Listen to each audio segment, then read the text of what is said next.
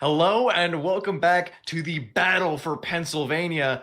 We have two element casters casting an element caster. I am Irish, joined with me is High Bear, and we have one of our colleagues in the lobby with us today.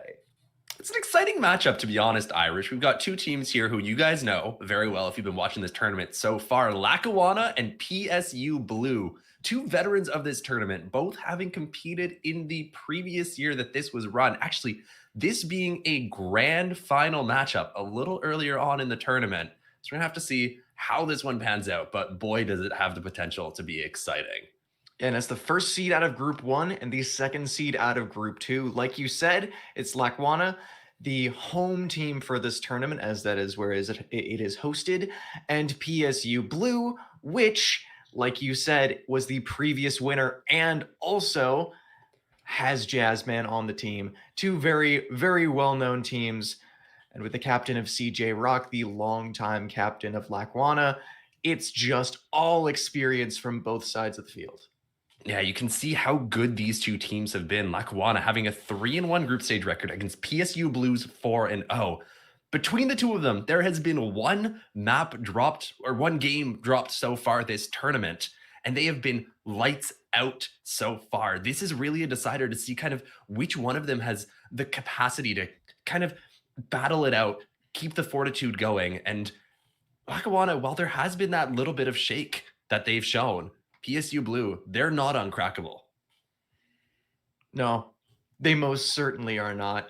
But I'm kind of just excited to watch Jazzman specifically. This will be a very exciting game. These will be two very strong teams, but it's also just gonna be fun to watch Jazzman play in an actual official format. I think that's going to be so much fun to watch right out of the bat. Going straight to Cafe Dostoevsky. Yeah, our first map, Irish, very exciting to be getting into it immediately. Cafe is a map that I've been a fan of for as long as it's been in the game. It's a little complicated to play. Teams really have to work hard to get inside the map, start applying pressure to those bomb sites. So see what Lackawanna are able to come up with. They'll be starting the game on the attacking side. Valkyrie and Ace taken off the board initially. What are we expecting for these next two bands?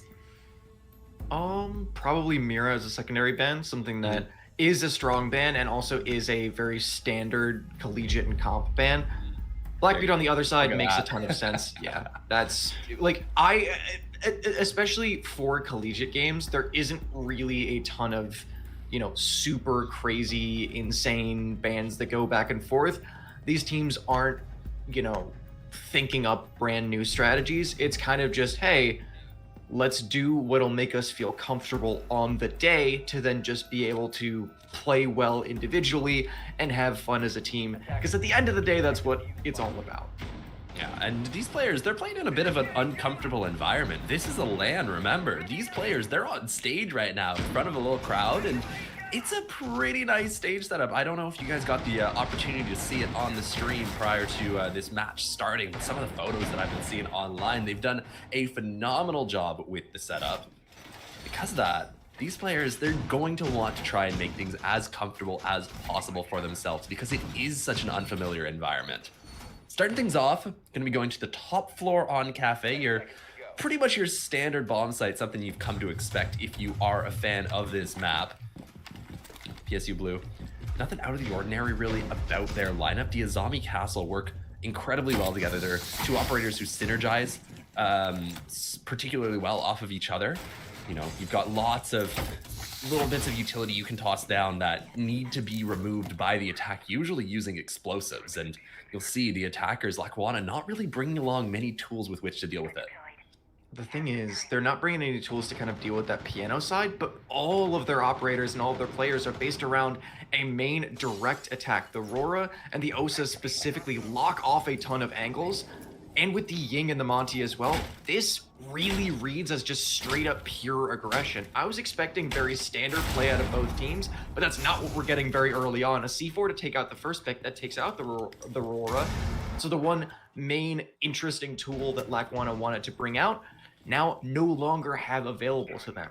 Yeah, that's, like you say, super important to have found for PSU Blue because of the fact that Aurora goes down. you're not able to go for this take anymore as Lakwana. You're gonna have to try and find a way to pivot. And while they're getting players into position, seemingly looking ready to drop that skylight, it is going to be notoriously difficult to get in these windows and survive the rappel if that is what indeed they decide to go for. But the man disadvantage for Lakwana, at this point, they do need to kind of slow down and look for those openings. They can't just push directly off of the Yings. They can't push directly into the faces of PSU Blue anymore, because they not only do they not have the exact same tools that they had to start out the round, but also at a man disadvantage. No matter where you go, you're going to be uncomfortable taking the space that you initially wanted to. Ooh, but early aggression, or sorry, mid-round aggression out of PSU Blue gets shut down. Back to even footing. Yeah, good find from Slam. He's gonna toss in some Yings to see if he can't create some opportunities for his teammates to walk in red. There were one-ways created by the Azami. He's taking some damage as he swings, but survives the rappel. Huge for him, and PSU Blue, they're falling apart here despite their early advantage. Good find from Lakwana gives them the advantage going into this execute. CJ Rock still with 2 Osa barriers in pocket and still the shield up for Godless Sama, so they do have the ability of 2 team members to just have a shield directly in their faces, walk directly into PSU Blue.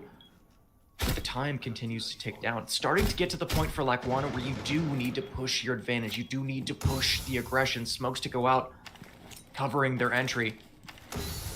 Osa shield to go down, but that can just be instantly countered out by Jazzman, and it is. Even footing once again. CJ Rock taken down. And the time just going from bad to worse. C4 going out, takes down Schnoz as well. PSU. You hear the plant start to get tapped, but Lakwana have no safety. They have no cover. Even if they try to get plant down, there's no way they can stick it, and PSU Blue shut down round 1. Yeah, unfortunate to lose the Raura as early as they did, and I think a valiant effort despite the fact that their initial plan was completely denied by that early C4.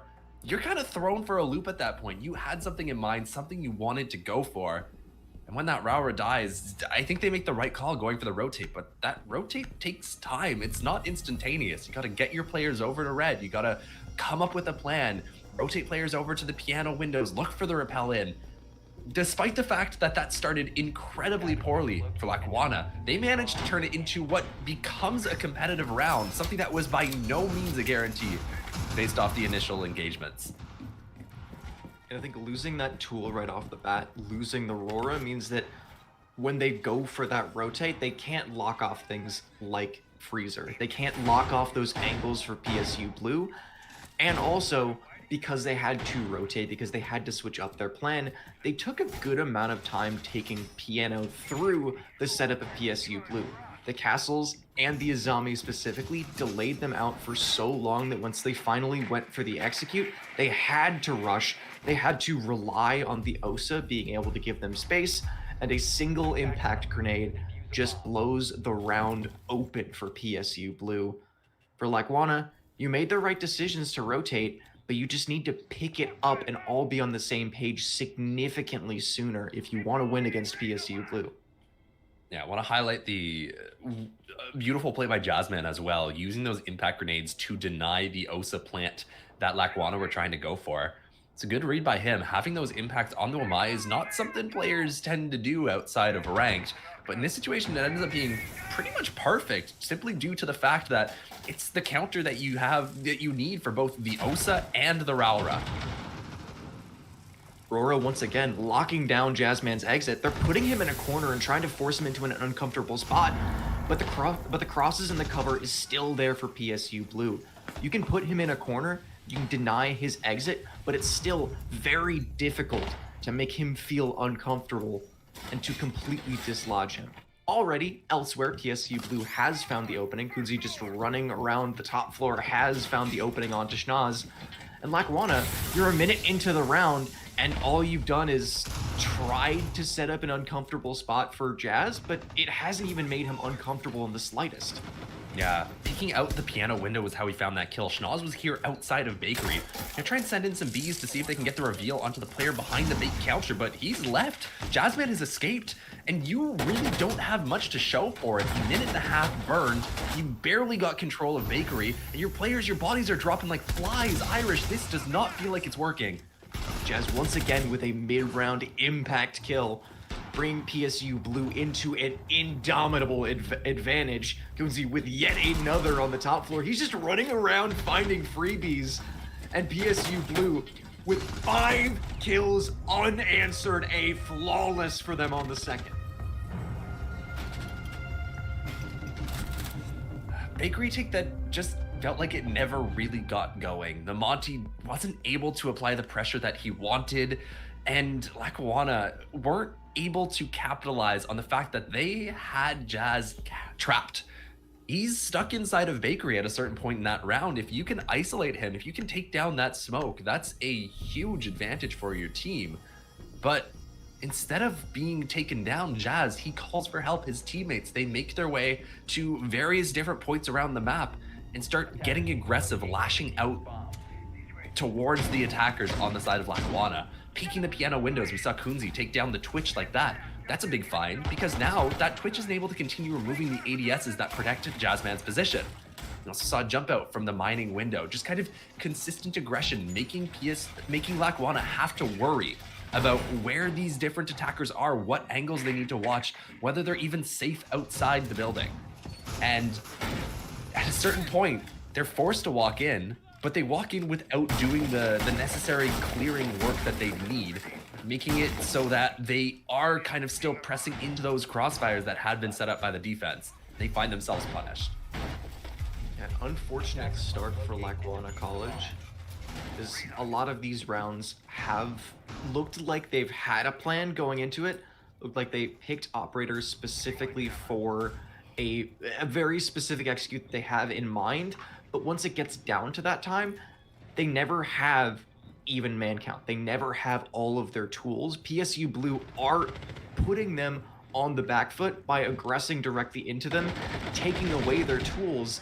And even when Lackawanna try to reset and call for something different, call for an adaptation, it's just never the right one. Third site we're seeing here, Reading and Fireplace, pretty common in the grand scheme of things. Very much what you'd expect for the third site on Cafe defense. See Lackawanna, they're trying to apply some pressure through the vertical. No Rara this time around. They're facing what is a very strong setup over here towards trains. Look at this, the Jaeger. It's got all sorts of drone denial, some ADSs to boot. Just trying to make things difficult, stop players from going for any sort of direct take and forcing this top floor, forcing Lackawanna to try and clear the entirety of this floor of the map. Start to get themselves into position, slowly working up Nubalk and in towards Cocktail. And they actually have a player who's managed to cross the gap all the way up to Freezer. So the only thing standing between them and these Cocktail players is a singular castle barricade. And that, at this point, is no longer even standing. All of the pieces of utility that PSU Blue have to delay Lackawanna from those fights have gotten destroyed, but they have done their job.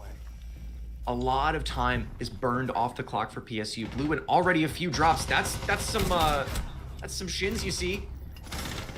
CJ Rock does take down Jazzman. Another to be found from Lackawanna. Now they find themselves in a brand new situation, a 2-man advantage, and they have completely cut down this extension from PSU Blue and are bearing down on site at the beach. Is getting just destroyed from the vertical. Another kill from Schnoz. And now it's a 1 versus 5 for PSU Blue.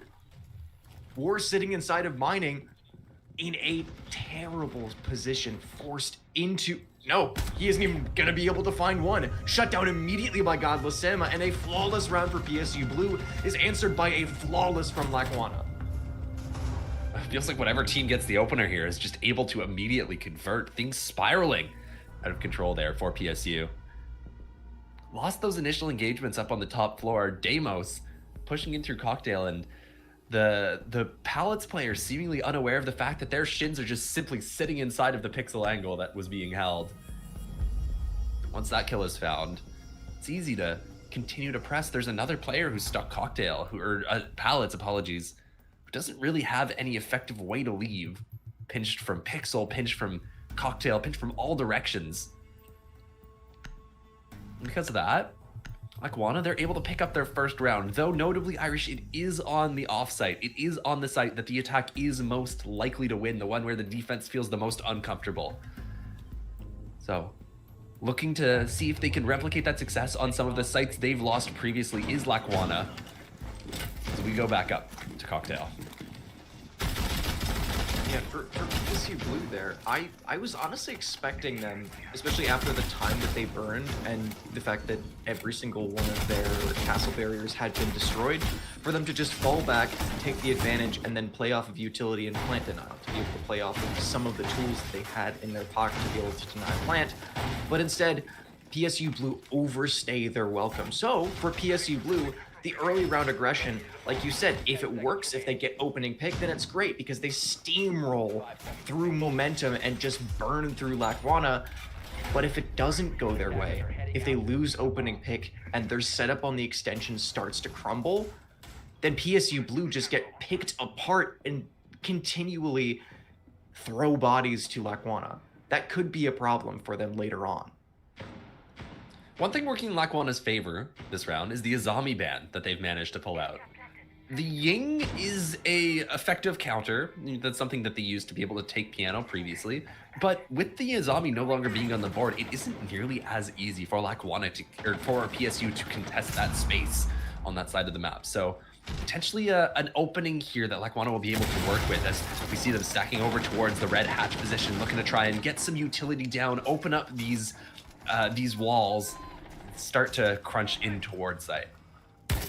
They also have the Hibana specifically for the castle barriers as well, has already taken down one of said barriers.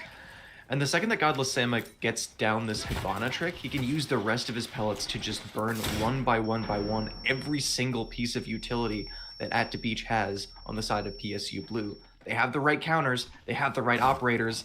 Can they use them?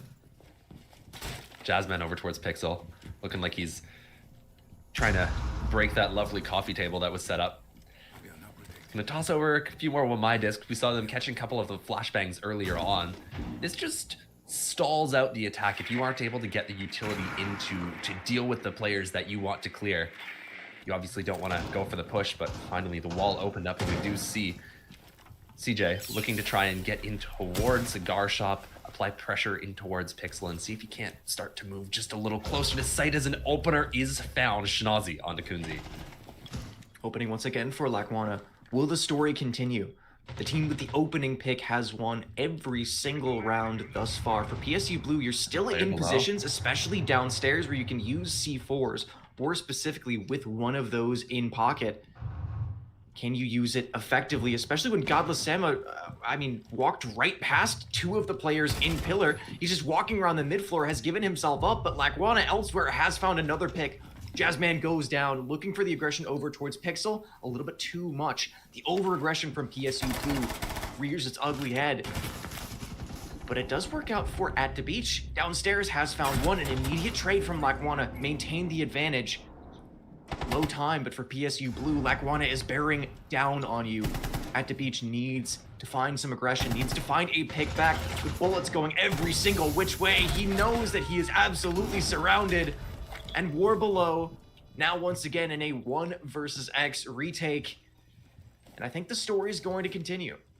I think the team with the opening advantage is just going to keep steamrolling. Yeah, surely nothing to be found here. War trying to make his way up red stairs, but he decides to retreat, opting instead to see if he can't find himself something, a little boost to the KD stats, see if you can pump those numbers up, make your overall tournament stats look a little bit better. He knows it's unwinnable, we all do. He's just gonna take his time, inspect that beautiful little skin he's got. That's plasma pink on the attachment skin, but I'm not so sure about the SMG11 he's running. Lovely nonetheless. I don't know what that is either. As the time ticks down, runs out, and Lackawanna take a second attacking round off the back of some beautiful play in towards Cigar Shop, and just kind of winning their fights deep on the angles through sight. The thing for PSU Blue though is even towards the later part of that round when Lackawanna did have the advantage, they had two players down on the first floor and weren't able to capitalize. They were looking for aggression, they were looking to retake and flank up through stairs, but honestly, if they had snapped onto the Hibana that was just running around on first floor earlier, it would have been even footing. They would have been able to, at the beach, would have been able to go for a flank, and also they would have had a C4 and a shotgun player playing down below. So for PSU Blue, even in the man disadvantage, they had all the tools that they needed to still set up win conditions for themselves later on in the round, but both teams are just playing for kills, so it seems like the rounds are going to play out very predictably from who has the advantage and who continues aggression. You're talking about Sama Irish. Sama was honestly in an impeccable spot down below there. I think that you're talking about how PSU, they could have pounced on Sama and shut Sama down earlier on. It feels like they were lucky that the opposite didn't happen. Sama was in a completely unknown position to them and came very close to shutting down two players who had no idea, completely unaware that he was there. So, even that, you know, maybe a little fortunate to get away with it. It doesn't change the outcome of the round, obviously, because Lackawanna, they do manage to close things, but we saw how dominant the hold was last time around when PSU defended this downstairs bomb site. See if they're able to replicate some of the success, but Lackawanna going for a completely different take, seemingly reading that they need to make an adaptation. Yeah, first time they attacked the site, they went for a full bakery take and got shut down by Jazzman playing inside of bakery itself. This round, like you said, a complete adaptation. It's a full top-down clear. Kunzi already has been forced back just a little bit. He got the opening pick for PSU Blue all the way from this top floor. Now they're just working on clearing him out, making sure that he isn't able to do that exact same thing. And already, they've done really good work. Gotten complete control of top floor, starting to work the mid floor, and pressure already building on site players. Now that's your C4 wasted. At the beach, just toss that up for not much, to be honest. There wasn't anything found. Kunzi in an aggressive posture here, seeing if he can't find someone peeking top white, and the drone will go by, not checking lower white, not checking where he is playing. We'll have seen that the Solar Scanner was being used, but it's a question of if they are aware of what side he is holding from, and the Lion Scan reveals the position. That makes things a little easier here, and Kunzi will in fact be shut down as he attempts to retreat down white. Ill-fated flank from Jazz, and another down onto Kunzi as well. Main advantage for Lackawanna, and if that's anything to go off of, Lackawanna will have the significant advantage going into site. At the beach does find one back onto Xenia.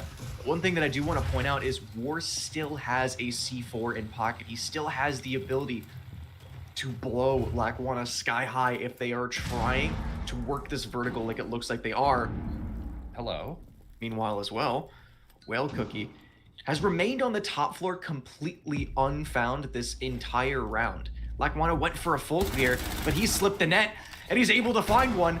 Just completely caught unaware. Hatch is open. Vertical is created. Not only does he just have this space, but he can use the vertical that the attackers created all for himself. Gets pressure through the wall, but he remains alive, maintains his position, knows that two players are swinging him, one from hallway, one from mining, and he gets snapped up on. A wallbang and a cleanup from Godless Sama, but an ill-fated drop through the hatch. You need to read that At the Beach is just sitting there waiting for you, but now he's the last alive. It's all up to him. Finds one into CJ Rock. 1 versus 1. 5 seconds left. Can you find him? Can you kill him? No, you cannot. 0-0 just before Lackawanna swing through. Tucked inside Freezer, down to the very last moments, but At the Beach just puts his feet up like he's on a beach chair, under his umbrella, taking his time. You get to sit still and do nothing. Easiest clutch of his life. Lackawanna unable to convert the round with such an overwhelming advantage in the middle. It felt like they had everything they needed, but some timing, some flanks found by PSU bring things back close enough that the beach is able to pick up that clutch. Well done by the entirety of the team. PSU understanding what they needed to do to bring that back, knowing that they couldn't just sit still. sit back on their haunches and wait for the attack to come to them. They turn themselves into the attackers, and that's what leads to that round flipping. And him finding that first kill through the hatch, Lackawanna, after snapping up onto... Oh my god. It's a party on white stairs. After a clutch, is he just gonna immediately just go back into the next round and get a drone ace too? That would be insane. Yeah, one bag drone ace, low key. You hear me out. They've already killed all 5 prep drones. Or wait, no, that might be one of them looks one of them looks like it's still active. Either way, most certainly 4 of those drones had been killed in prep phase, and either way for Lackawanna, after you get clutched on, maybe they're letting it get to them a little bit, because 4 drones in prep phase is really, really not a great way to start against a team that aggresses you in the early round. Yeah, and all of them on the same staircase. That's not where you want to put your prep drones. A little bit of a questionable decision from Lackawanna. Hopefully they can clean things up as they get into the round itself, but that lack of info may well come to haunt them. They bring along the demo, so at least there's something to work with, but all those drones being shot, Irish, it's not clear whether or not they've even managed to get any pings onto these players. Jaeger and Castle are the only 2 they've been able to spot so far. Also, there's most of the players for PSU are playing on site around those mute jammers. Well, Cookie already, because he's just playing on site, is just sitting. Oh my god, they're burning through the drone economy of Lackawanna, and not only that, but yes, you do have some info utility on the Deimos, but there's so many mute jammers already on the floor, where the information game for Lackawanna, even though it's very early on into the round, seems like it's already lost. They're trying to lurk. They're trying to walk up. They're using the drones that they're having still in pocket very effectively. Opening pick for Lackawanna, and even without all of the information tools, they're still able to snap up on the opening. You might not know anything, but at the end of the day, if you are able to walk into an angle and fry your opponents, that's getting the job done, is it not? CJ knocking on the door of Cocktail. He's got a shotgun waiting to greet him. He will not win that engagement. War manages to get 1, but he's forced to give up immediately after. His teammates, they drop bodies around him. Xenia working a little bit of vert. No info, or very little info with which to work here for Lackawanna, but they're getting it done nonetheless. A massive advantage for them as Jazz and War are left, the last 2 alive. 1 towards white, and 1 just tucked, waiting in the corner here of Fireplace. It's been a great round for Schnoz to be able to find picks for Lackawanna, but the thing is, even if you're able to take good space, even if you're able to find good picks, if you have a shotgun in the right spot, it could all be for nothing. Just on the previous round, At the Beach found himself in a very similar spot, looking down the barrel of a man disadvantaged with Lackawanna wanting to aggress onto him. Now we're sitting on white stairs. All he's got to do is just wait for Lackawanna to overaggress, look for them to walk into him. But it seems like that's not what Lackawanna want to do. They want to go for a default plant, and they're already halfway through that war. Forced into a retake, walking up white stairs. Here's the air jab. Jazz does get 1. He knows 1 is close, but he clears the angle and stops just before he's about to see Schnoz. Jazz in a 1 versus 3 tags Schnoz down to just a fraction of HP, but the vert is still up. The plant is still held, and Lackawanna win a round to put them at a 3-3 scoreline going into the next half. You can cast, old man, but can you clutch? The answer turns out to be no, as Jazzman, left in the 1v3, unable to turn things around for his team. Tries to walk through sight, challenging the vert, but position's a little bit too strong for Lackawanna as they managed to equalize on the first half. Pretty good result for them, Irish, I will say. Cafe, not an easy map to get those rounds on, especially when your opponents, they pick up 2 of the first 3. Battle back from them, so they now get to move into the more comfortable side. Interesting that we see the Deimos ban. It is a strong operator, but you leave up the hard breach, all of the hard breach. You leave up the shields, all of the shields. So no matter what happens, PSU Blue on their attack are going to have a lot of very strong options, and yeah, Deimos is good, but is he as busted as a Blackbeard or a Monty running you directly in your face? Is he as busted as an ace being able to open up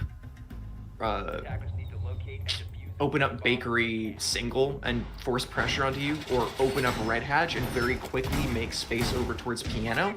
There's just so many tools Lackawanna have left through for PSU Blue that I'm starting to get nervous for their defense already, and it hasn't even started. Have we seen a single shield be played so far? I think there was a Monty 1 round for their first bakery attack where they tried to go direct, but it was very ineffective. Huh. Yeah, the shield's not seemingly factoring into this game, and so far, no shield being shown by PSU. That could change. About 3 seconds left in this prep phase, but based on this lineup, it feels like they're going to try and go for something direct, but no shield brought along, and they do switch off the sense at the last minute, so maybe opting to switch things up, go for a clear instead. Yeah, the Jackal very likely to be used for that clear. Kunzi's got the Ram to make some vert. This is a horizontal setup that we're seeing from Lackawanna, so that vertical play, that is going to be relatively free for you to be able to take control of. You aren't going to have to contest these defenders much beyond them poking up at the tops of staircases and maybe shooting a couple of drones. We'll see how it pans out for them, though, as they slowly make their way to the roof. The default take for Cafe. See if they can't speed things along and get themselves into the position to start working the map. It's a good read from PSU Blue, because like you said, every single player currently, besides CJ Rock maybe walking up red stairs, is playing directly on the first floor, and every single operator for PSU Blue is geared around taking space top down and pushing vertical. 2 info clearing operators, a hard breach, an Ash, and already an opening pick. Slams gets just slammed off the board immediately. And fine by Kunzi. He's been so good this game, Irish. He feels like he's getting all the impact frags. Every single one of those 5 has mattered. Gonna hop on drone, see if he can't do a little bit of clearing throughout this mid floor. There's no one playing here, remember. So now that they found that opener, they can check and make sure that there's absolutely nobody contesting, but they can afford to take their time a little bit more. They've got less bodies to have to fight. Once you start working that vert, things get very difficult indeed for these defenders to hold. Already opening up very impactful angles. With the feet scanned out, I mean, they already realistically with the horizontal setup would know that there's somebody playing inside of coat check, but either way, now they're 100% sure as well. No exit. CJ Rock is just forced to open up his own castle barrier to give himself an area of escape. What? Closing up his exit as well. I guess he had one left. Oh, he had one left because he put that down, so he wanted to give himself an angle of escape and also make sure that he didn't get sprayed down. Still a little bit of a funny choice. Jazz fine through the vert there. That's a nice little angle that you can get from the vert above coat check onto the double door, and that gives the advantage even further in the direction of PSU. Sama trying to poke up to the top of these white stairs, but the dope call is very good here from PSU. This will let them know that there's somebody who has started to battle back towards top white if they're listening for it, but there's nobody over in this direction, possibly noted by Kunzi as they go to engage. Will find the fight, and Sama, he's going to be able to escape. He's going to get away up white, and this makes things so difficult now for PSU. Finds a second. Yeah, not only just finding one, but finding a second, remaining a threat constantly for PSU Blue. And as word goes down, time is forced to be spent on the res, getting it back up to even footing, but only just for a second. CJ Rock throws himself away, but time will once again give the win to the defenders. Lackawanna on their first round, letting the timer hit 0.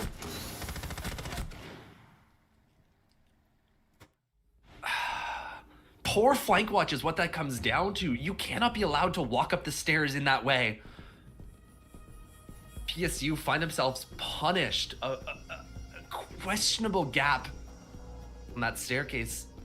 And Lackawanna, they capitalize. They exploit that tiny little opportunity. I believe it was Sama who managed to find that opportunity. And it should have been frankly unwinnable for the defense with how dominant the advantage was for the attack, but not to be, seemingly. Lackawanna simply steal around and move on to the next site.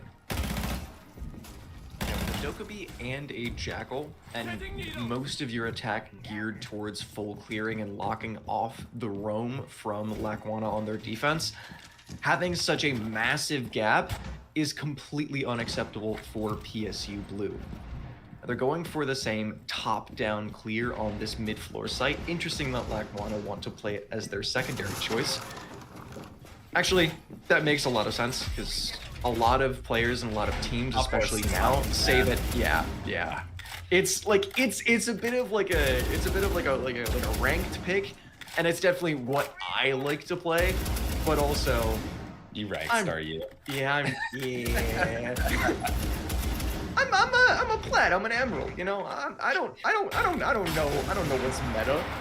Lackawanna definitely do, because they do not want to touch top floor with a 10-foot pole. They immediately go reading with a Mira, something that slipped through the ban phase and is very strong. Not only that, but also the Valk. Lackawanna have a lot of tools to be able to use on this top floor. Yeah, definitely interesting seeing the Mute being banned out instead of the Mira or the Valkyrie, like you say, especially given that Deimos was banned first by Lackawanna, so you don't even ban the Mute with the expectation you're going to be able to abuse the Deimos. Regardless, this round will start, and we'll be facing these Mira windows. No tools to deal with them. The only thing you've got to be able to destroy those Mira windows are the ace charges that At the Breach has brought along. Notably, no Ashe, no Kali, nothing you can use to be able to get rid of some of these pieces of utility. And the castle barricades spread throughout this top floor as well. Feels like this lineup might be a little bit lacking. As C4 goes out, nothing found except a body dropped CJ going down early. What? What does that mean?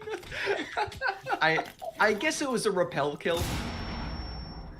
Nice find from Jazzman. Spider-Man. Very good early pick. And the story of this game has been the team with opening pick more often than not has kind of just steamrolled the other. So for Lackawanna, you're in a very difficult... Yeah, that was a drone. You're in a very difficult spot sitting at the advantage, and they just continue to swing rappel players for PSU Blue. They're getting gifted freebies. Surely Sama can't pull something out of his hat this time around. There's no way. On a staircase, slowly walking up. Feels parallel to the situation we saw previously, Irish, but there is somebody who is waiting for him. A couple of shots ring out, and he's forced to give up, retreat back towards Pillar. An opportunity, Xenia manages to find one, but surely they cannot find too many more.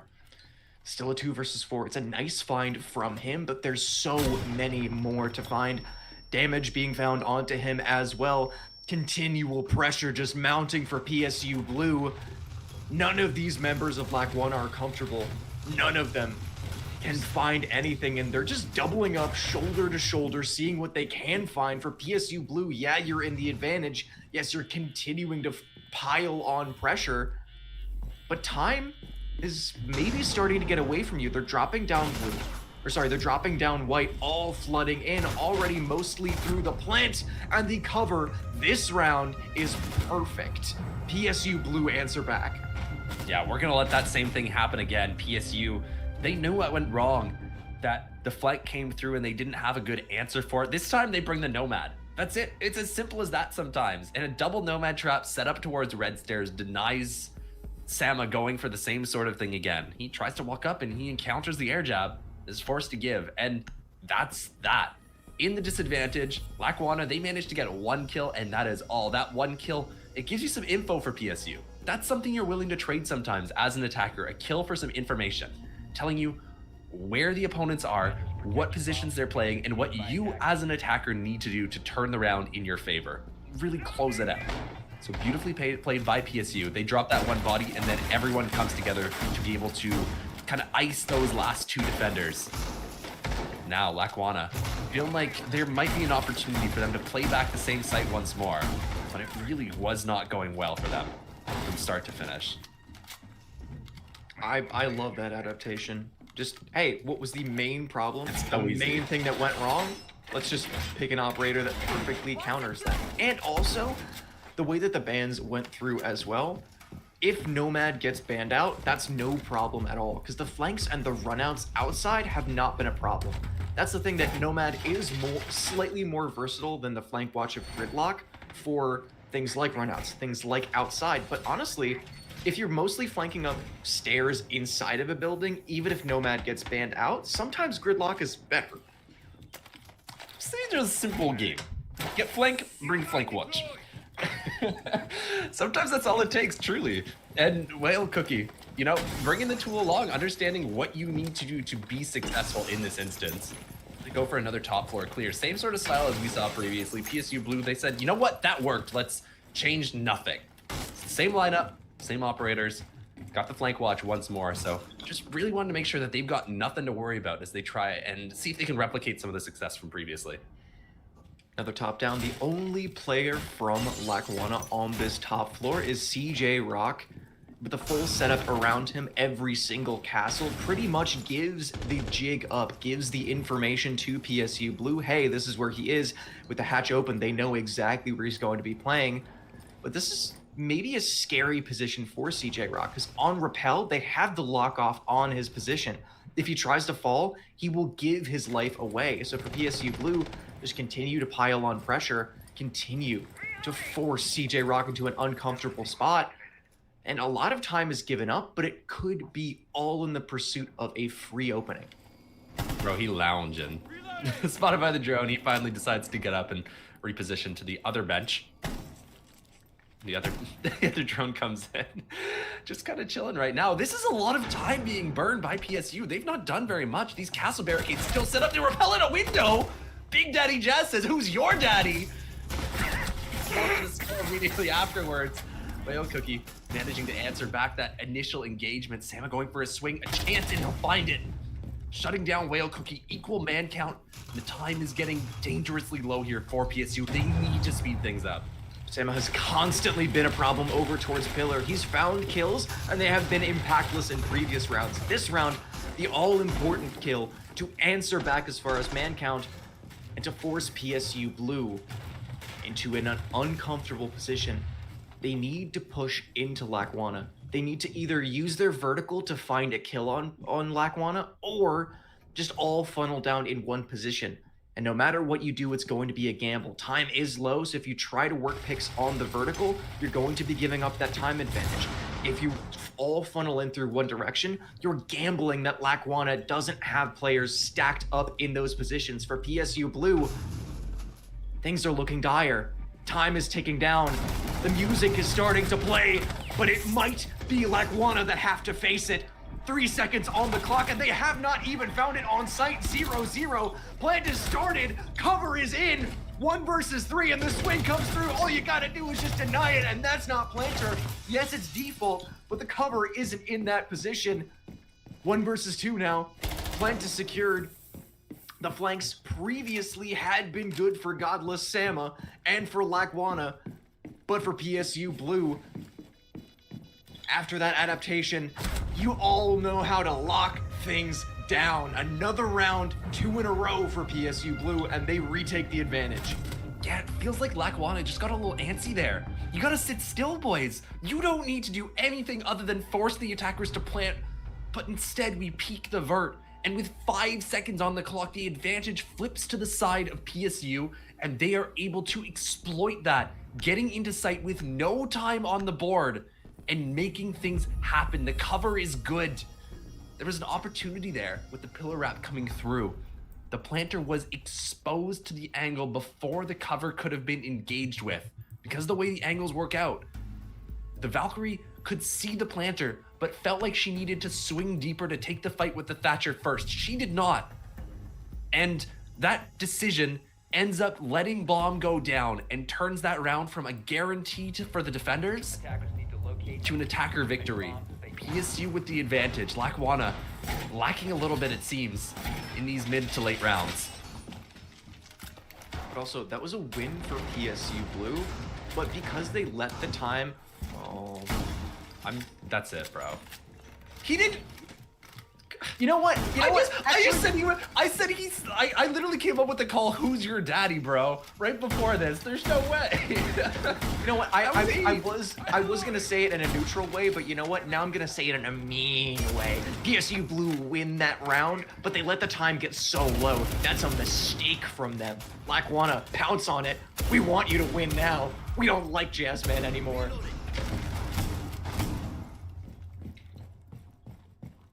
All right, man. That's brutal. That's brutal. Okay. Well, at least the slander's over. At least he fact-checked himself. Yeah, who's letting the French dude cast a Pennsylvania event? All right, Jazzman. All right, he and I are gonna have some words exchanged the next time I see him.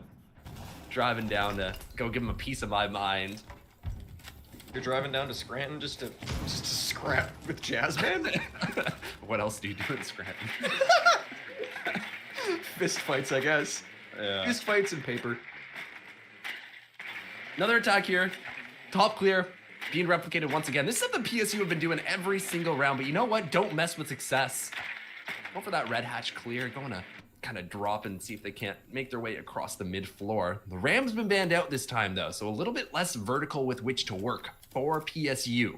Still, they bring along the secondary shotguns with Gridlock and Jackal, plus the Buck to make a little more. Should have plenty of tools with which to work to make these holes that you so desire. Kunzi gets himself in position. This is pretty good time management from PSU. Now you can set those flank drones, set the gridlocks down, and start working that vert. You have tons of time to start to challenge it. Also interesting enough for PSU Blue, the ban on the other side, the Maestro, that is something that is very annoying for PSU Blue's attack, but especially with the mute being banned, you can play something like a Brava and just hard counter it. Once again, the tools of the Valkyrie and the Mira are still available to Lackawanna, and they picked up onto it this round. They have the Valkyrie, and they have not plenty of C4s, actually, because God Laceno has picked up onto the deployable shield instead to play this VIP extension, but they have still one C4 in pocket and tons of info. Call's gonna come out. Jazzman, maybe looking to aggress here. Whale Cookie continues to make a little bit of vert upstairs.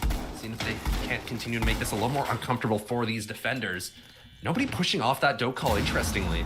Player seemingly making his way down to the bottom of Brown could be peeked here as he's spotted on one of those Valkyrie cameras, but Sama does not win that engagement. That's VIP clear, Irish. That's the VIP player with all the utility stacked to protect him, and that spot completely given up. This is devastating for Lackawanna. An overextension, an overswing, and PSU Blue snap up onto it. Kill after kill after kill. 3 in a row for them. And now Schnozzle and Xenia forced to pick up the pieces. Xenia does find one onto War, making it doable at the very least for them. But for PSU Blue, you have the advantage, you have the space, and now you have plant secured with an overwhelming advantage. Schnozzle in a 1 versus 4 through a vault hole takes down 1, but it's still a 1 versus 3, and they're still flooding back up White Stairs to play the vertical onto this diffuser as well. It's an all but impossible retake. Flash goes out to delay him even longer as he steps through his own frost. He's taking damage from unknown positions, and he is getting full white blinded. Ooh, 2 gorgeous shots. Notice that another is just swinging it from coat check. But they're playing off of each other perfectly regardless. PSU Blue with another attacking victory. It looked like he was trying to go for the knife. Sprinted in and out of coat check. Ducking and weaving, dodging bullets left, right, and center. Match point now for PSU. For PSU. And Lackawanna, they decide to take a timeout. Now's the time. If you're gonna take it, you might as well do it at this point.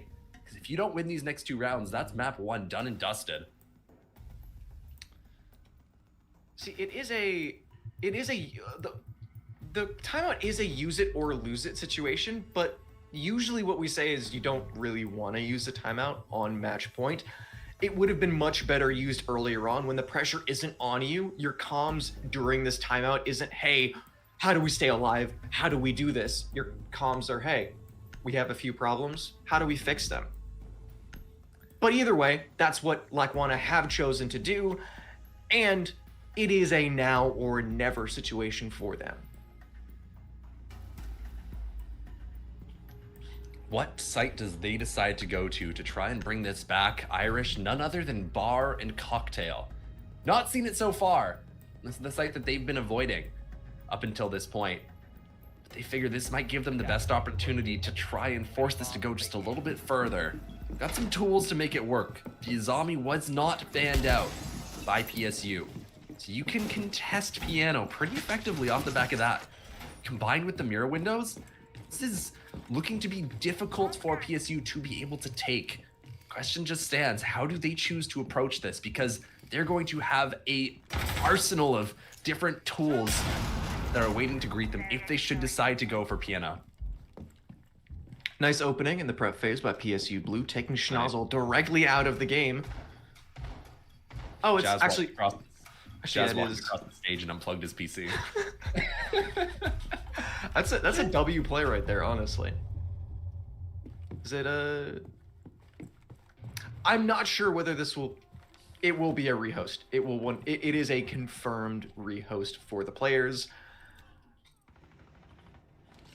So after that timeout, unfortunately, we don't get to see how that round would have played out. We don't get to see how that site would have played out. But I think with the rehost rules, we will see them back up on third floor.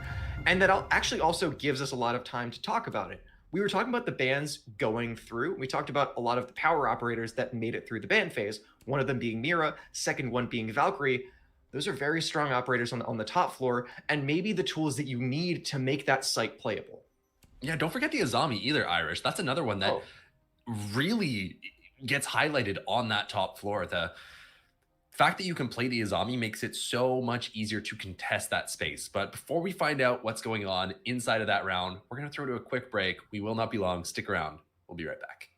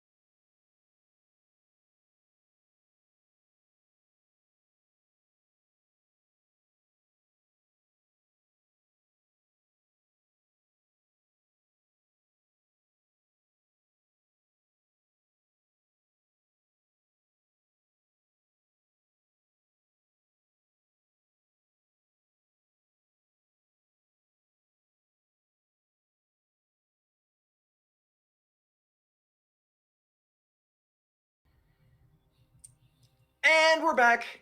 I am still Irish. Joined with me is still High Bear. And we still have PSU Blue sitting on 2 match points against the home team, Lackawanna College. And after a timeout, an interesting play was called. They're going to the top floor, a site that we've seen them specifically avoid for several rounds in a row. But they need the ace up their sleeve. They need a win right here and right now. It's their chance. If they can't close this down, that's it. We're heading to map 2. It's Lackawanna looking to try and make something happen. The operators, they choose to bring it along. They've got a vigil this time around, Irish. Interesting to see from Sama. Maybe to see if he can use that to pull off some flanks similar to what he's had success doing previously. Otherwise, pretty standard lineup. We talked a little bit about it before the break. The Azami left up. Such a powerful operator to contest piano. The Mira as well. You can create these long angles through Freezer to support that piano player. You've got lots of tools with which to work. It's the attackers to try and clear them out, but it's a question of how you use them. And if you're able to effectively get rid of the setup that is shown by Lackawanna. We talked about the flanks out of Lackawanna on their defense. It has been the thing that has won them rounds. It was a 3-3 half. Lackawanna did win the first defensive round, specifically through flanks. And we're getting to the end of our operator pick phase, the end of PSU Blue's opportunities to switch things up. And now that things have fully locked in, they do not have a flank watch. If Godless Sama runs around, he isn't going to have to deal with the air jabs that has been a consistent problem for the roamers of Lackawanna, and he isn't going to deal with a gridlock that has yet to be played. There is no flank watch. There is nothing to stop him should he go for a late round flank. The sense brought along is interesting. Whale Cookie, we've not really seen that used to any effect so far this game. The one time it was brought along, it was picked very early by the defenders. So let's see if he's able to find some effective use of that. Could be used to cut off the angles from piano, allow you to cross safely into cigar shop. Could be used to make something happen up long bar, just kind of walk deep on site. We'll see how it is they decide to play that operator. But that is going to be the pivotal operator in this round. That is the tool that you use. You bring it along when you have a specific play in mind. And what that play is, we do not yet know. You can trust will be effective. Slams taken down early, peaking war on that piano repel, and that gets rid of your piano player. It's gonna be heartbreaking here for Lackawanna. It gets rid of your piano player. It gets rid of your Azami. So all of those Azami barriers that are up currently are now the only ones that will be able to be put down for the entirety of the round. And with PSU Blue having 6 frag grenades in pocket, every single one of those that are still down will be able to be very easily cleared as they snap up onto the roam as well. PSU Blue with the advantage, with match point in their pocket, and things just continue to get better. Xenia gets down on the mid floor, and Lackawanna effectively in a 2 versus 5 as he's completely cut off. Sightlines cut down as well, taking complete control of mid-floor, pressuring over towards site. Everything is going PSU Blue's way. Lackawanna, can you fight back? Can you do anything? Yeah, defense has felt toothless so far. Schnoz and CJ, the only 2 remaining. CJ, he's being bucked out. There is not much space left with which to play. And Schnoz, he's going to get revealed by these Grimbees momentarily. Does avoid getting pinged as he shoots it and escapes. Xenia is unrecoverable. That is very important here. This is a 5v2 for the remainder of the round. It just comes down to how PS Blue execute and if they leave any opportunity for these defenders. We still have some Sens gadgets to be able to lock off space. Smokes go out as well. Sightlines effectively completely cut off at this point. PSU Blue do still need to drop, still do need to take space, but frag grenades just rolling directly into the face of CJ Rock. There is nowhere to go. Checkmate Lackawanna, a flawless for PSU Blue, and they take the first map 7-4. It's a dominant round to close things out. You thought they might get iced with the long break that was had right before going into that round, but it turns out no. They took the time that they had and they came up with the perfect solution to be able to tear apart that defense. They knew they were going top floor. They were able to capitalize. Nothing found in that round by Lackawanna. Complete lockout on match point. That goes map 1 in the favor of PSU. They had quite good defenses. They got themselves a 3-3 half, but their attacks just looked spectacular. 4 rounds to 1 on their attacking side on a map like Cafe. When they even made a few mistakes and were getting destroyed by flanks, they immediately picked up onto the operator that just hard counters that. And even without any sort of flank watch, they cut down the roam, they cut down the flanks, and they executed perfectly towards site. If I'm Lackawanna, I am terrified because PSU Blue are firing on all cylinders. Yeah, they look nasty at the minute. Our next map, we will be going to Consulate, which is another rather defender-sided map, a map that causes some difficulties for the attackers. But if we're able to see the same sort of attacks replicated by PSU on this next map, you can bet that they're going to continue running up this score and cause some serious problems for the home team. But we have a short break before that happens, just a few minutes before we get on to Consulate. We will see you all very soon for the Battle of Pennsylvania.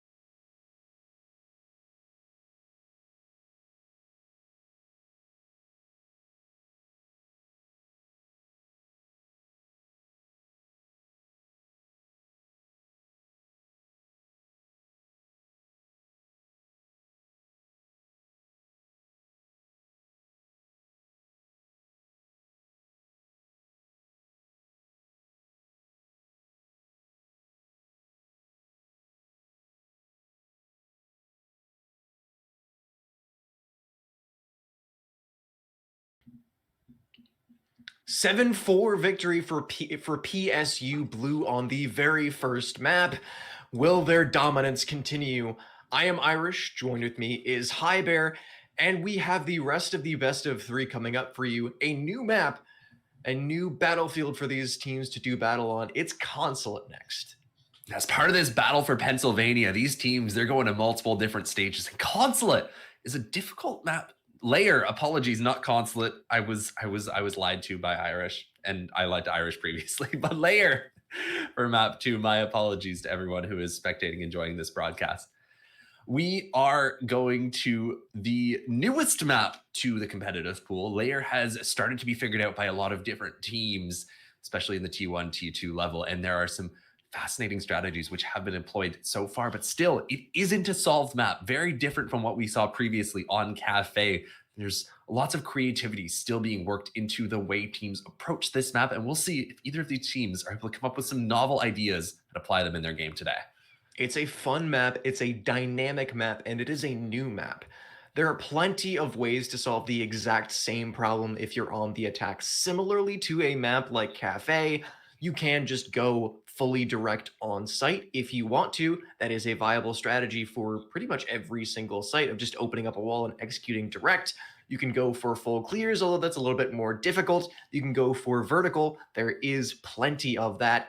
There are just so many things you can do. It isn't, I do like Border, but Border does play out in the exact same way. It's kind of the exact opposite. It's a big map with lots of options and so many opportunities for you as a collegiate team to throw your opponents for a loop because it is so new.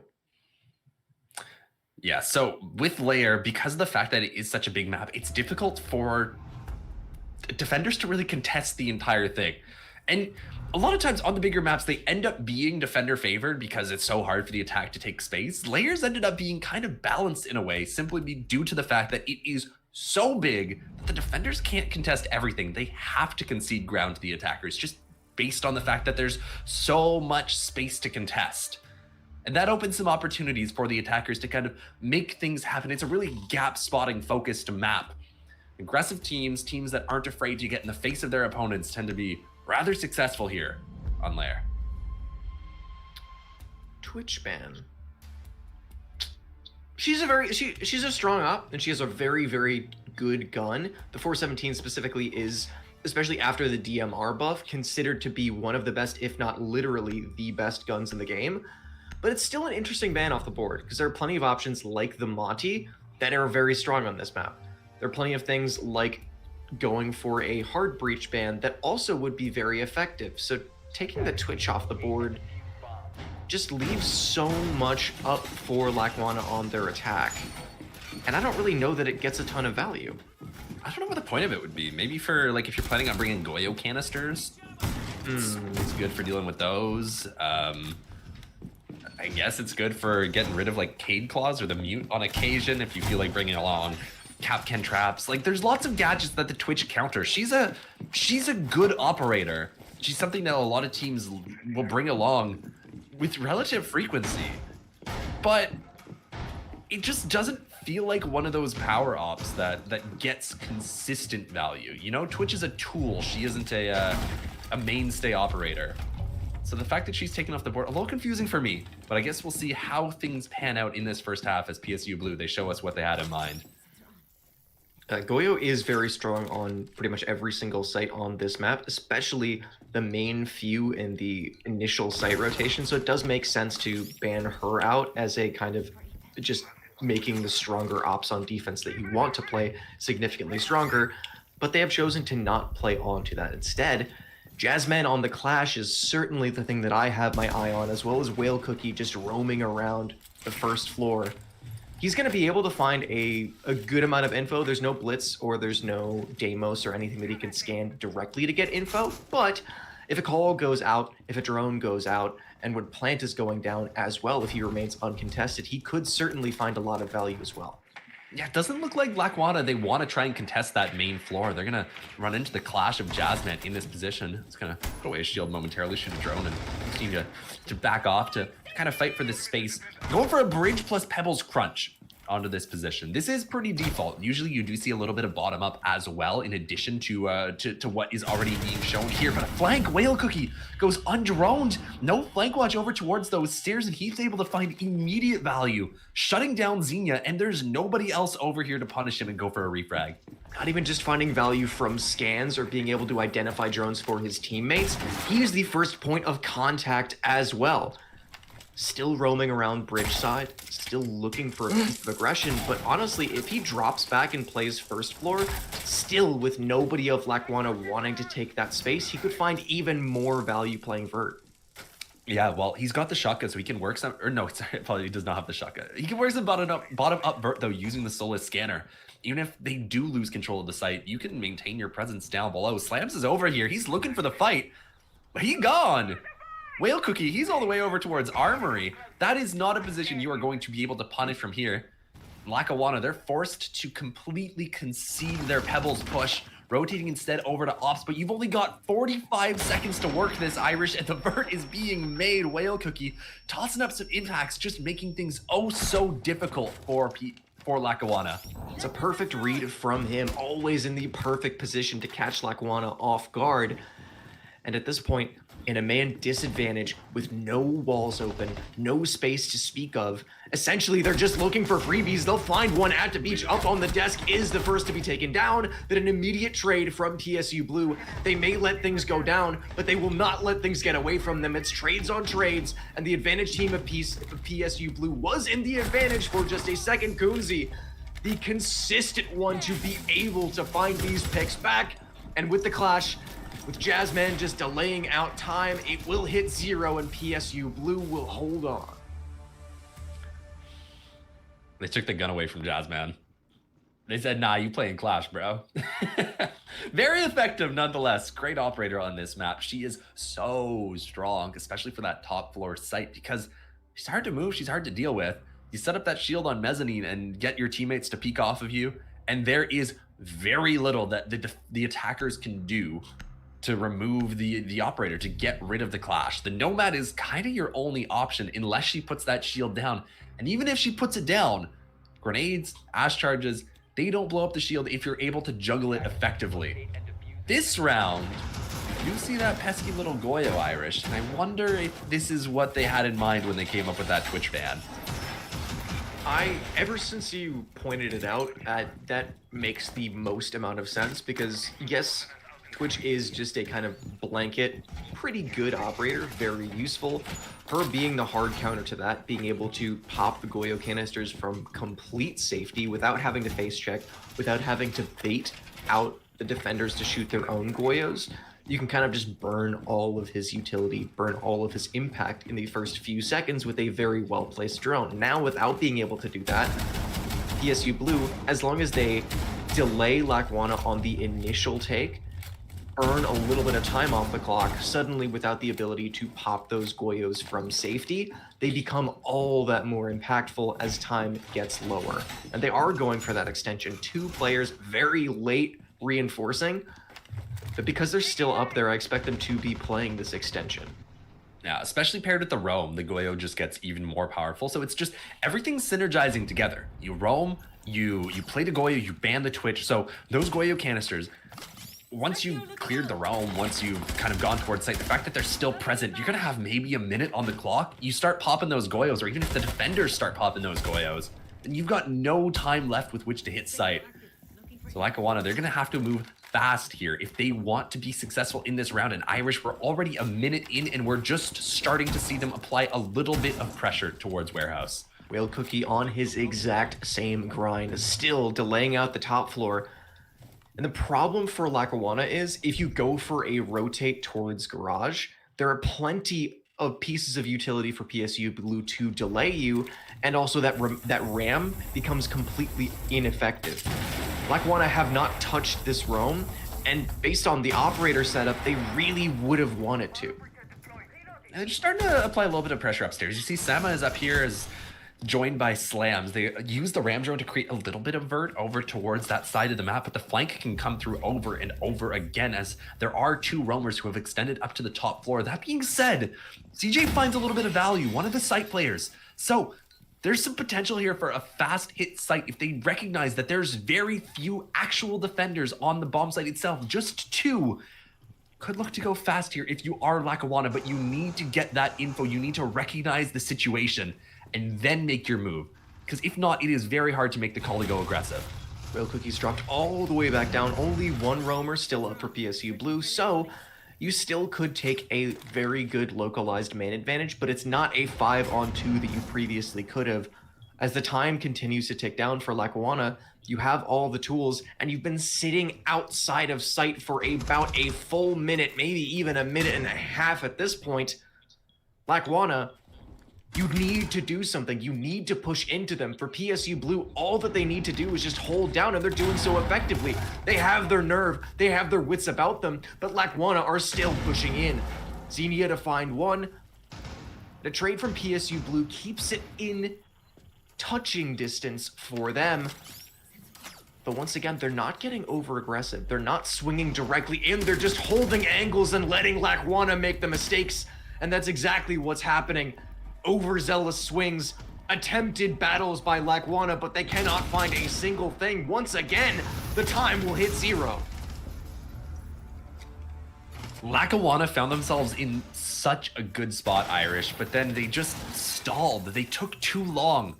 A doorway away from sight with a minute and a half left in the round and not a single foot forward afterwards until the last 15 seconds.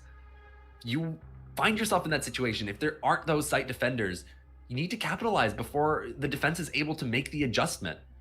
But Lackawanna take just a little bit too long, and by the time they start to make their way in, they've given up the advantage they had. It gets a little scrappy, and in that scrap, PSU Blue, they battle back. They continue the dominance that we saw from them on the first map. And they made the right decisions, Lackawanna that is, but they just weren't decisive about it. Their initial shot call, their initial plan was to take vertical and then push top down. But when they realized, hey, PSU Blue are roaming all over the map, they made a good shot call to say, hey, we'll still have our ram, we'll still have our nomad kind of delaying out, maybe poking and prodding, but we'll have the bulk of our attack rotate around to garage and really try to take space from there. But then they stalled out. They were just sitting on a doorway to sight for a full minute, and they could have taken a localized man advantage, especially while Whale Cookie was on second floor rotating back around to try to get back. If they had pushed their advantage, that was a very winnable, if not even advantaged round for Lackawanna that they let slip away from them once again because of their time issues. See the defense move on to bunks and briefing. This is the traditional offsite that we see here on layer. Lots of teams prefer it to armory. I think it's the better site for sure. And the standard vertical hold, playing multiple players upstairs towards our 6th room, using those holes that you create in the floor to defend the bomb site itself. It is difficult to clear this extension. Obviously, our 6th room is probably the most defensible part of the map, which is why it's usually the favored bomb site when teams do approach layer. Oh, far from easy for Lackawanna. This is why, part of why layer is such a defender-sided map even still. We'll start sending some drones and seeing if they can get a read on the setup. The Mute and Mozzie are going to make that difficult. The players playing close by waiting to shoot those drones. Oh, they add on to that difficulty. Yeah, Lackawanna have been very timid getting into the building, but that makes complete sense because every single piece of info utility that they've tried to use to take space has been shot out. Now Slams has taken in from hallway, but he is essentially between a rock, maybe a pebble, and a hard place. God. Because there's because there's a flank of Whale Cookies still active. He's aware, flashes to go out, but it does not hit Whale Cookie at all at the beach to be able to find one as well. PSU Blue in the incredible advantage. Whale Cookie realizing that he's down slams, just walks back up, secures the kill. C4 to go out, is not able to find anything on the other side as it does get shot out, but PSU Blue in a 2-man advantage. Whale Cookie taking advantage of that environmental destruction throughout this round, first using the smoke from the fire extinguisher to successfully survive the flashbang's onslaught as they were attempting to clear his position, and then using the gas pipe to get a kill. Gonna be finding another engagement here momentarily as Schnazi Starts to walk up towards the angle, but he doesn't check it all the way. Whale Cookie shuts him down. What a round from the Mozzie. Now Sama left last alive, gonna be able to pick up Case, recovering it. Has a fight here over towards storage. Look at this, they just escaped down the hatch. Nobody contesting server there. An angle through the floor, some damage done, no kill confirmed. Sama is gonna drop towards site, see if he can't find anything, but all he'll find is a bullet to the chest from that TCSG. So much damage it does, and dear Sam, I mean, you don't feel too bad about that situation. That round was lost long before you ended up in the clutch. Yeah, Well Cookie was a thief in the night on that round. Just walking up green stairs, finding 3 kills. One, he just avoids a flash, swings up, finds one, gets it down onto another, and then just holds his position for the perfect timing. And that round was essentially just all up to him, but he was allowed to do that because of the anti-info setup that PSU Blue had. He was able to just walk around completely freely with 0 pressure on him, because as long as he avoids the flashbangs, he most certainly will be able to avoid the drones. Every single piece of Lackawanna's utility that they tried to use to clear him just didn't quite reach far enough to have any sort of impact on him specifically. Yeah, it's been looking good so far for PSU. They've really kind of had a lockout of this defensive half. Like I said, this continues their success that they saw on Cafe, which was the first map they managed to win. If they close this game, Irish, that puts them in a very good position to continue on in this tournament. Could well be seeing PSU back in the grand final, as we did last year during the Battle for Pennsylvania. Jazzman in a grand final the day after he casted Element would be kind of crazy for him specifically. He's had a very busy few days. He was up actually later than we were last night, and up significantly earlier because he had to cast the Karn & Co versus 5 Tiers that started at 9:30. So he's had a very busy few days, but he really hasn't let it affect him. He's done well this map, even though a good amount of the rounds he's played the Clash and hasn't even had a gun to be able to use. Was very strong on the first map as well. And PSU Blue as a whole is just humming. Everything's just going their way. Gonna try this top floor once again. Bringing along the Clash once more. Interesting to see the Clash doesn't get banned. I guess it was only really played on the one bomb site. So he decided to drop the Cade instead, but Jazz was so effective on that operator previously, it completely stalled out the Pebbles push. Well, Cookie's gonna start down below once more. See if he can't find something on a aggressive little peek out the security window, but nothing found as of yet. Nobody spawning over in that direction. We do see an adaptation here from Lackawanna. They're gonna get some drones in below. They may well try and push slams into this bottom floor, see if they can't catch the Solus off guard. Yeah, the aggression out of PSU Blue comes from every single floor, from every single angle. Even so, they'll make very good time on this main breach. The Maverick out from the bottom makes it completely unplayable for PSU Blue. Ooh, but at the beach with very good impact tricks. Hold on. This play now stalled out based on utility. They'll have to completely regroup, play that yet again. And with that getting stalled, as well as the Clash still on the board, PSU Blue are still just delaying Lackawanna when the constant problem has been time for them. Really good help from War. You saw the Nomad air jabs going out to try and knock down Jazzman, see if they can't take out that Clash early on, but he's sitting there shooting those air jabs for his teammate.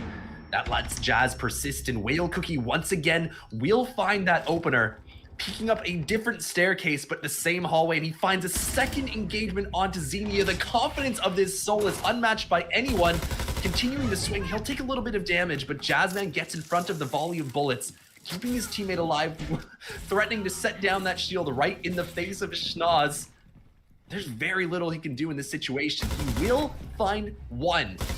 That might be all he's able to find for his troubles. Jazzman wants to swing off the shield. He wants to actually be able to take a fight, but the second that he does, it gets snapped up by Whale Cookie. He has been a demon this map. Even when you're able to take a fight, you still have to contend with the 8-1 Whale Cookie, who has just been frying every single member. He wants the smoke, he wants the fight, and he'll find that too. Toss an impact, you can secure it, you know he's down. Whale Cookie running out for his kill, but it's a 1 versus 2 effectively turned into and now actual 1 versus 2. As Whale Cookie still running around outside. Is he trying to use the breach from outside to make sure that Godless Sama, even if he walks through, will have to take a fight against him? That's insanity, Whale Cookie. Get back in the building, dude. This is ridiculous. Whale Cookie, he's just gonna keep himself alive. Kunzi is tucked inside of Mask, just waiting for the enemy to approach his position, baiting. Is Whale Cookie outside, detected, spotted, keeping the attention of that final Nomad. PSU have been untouchable. It feels like there's just nothing Lackawanna can do. Every plan they come up with is perfectly countered. And the scoreline continues to be flawless for the away team. It's also, I mean, PSU Blue's game plans have been very good. All of their players have been very strong. Their game plans, their extensions, their roams, and their site holds. But also, it makes it pretty easy when you have one player that's going 9-1 and is just running around uncontested, able to get free kills off of just opening up a window and taking a fight 3 times. He took that fight on the ace literally 3 times. Yeah, no, yeah, big. Actually, Daddy's misspelled.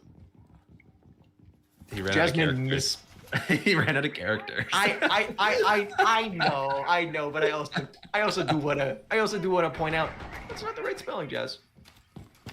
But yeah, Whale Cookie's been going insane. There's no way around it. There's no way to put it any other way. He has been playing the right operator, and he has been enabled by playing either a Solus with a mute or a Mozzie with a mute, and has been the one to take first contact with the lack of drones that Lackawanna have at their disposal. But even still, he's capitalizing off of it perfectly, and he has constantly been the one to take these aggressive fights and has been winning them time after time. It's 2 more drones down. He's doing this with a Cybertruck holo, by the way. I don't know if you clocked that. Some absurd success to be had. Yeah, the Monty being brought along this time. That's a nice little tool in your toolbox that you can bring along. Sama's taking a bit of damage here, threatening to drop the shield. That does force Whale Cookie to give, however, and gives control of Warehouse over to Lackawanna. Better time for them this time around. Took them a little bit longer previously. They were able to find themselves an early opener. This time, not to be, but the bandit trick will come through to try and keep that toxin wall closed. Still not obvious how you progress here for the attack. Whether it's a Solus running around or a bandit trick, every single thing from PSU Blue has been built around delaying Lackawanna. Whale Cookie almost gives himself away, but just a few body shots and no kill to be found. He remains up, remains alive, and is still just shooting drones every which where. Just completely unafraid of this push up the yellow stairs. Xenia, he wants to apply that pressure. He wants to see if he can get rid of this Solus so that Whale Cookie isn't able to continue his dominance, but looks aware, ready for the engagement. Whale Cookie, man, just cannot be killed right now. It's been a constant thorn in the side of PSU Blue, and his fellow roamer, shoulder to shoulder. Kunzi takes down one on the top floor as well, and it goes from bad to worse. Lackawanna, you have the shield, you have some space to, no, you don't even have any space towards missile. There's still a crossfire setup for PSU Blue. You don't have anything. Godless Sama forced to take a raw 50-50 gunfight that he wins against at the beach, finding a second as well. Put it all on your back, put the team inside of your backpack. But with your teammate going down, low time, it's a 1 versus 2 when you get swung by who other than Whale Cookie.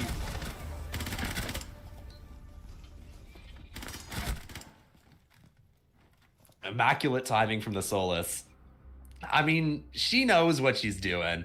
Just hit the flank as their backs are turned, as they're forced to turn their attention to sight. And I think we see a great example in how he's playing that operator, in terms of kind of like the fact that timing matters more in this game than aim ever really does. most of the fights that Whale Cookie is taking are against people who have their backs turned. Those final 2 kills that he got, the Monty and the Ace, were both busy fighting his teammates on site, and they collected those kills. But in order to fight site, you have to turn your back to your flank. The Whale Cookie with the Solus is able to spot whether there's nomad air jabs, whether there's any drones that are watching him, and time things perfectly again and again and again and again and again. 5 rounds in a row for PSU. Nothing found so far on the side of Lackawanna. They feel lifeless in this game so far, Irish. If they don't get things going here, I fear they might be going home at the end of this map. Unlike the first map where Lackawanna on their attacks were making the right decisions, but just delayed out too long, they're forced into making errors by PSU Blue. The anti-info setup has just been hell for Lackawanna. We talked about how this map is big and it's a difficult one to clear. Gets significantly easier with a ill-fated run out. Now Whale Cookie down, and the one thing that I was going to talk about was the fact that they have 3 operators that make it more difficult to drone, make it more difficult to clear out the roam. Now they only have 2. It'll still be a problem for Lackawanna if they want to fully clear space with the Vigil and the Mute still up, but it makes it a little bit easier when your top frag gets taken out first. Taken out so bad he leaves the game. Man down, man down. Onus is on the rest of PSU this round. The rest of them haven't had to do too much work so far just because of how dominant Whale Cookie has been. This is the chance for them to answer that call. The other side, Lackawanna, like I was saying, they need this round. If they cannot secure it, it will be devastating for them. Sama and War, engagement downstairs in the basement. Both the Korean operators, the Dokkaebi and the Vigil, are gonna try and find a fight, but oh, Sama just barely misses War as he creates an impact hole for himself to sprint away up yellow. Still being chased down, gonna send it in a flashbang, see if he can't find a way to collapse onto this player. War tucking in the corner, checked by Sama. Taken down, and the advantage spiraling here for Lackawanna. Finally some signs of life. SMG-12 versus SMG-12, and Lackawanna come out on top.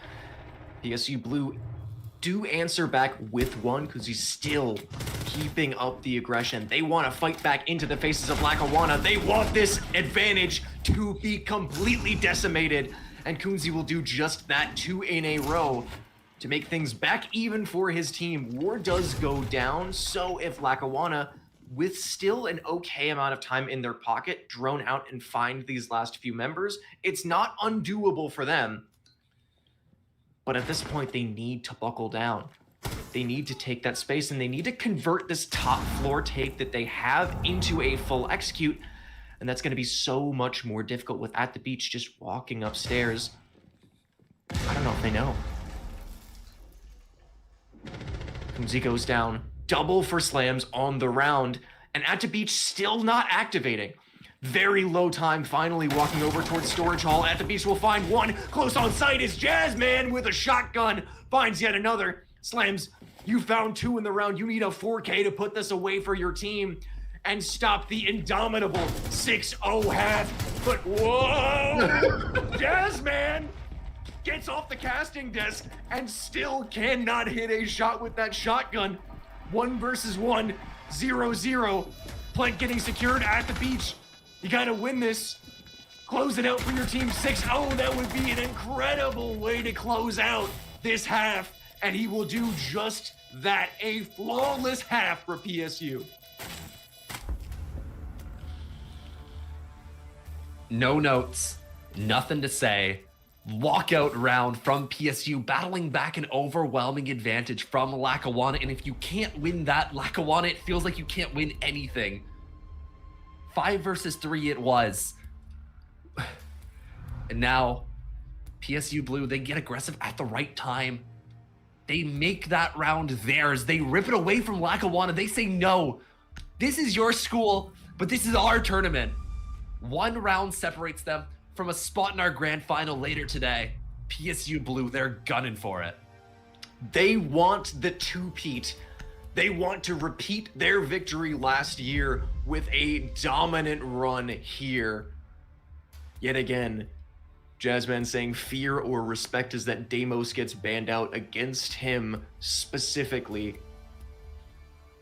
Lackawanna need to be flawless on their defense against a PSU Blue roster that has just been hitting everything. Every time they choose to go for a swing, they choose to go for a flank, even if it's answered back immediately after, it's almost always been a perfect success for them.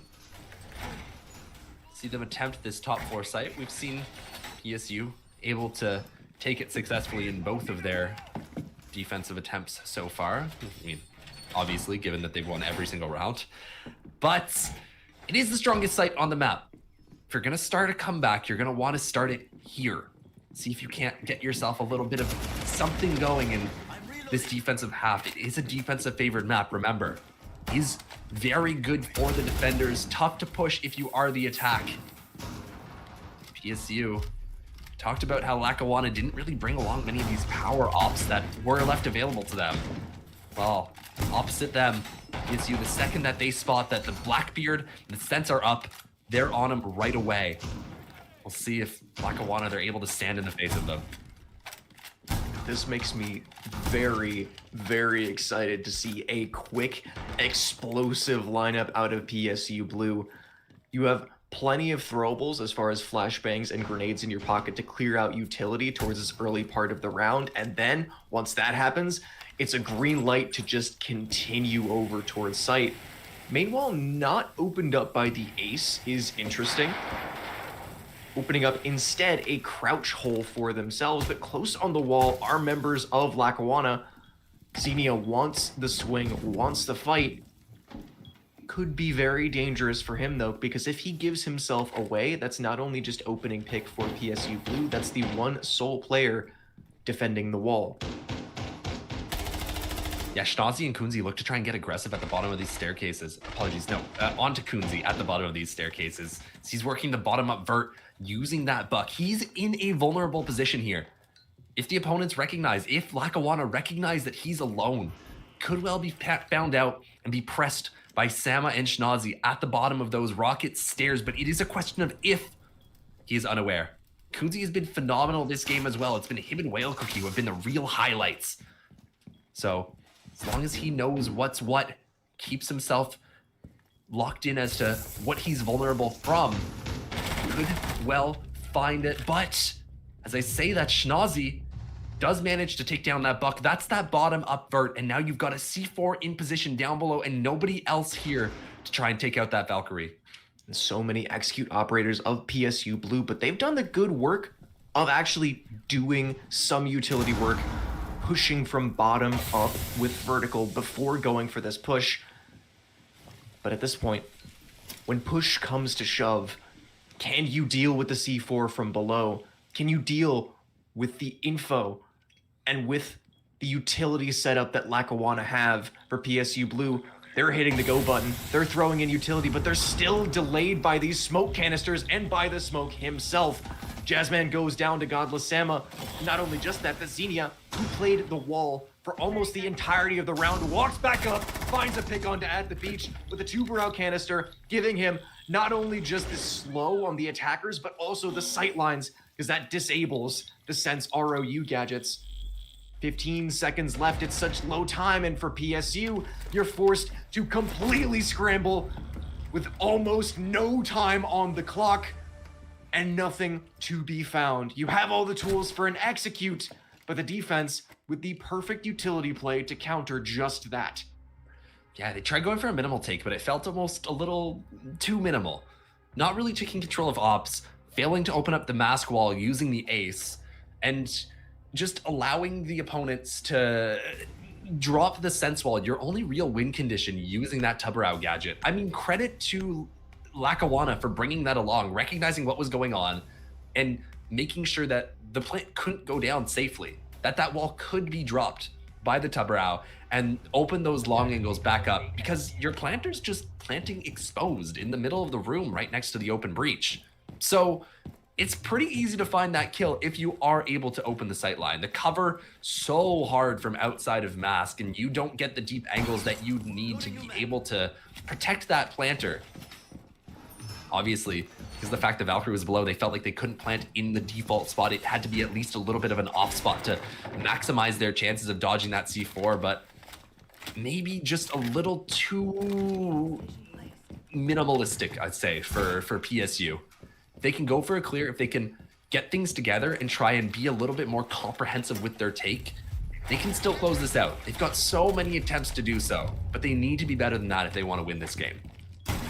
Yeah, but at the end of the day, like you said, they have 5 rounds in a row to close it out. And not only just that, but if this 2-brow continues to be a problem for them, they still have 1 ban left. 2 more rounds in this quarter of the game for them to be able to suss out, hey, what's our biggest issue? What's our biggest counter? And we can just take it off the board. Sama trying to take the mantle of Whale Cookie on this defense. Not running the Cybertruck Hollow, but Solus P90 nonetheless, kind of applying a roam in towards briefing. Double shields on the side of PSU. The Blackbeard plus the Blitz. The Rower as well to boot. This is a powerful lineup for PSU. You could use this to just bully your way into sight. And any gap spotted can be exploited so quickly by both these shields. 2 shields and also the Aurora. So not only is it just blocking off the sight lines like they tried to last round with the Sense ROUs, but they're putting up physical barriers between them and the defenders of Lackawanna, so they're not going to have the problem of last round where a single 2-brow canister or a single piece of utility will be able to take down the sight lines. Traded. But a trade on the mid floor, opening pick for that Solus, maintains the aggression and does do a pretty good Whale Cookie cosplay, but the trades from PSU Blue still keeping the even man count. Kudzi does go down, which is a bit of an issue because it's your only vertical operator. But at that point, he's already gotten a few of those boogie drones down. So he's done his job mostly. Yeah, and here come these shields from the side of PSU. Makes it so difficult to stand in the face of them. Xenia's got some important fights he needs to take, but you can't do any damage to them. Jazz is just going to stand in the face of it, toss out a nade, get rid of your bulletproof camera. We see Shinazi tries to help out with some aggression towards lockers, but you have to give up. You have to back off. You cannot win this fight all on your lonesome. I say that, CJ, a huge find traded back. Jazz taking some damage. Xenian slams both down on 1 HP. Everyone in the lobby has been dropped so low. But still, the body balance remains even as we get down to these final 45 seconds. You can't win fights on your own, but Lackawanna are not alone. They were shoulder to shoulder, but that is not working out for them. PSU Blue winning fight after fight, 1 last alive, and who better to close this out than Whale Cookie? A 7-1 dominant map to close out the 2-0. Welcome to Grand Finals. You will be fighting in the battle for Pennsylvania in the Grand Finals of this LAN. Commiserations to Lackawanna. The home team couldn't quite make it happen in this instance. No grand final for them. They exit a bit early. You have to feel for the players. They want to put it all on the line in front of the home crowd, but not to be found in this instance. Another Grand Finals appearance for PSU Blue. Congratulations are in order because that first map was a bit of a back and forth. Both teams seemed strong, especially after that first half being 3-3. It was deadlocked, but this map on Lair was absolute pure dominance. A 6-0 half and only dropping 1 defensive round. That's as good as you can possibly look if you are PSU Blue. And take a look at our schedule for the rest of the day. Remember, we've got more games going forward.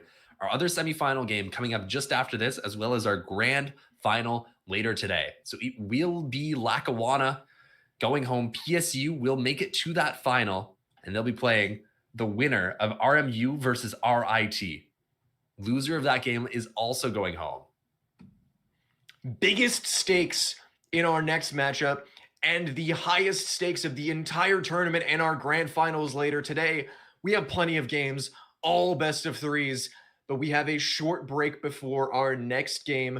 We will see you very, very soon in the battle for Pennsylvania.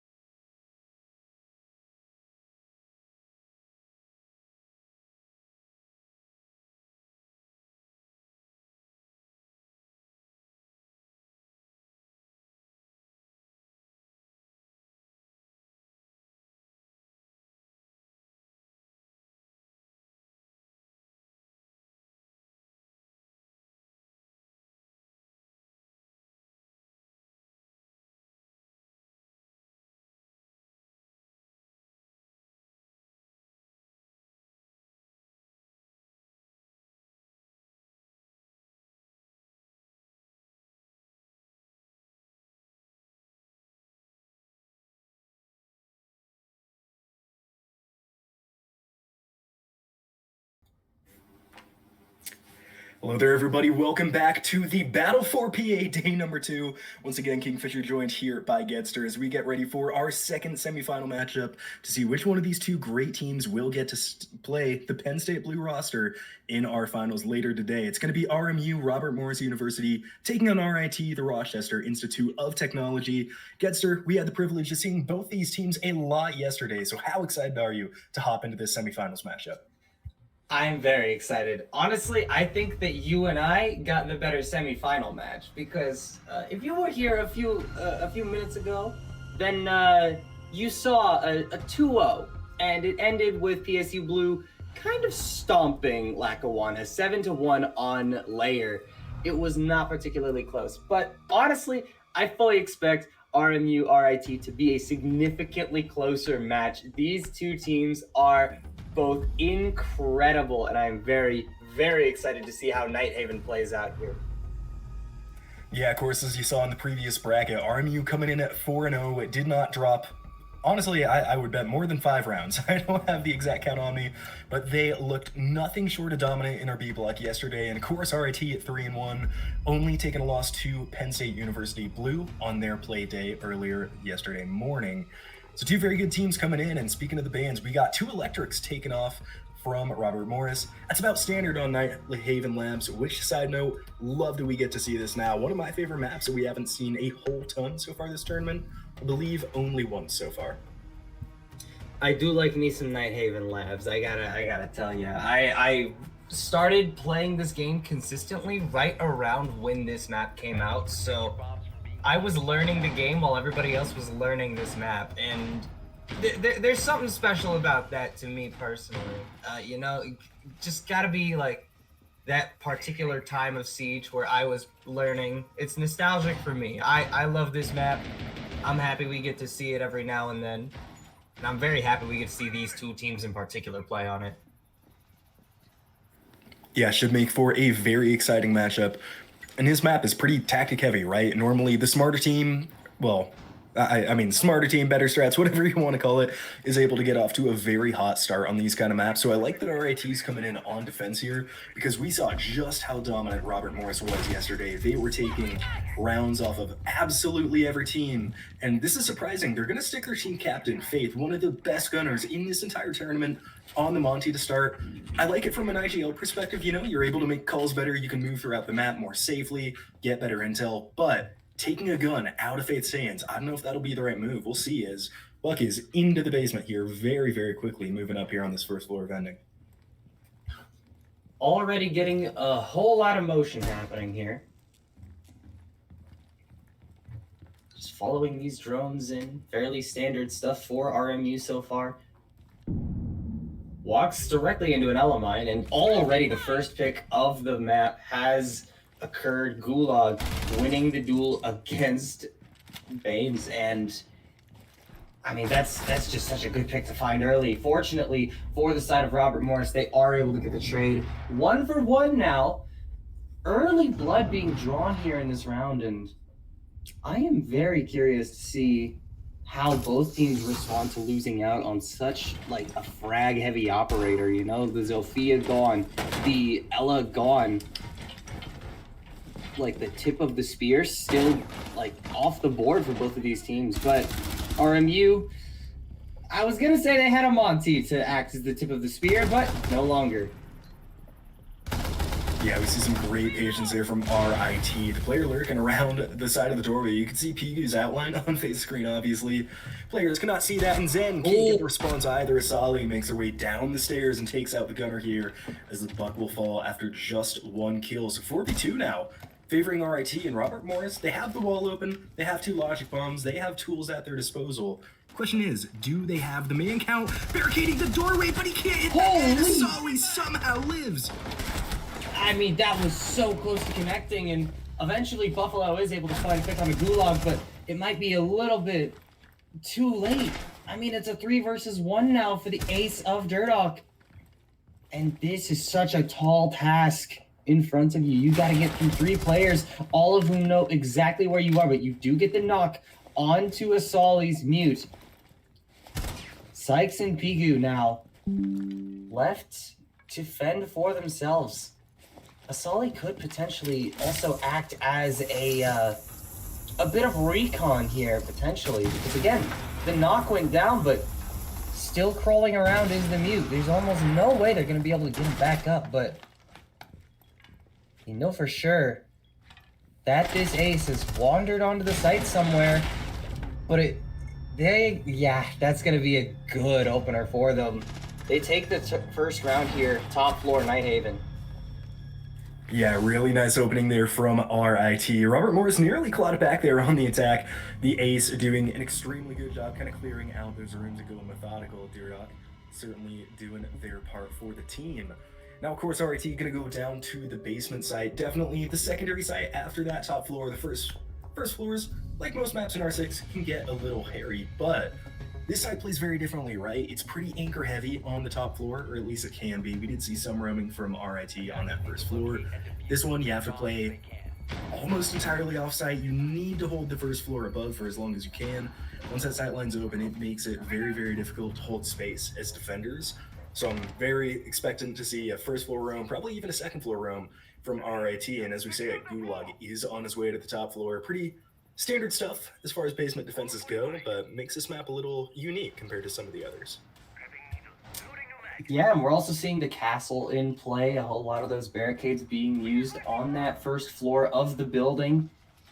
One of my personal favorite things to do on this particular site is use those castle barricades to completely shut off Animus from the A site, but will not be the play here, just going to opt to use those in different spots on the first floor just to cut off the rotations, make it significantly harder for RMU's attack to take a significant amount of space up top. But you know, they have their ways of doing that anyway. They have brought along the striker. They have a whole lot of utility to be able to get through the things that RIT has brought to the table, whether that be those EMPs or those hard breach charges.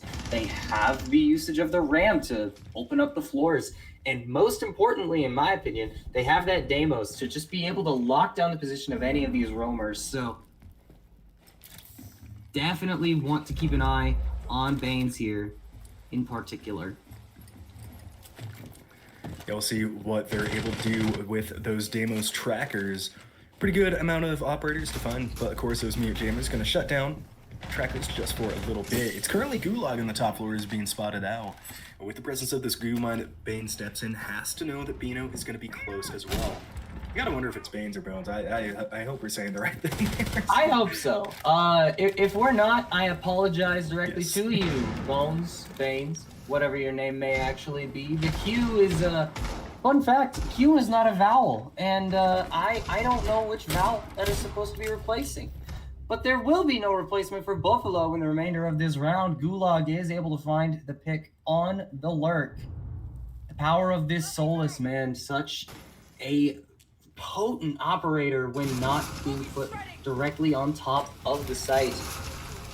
So difficult to deal with, and I mean, so far, Robert Morris doesn't really have an answer. They were able to find him with the use of the Deimos, but I mean, the first pick is onto a tuber route in a completely different location. Minute left. 4 versus 4.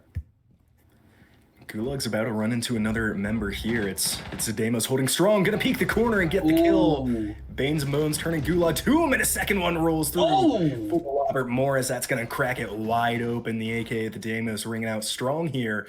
Round number 2, and with 40 seconds, no C4, and a couple difficult to wield guns. It's going to be Robert Morris spilling into the side as they get another kill. Faith takes down Skies, and it's all on Pigu. And they know exactly where this castle is. They should just be able to get this diffuser down, no problems whatsoever. But it won't even be necessary. Zen is able to get the pick here, and Kingfisher, I think we've got a match. Certainly hope so. Like you said, the first semifinal went by quick. We want a long afternoon. We want to yap as long as we can about these two teams.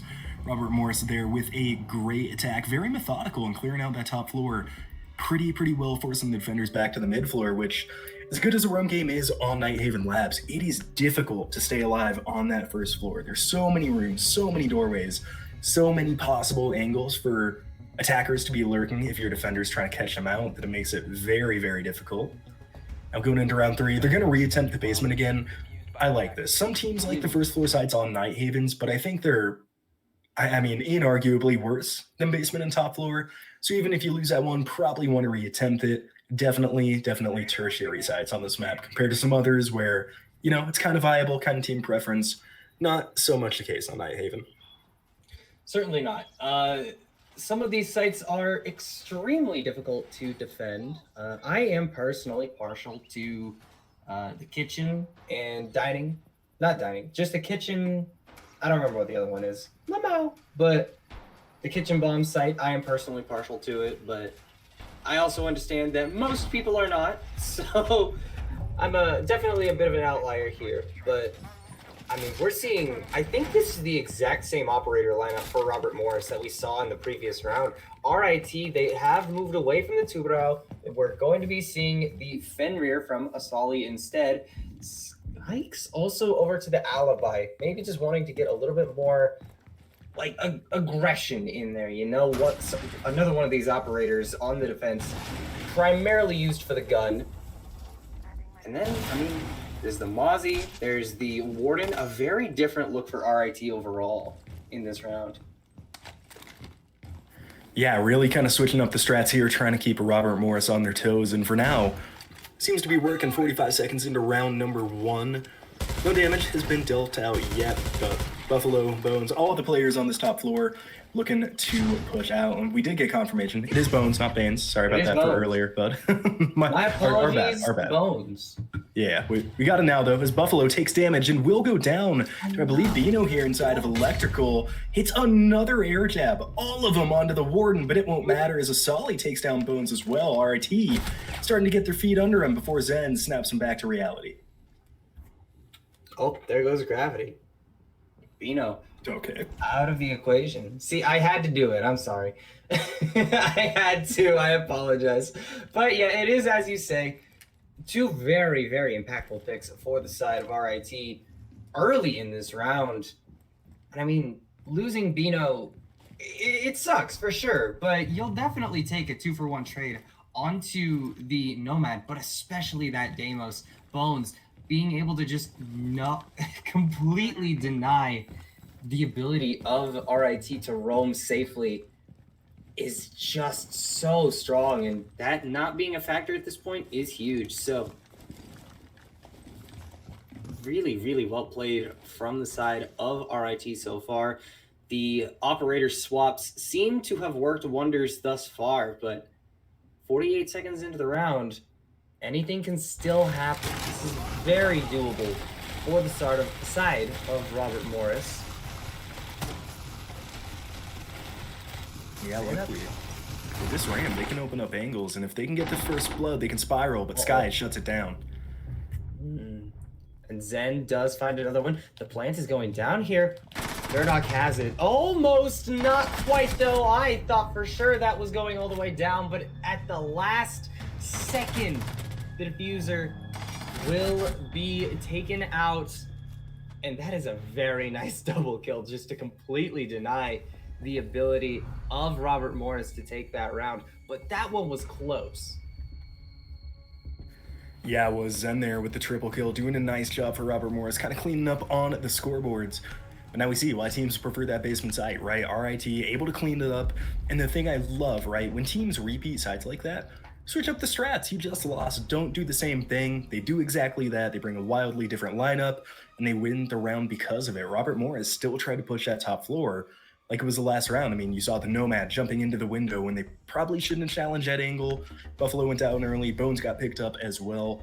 Just not able to do the same thing. And I gotta admit, I'm a little surprised by the Ram ban instead of the Deimos. I mean, Ram is great on this map. Don't get me wrong. Probably one of the strongest operators, but seeing how often they're bringing Deimos and how good it was working up until last round for the roam clear, definitely would have preferred to take that off the board. Bones now going to be running it back.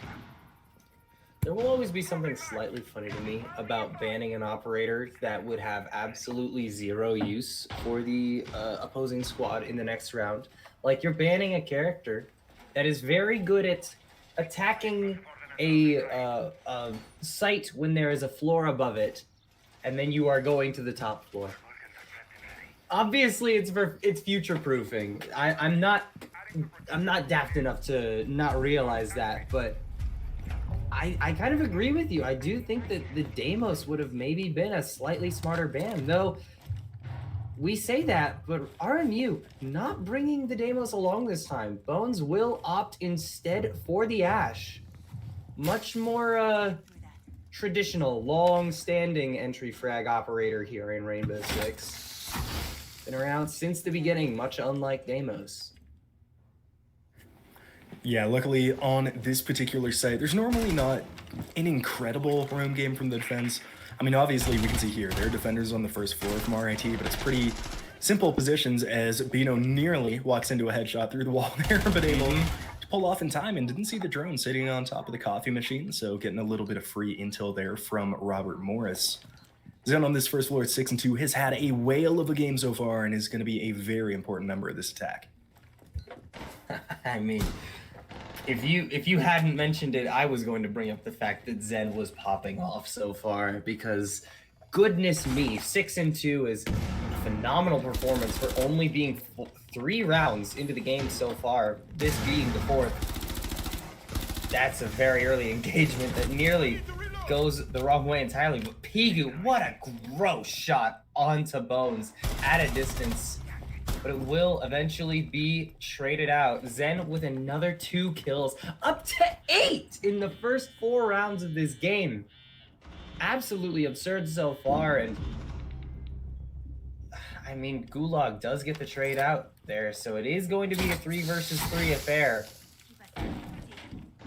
Yeah, Gulag now in a very strong position, and this should be the first round we really get to see what this Monty does for Robert Morris. Of course, in round 1, taken down very early on, and now steps into a Gersmont mine, but the Mute unable to lay down the fire. Now the C4 trapped on the side of the doorway. Be taken out by Zen, who's searching for his 9th kill. Azami still out on the barricade. Could almost rush a Stolly here. He's sitting at 5-1. He's having a great game themselves, and indeed they are going to engage, but no player is going to go down just yet. Now you got Faith, given all the intel in the world of these attackers, defenders do not have an angle on this Monty. Ooh. They don't have an angle on the Monty, but there are angles for the side of RMU as Zen drops 4. 1 player remaining. This could be an ace for the Buck. It's just Sykes' Goyo left. And they should just be able to walk on, get this pick, and Durdok will take away the ace. But what a phenomenal round coming out from this Buck.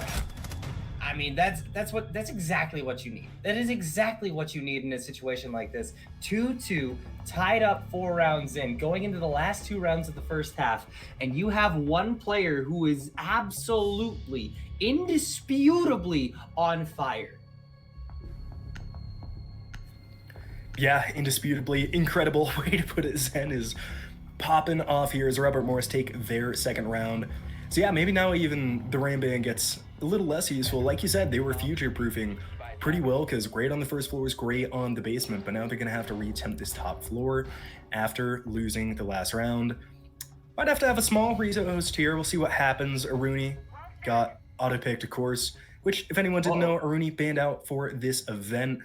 Robert Morris going to have the decision, but at 2-2, we'll just see what to do, and it looks like a redo will come through. Unfortunately. Yeah, that is a little bit unfortunate here, man. It's kind of tragic because, I mean, I like Aruni. I wish this character was playable right now, but unfortunate. It just isn't right now. The character just not currently functioning, which sucks a lot. Because, like I said, one of my favorite operators in this most recent patch, again, being able to have those DMR operators, some of the few ACOGs left on the defensive side of Rainbow Six Siege, just a couple of slug shotguns and DMRs remain with the ACOG, just allowing for those guns to shine and those operators to shine in an instance like this. But Aruni is broken right now, for lack of a better term, so can't play her. Yep. Yeah, unfortunate times. I mean, To be fair, though, I think we remarked on this yesterday when the Arena ban came through for the remainder of the tournament. While she's a good operator, has a very good weapon, it's not like she's incredibly crucial to the meta. Any strats you have that you use Aruni for, you can find an operator to substitute for it. You'll still be okay, so luckily, if any operator is going to go at this event, it's one that's not going to mess anything up too badly. And then, of course, it was just a very simple disconnect, no kind of technical issues, so Rio should be pretty quickly underway. We were only about 4 rounds in, so shouldn't be stuck with us too much longer before we see more fun Rainbow Six action. Yeah, definitely not. It was 2-2 as a reminder. If you're just now tuning in, it is currently 2-2 on Nighthaven Labs in this bout between RMU and RIT. So not a ton going on here, but I think that one of the big things that you were bringing up right before this happened is the ban on the RAM. Yes. I mentioned was kind of future proofing, because not really going to be relevant when you're defending on second floor, but it's not going to be relevant in this next round either, because you're still going to be on second floor because you didn't win that last round. So you may as well run it back on the best site on the map. So that RAM ban doesn't matter right now. It's a very unfortunate situation to have to deal with, but it does seem like we're going to be coming back into the game here. You don't need to look at these gorgeous pictures of myself and Kingfisher for much longer here. And yeah, we are back officially. No Aruni in sight this time. Yeah, very, very good. Unfortunate. I mean, it was auto pick, so it's not like they're trying to cheese it or anything. Yeah. No worries about any teams trying to get sneaky with the rules. As we hop back into game, round number 5 now underway, and like you said, RIT defending this top floor. So they're going to be able to run this back again. If they lose twice in a row, they'll definitely go somewhere else. But for the time being, they're just going to be focused on winning this single round. And, we talked a lot about seeing teams switch up strats when they repeat sites. RIT did it beautifully on the basement. It doesn't look like they're switching anything this time around, which, granted, I think a lot of it was just due to a kind of costly gunfight on the first floor that they really didn't need to take. They were trying to delay time, obviously, can understand why they took it, but see what happens this time around. The unfortunate thing is all the stats wiping. I think, what was Zen at, 9 or 10 before he reset? I think Zen was at 9? I'm not entirely sure. It could have been 10, but either way, whether it was 9 or 10, in the first 4 rounds, that is an absolutely absurd stat line to see. I think it was 10 actually, because there were 6 going into the round and then he dropped a 4K and the ace got stolen by Durdock. So it would have been 10. Yeah. Okay, yeah, that the math is mathing. It's late enough in the morning to where the brains are woken up so far, so no worries. Sensing their first gameplay so far. Did see it in semifinal number 1, but I think this is the first time we've covered a Sense. Such a cool operator, such a cool gadget. Question is, can these teams make it work? It's useful, it's good, but it is extremely hard to kind of make work how you want to. You have to be a very, very good Sense player. Buffalo, who's been struggling a little bit to get on the kills so far, I believe was 1 and 4 before the reset, should be able to make good use of this utility. Has been playing with specific operators pretty well so far. As we talk about it, there he goes. Right off the bat, finding the first real bit of value that this Sense has found here, not through the gadget but through the gun skill. Asali completely out of the picture, and getting rid of the mute is it's a good pick. Obviously those jammers are still going to be a problem, but you'll take that every day of the week. A man advantage, 1 gun down for the side of RIT it's definitely something you are not upset with. Yeah, not at all. Asali was 5 and 2 before the reset. C4 down as well. Durdock takes down Gulag. So team captain down here for RIT as they sit in a 3v5, and we talked about they might want to go off if they don't win this defense, and it's looking that way again. There is, I don't know if there's a player AFK, but somebody is sitting in the spawn, it looks like, from Robert Morris. Oh, yep, here's Zen. Oh, unlucky disconnection from LAN, perhaps. I don't know. Either way, 3 versus 3 now. Pigu with that DMR just looking out onto the balcony here. waiting, potentially. Oh my goodness. Oh no, what unfortunate timing for Faith. And Buffalo tries to follow up and get the trade, but just will not be able to. It's just Bones left in a 1 versus 3. Gets stuck inside of the smoke. Has to take a different angle, but I mean, RIT should just have this locked down with 15 seconds left, 1 versus 3. Diffuser nowhere near. This should just be over. In all likelihood will be, with only 10 seconds, and there it is. Bino cuts down the last remaining member. RIT catch, maybe not a lucky break, but a break nonetheless, as they take 5 off in a row after the 2 go down first. And it looks like Zen was bugged. They're asking for a technical timeout, so sorry about the continued technical difficulties, but it should be very, very quick. I believe just a PC reset is in order, even a game reset, so it could be even slower, or what? Faster, that's a word. But yeah. Going into round number 6 here, RIT look like they're going to defend the basement site. Obviously, cannot go back upstairs. And if they can take this round, that'd be a good split for them, 4-2. But if Robert Morris take it, 3 attacking rounds on Night Haven Labs is a pretty good job. Yeah, it's not bad in the slightest for them. So being able to get back into this one pretty quickly, it seems like. Yeah, Zen is back in and ready. Shouldn't be too bad of an attack here. Yeah, it does seem like we're gonna be good going into this. You did mention we are going to basement, and it does seem like we're seeing a somewhat similar lineup of operators, but we are seeing the first Mira pick of the map here for RIT. Sykes on this operator, not one we've seen so far on Night Haven Labs, but I mean, if this goes to overtime, there is a chance we continue to see her. If she doesn't get banned again, there is a chance we see her again. I mean, it's really that simple.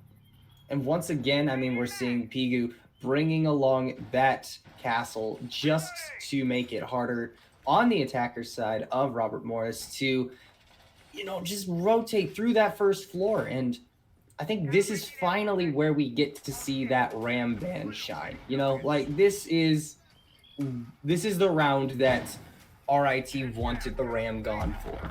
And at long last it has arrived, and that is such a massive potential advantage for them.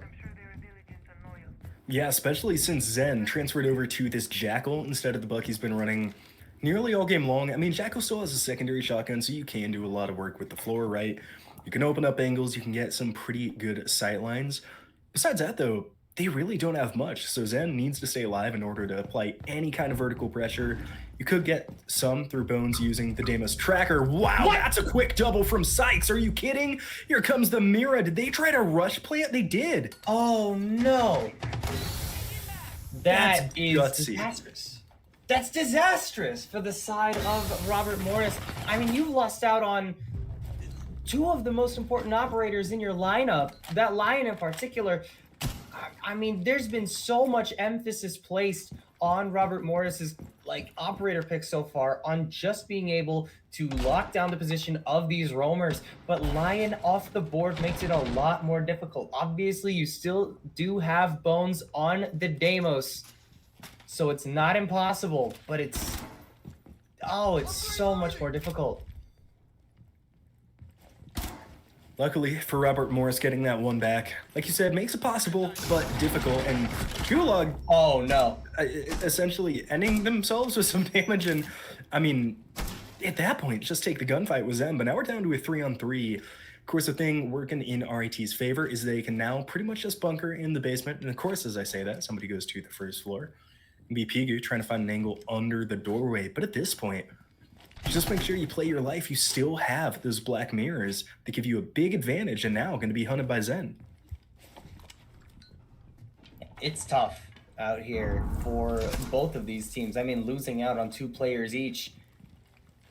I would argue that Robert Morris has definitely got the worst of this 2-for-2 trade thus far, but I mean, you've locked down the position of this castle. Whether or not they're actually able to use any of that intel remains to be seen, but Bones manages to find a Solly nonetheless. Robert Morris, 40 seconds remaining in the round. They've done such a good job of recovering from the early man disadvantage, but they might not hold on to it for very much longer. Buffalo goes down. Almost no way that gets picked up unless this pick rolls through, but that C4 should be able to lock it up. It does. Sykes currently at a triple kill. 18 seconds remaining in the round, and down goes Zen. Just Bones left in a 1 versus 2.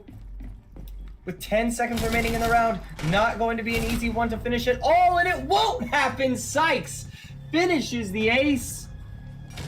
What a phenomenal round from the Mira player.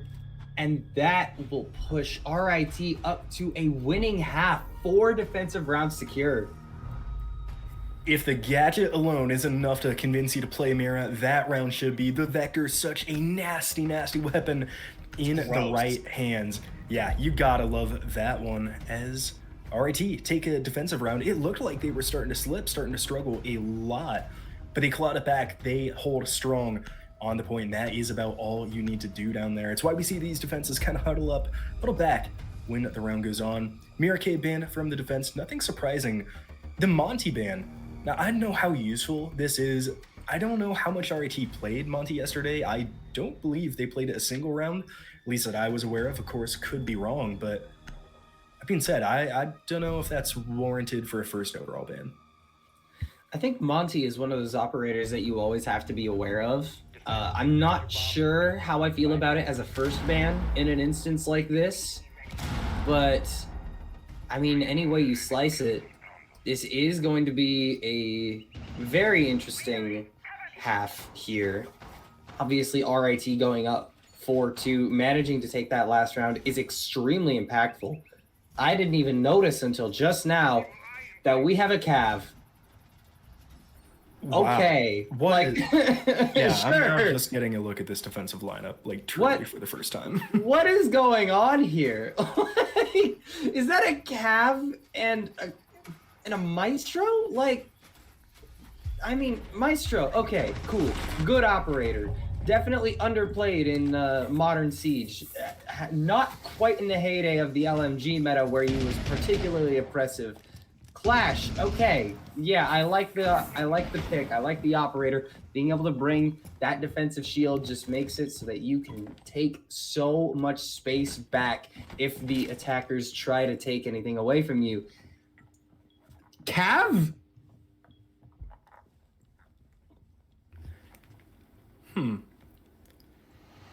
Yeah, I'm still not used to seeing Caveira in like these competitive settings. We'll see if Zen's able to do anything. I mean, we talked about it plenty through the first half, right? This guy is on a tear. He is playing incredibly well right now, so we'll see if they're able to make an impact with that Caveira. The only difficult part is the two that he's would encounter first, right? Gulag and Bino here playing incredibly close together. If you get one down, the other is going to kill you. Before, oh no, he's going to get Gulag. Gulag has no idea. Oh, no. Oh, but look at Bino. He got him close. Bino's close by. Yeah, Zen does not even try to go for the interrogation there. There's no reason to. It takes too long. It's not safe. There's teammates nearby for RIT.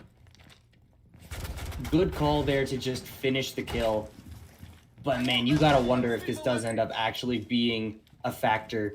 The Jackal locking down your location does complicate things a little bit though for Zen. Going to be a slightly more difficult time for this Caveira. And it is at this moment that IT wall gets opened up as well. So not going to be easy for the side of Robert Morris beyond this point. But having the man advantage is very impactful. It is. We'll see how much use they can make from it. No more Buck to kind of open things up. And now you don't have Jackal either. What a shot here by Bones. Is blocked in with a little bit of help from the attack, shooting down the barricade that's in their way. Faith takes down a Solly, so very, very quickly this attack falling apart for RIT. Pigu and Sykes both still up. Sykes off the back of that massive ace last round, and Pigu might go down here, but instead will return. No way. No way. Oh, we see the Intero. Let's go. It happened. There it is. It's a big interrogation in 2025 in a competitive match. They know exactly where Sykes is. And this should just be wraps for the round here. There's no way in hell that Robert Morris loses this one at this point. Look at the Caveira. Oh my God. The Caveira is just camping the window.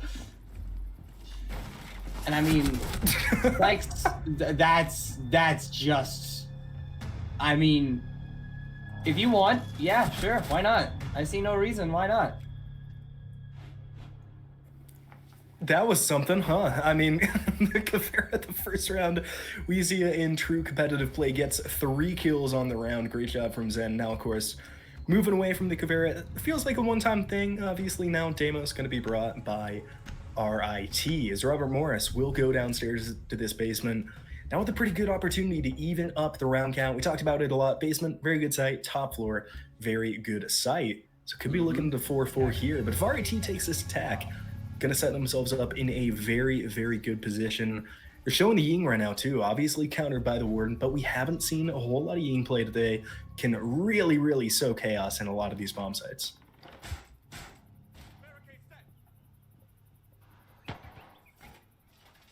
I mean, this is just, this has been a very interesting map so far. I mean, I'm still not over the fact that we saw Cav. Like, obviously, I don't think it's going to show up for the rest of this map at this point. It's always going to be in the back of your minds now, if you're RIT, which is why I think we see Gulag on this Deimos pick. Obviously, I mean, Deimos has kind of filled the same niche that Jackal used to. Just that operator that is so good at nailing down the exact location of the roamer and just continually providing that intel to your team is so valuable. So it does not shock me to see this particular operator swap here. The basement site now. No denial on the wall for the side of Robert Morris, by the way. No bandit, no mute, no nothing. So this outside wall will get opened very quickly. But also very quickly will the Ying go down. Planter is currently putting down the diffuser, and it will eventually go down. What a shot. The hip fire pistol kill, we take those. Unfortunately, it will not strike. Lightning will not strike twice. The frag just misses, and that's a fast round. Robert Morris, they get the defuse, 4-4. Yeah, I mean, it was a quick defensive victory, but a defensive victory nonetheless. Robert Morris take that, even us back up for a piece. And now we didn't get to see it in the entire first half. We'll finally see it for the first time in round number 9. One of the fabled first floor sites, Kitchen Cafeteria, is going to be the call. A little interesting. We see most teams go that kind of storage warehouse route instead. I think Kitchen Cafeteria is more of a ranked preference typically, but I mean, as we know, you prefer it. I think it's a fun site. At the very least, I don't know if it's a good site, but it's fun. No RAM is shocking for this bomb site, though. It is kind of crazy. We will see if they do end up swapping over to it, but I mean, as it stands, it's looking fairly standard for the side of RIT's attack. Of course, they could still swap out an operator or two. Scopos sighting. I love to see it personally. Big fan of Scopos. I think I brought this up yesterday, but I do really and truly love seeing some of these newer operators get some love. Would love to see a little bit of Denari as well at some point, but maybe not super likely on this map. I don't think I've seen much Denari get playtime on Nighthaven previously, so.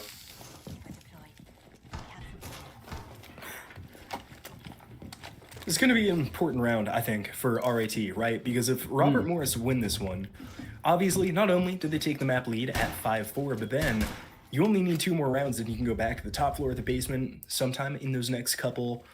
So yeah, it gets very defender-sided after this if they're able to take this victory. RIT need to buckle down right here and get it done. And like we commented, no RAM for this vertical usage. They do have a buck. They do have a striker with, I'd assume, a secondary shotgun. So should, in theory, have a couple tools. Gridlock, of course, with the super shorty as well. Now Gulag perhaps the most important member of this attack right now, moving through the top floor along with Bino. These two have been pretty close together on a lot of these room clears, and they're going to run into a reinforced wall. They do have heartbeat charges from Asali, but out on the helipad, nowhere near this push. Quite the distance away, as you say, but there could very well be a conflict here on the top floor. This roam, they are going to run into a couple of players here, but the damage is good. From below, Bones on this Fenrir is going to do so much damage to Bino, and I mean, they just can't do anything about it. Asali also going down early. Faith with the triple so far. More damage coming through. Zen will make sure that the ace does not come through, but Robert Morris now in a 5 versus 1. All you have to do is take this gridlock out of the equation. And Sykes will hit a very nice shot onto Zen's Skopos. But, I mean, this should just be the round. 1 minute and 10 seconds remaining, and yeah, Sykes seems to have thrown in the towel at this point. Maybe trying to retrieve the diffuser, actually. Yeah, I'm not sure to what end. I mean, the round is essentially lost. We saw this once yesterday, but at this time, I just... Yep. Yeah, I mean, take a minute, talk things over, but instead, just going to run into some problems. Yeah, timeout requested by RIT here. Good time for it, I think. I think this one makes a lot of sense. I mean, ever since swapping over to the defensive half, Robert Morris has not dropped a single round. We are at 3-0 in this half currently, and RIT just has not had an answer. It has been brutal, and I believe we're going into ban phase here. I am extremely curious to know what RIT think is going to help them play into the defense more effectively here, ban-wise. Like, I mean, what do you even get rid of at this point? The Azami, maybe? Yeah, it's tough. I don't know, because Azami, right, she's a good operator, but like, it's not the reason you're losing rounds. To me, it just screams like gun skill, you know, which always feels like such like base analytic thing to say, like, you're losing because you're not shooting the other guy. Ooh. That's about all it is. They're dying before we can see a lot of these offensive strats really flesh out. Now that's surprising. They played Clash once, I think, but they didn't do anything with it. I don't know why. They played Clash in the first round of the half when they were playing top floor. But it was the Cav that ran that round. I mean, I don't think Clash ever even encountered a player. I don't think so. I really think that this should have been an Azami ban rather than the Clash. I think this was an interesting decision on the side of RIT, but one they will have to live with going throughout the rest of this game. And I mean, we're seeing another top floor defense, like I said earlier, very similar stuff to what we saw previously. I think this is the first round we've actually seen any of the electric wall denial operators. Zen is currently hiding. I think probably just to see if they can make sure that RIT don't bring along anything that could disable those batteries. Unfortunately, RIT have already decided that they want to play the Thatcher. So, no more... not going to be able to hide that one. Yeah, interestingly though, the only heart breach they have are heartbeat charges, which theoretically Bandit should be able to handle real easy, right? They're loud to put on, they're slower than the typical thermite breach, they can't spread out like Ace or Habana. The tricky thing about this Bandit though, that floor below him is entirely destructible, and it is insanely easy to shoot from out the window. All they have to do is send somebody downstairs, and just like that, you can't Bandit trick. Here's the first hard breach charge going down and should be able to take care of that one. Indeed, he does. So first hard breach charge down. That looks like Sykes used one elsewhere. And that is Bino. The Finka falls. To a Pokeball? To an impact? How did that even happen? Out of the picture entirely now is the Finka, one of those operators that can enable a push to be so extremely effective. And Sykes goes down as well. There is a chance to pick up this Grim, but I mean, it's looking grim. Everybody is low HP right now, except for Pigu on this Thatcher. And it just shouldn't matter. He is able to pick up a kill onto Bones, so that is a decent start, but I mean, I just don't see a way back into this round for the side of RIT. They just don't have the health to do it. 130 now. Yeah, I don't think so, and especially with that Maestro cam, the only thing that you have to do is shoot him a couple times with that turret, and just like that, Gulag goes down. They never even saw Zen, as now it's a 2-on-4, and things are looking dire here for RIT, as Robert Morris looks to move on to match point. I mean, it's just been looking lights out for Robert Morris on this half. 2 players now remaining for RIT. Make it 1. And I mean, surely this does end up going to match point in favor of Robert Morris. It does. Zen closes it out. It is 6-4, and we are going to need an awakening from RIT. They have had...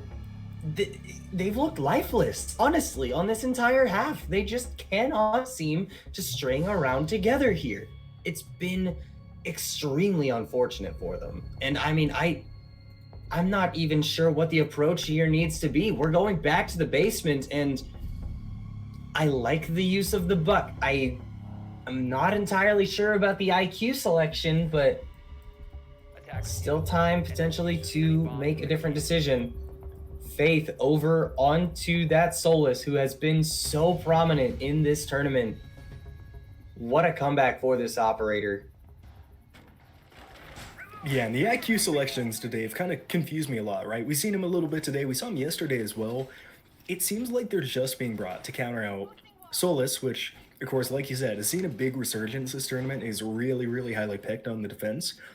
I don't think I've seen an IQ Turner gadget on once. It could just be because I'm not looking. I seriously have not seen IQ use the scanner once this entire tournament. Maybe not. Maybe not, but IQ will not be played this round. Probably for the best. It will be the Ying instead. Bino going to go for the tried and true tactic of if they can't see me, then they won't be able to shoot back. Which, you know, honestly, sometimes pretty good tactic.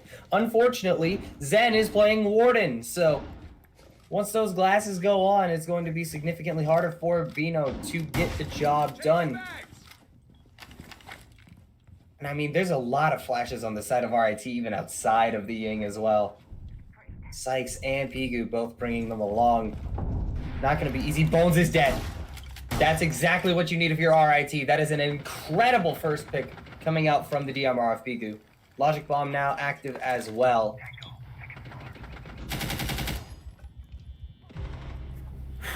Another kill. Rolls through. Durdock taking down Gulag. Oh, and now Asali answers back, so a very quick trade, and RIT still has life here in round number 11. No way! Does go down here. Faith very nearly escaping that one, but surely cannot be picked up. Pigu does end up finishing the job.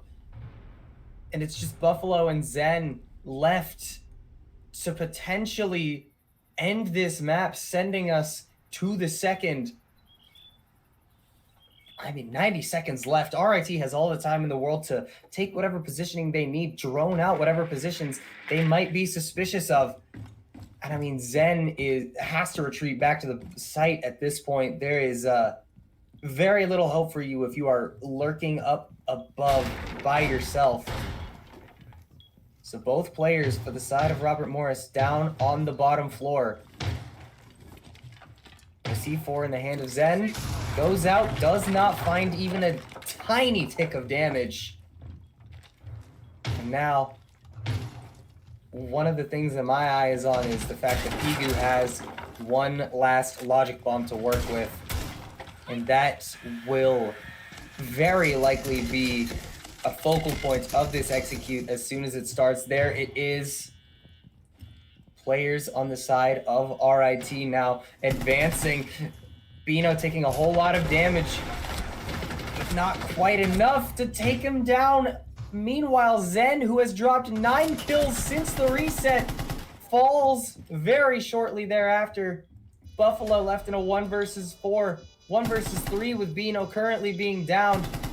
But you know what else is down? The diffuser. And you're gonna need a whole lot more of shots like that in order to get that diffuser destroyed. And I don't think you're gonna be able to do it, especially not with Bino getting picked up here. Very little HP, but that gun is still going to be a factor. 20 seconds left, and you still haven't found anybody. Positions have been revealed, but Pigu keeps RIT going for at least one more round. This Do could be so impactful. Great round from RIT. Exactly what they needed. Of course, not only to stay alive, but just for momentum's sake. They take their first attacking round. Now Robert Morris, interestingly, they're not going to reattempt this basement site. They're going to transition over to the kitchen cafeteria. They did win this the first time around back in round number 9, just by staunch upstairs play, right? They never got that green wall open, and they all just kind of fed through the doorway one by one, a big conga line into the bullets, and RIT fell. So I think at the very least, it's going to be a very different attack, right? There were some pretty obvious flaws when they attacked on round number 9, and it's a good team. They are here for a reason. They are not going to make the same mistake twice. So yeah, very interested to see what happens here in round number 12, and if Robert Morris changes their strategy, because we never really got to see kind of what their site defense strat was, because they just massacred everybody in that little room right there with all the plants.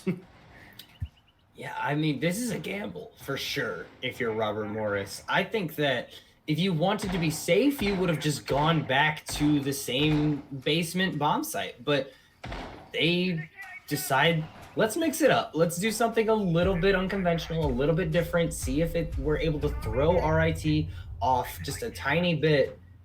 And I mean, if this ends up working, Robert Morris, they're going to look like a bunch of geniuses. But if it doesn't, we're going to overtime, and that is where things could go wrong very quickly. RIT have already proven that they are, I would argue, much better at the defense than they are at the attack. I mean, that 4-2 half was an extremely convincing one previously. So I'm worried for Robert Morris right now. They need to find the first pick, I think. If they don't, then this becomes a significantly more difficult affair. Yeah, very much so. We'll see what happens here. As we're 1 minute into round number 12, RIT, of course, needing to stay alive. Looks like Gulag's going to be the first point of entry here into the connector room. And yeah, that wall is still reinforced. There's a mute jammer on it, but not much else. Not much else. Love to see Asali come over to help rotate and open that up. But as we say, it's going to go to conference instead, so will not be able to open that wall. Now Gulag could be in a tough situation. Knows there are people in this room. Checks around corner though. There's two of them. Do not make the same mistake. They're all going to start walking through this doorway. They have to open that wall. For my sanity, please. They need to do it. They need to do it quickly. But I mean, there's just nobody nearby right now. And there's mute jammers in so many inconvenient places for the side of RIT. Connector is being completely locked down by the side of Robert Morris, but finally that wall does get opened at least a tiny bit. Pigu does also find the pick onto Faith. So it is a 4 versus 4 with only 60 seconds remaining in this pivotal round here. Zen finding a double kill up on the top floor here. But the life made so much more difficult by the logic bomb from the Dokkaebi. Pigu finding the second kill of the round here. 3 versus 3, 40 seconds remaining in the round. But I mean, there's so much damage that's been done to the side of RIT. Pigu and Bino, both hurting real bad. And at this point, 25 seconds remaining in the round. They need to get something done, and they need to do it now. But Pigu goes down!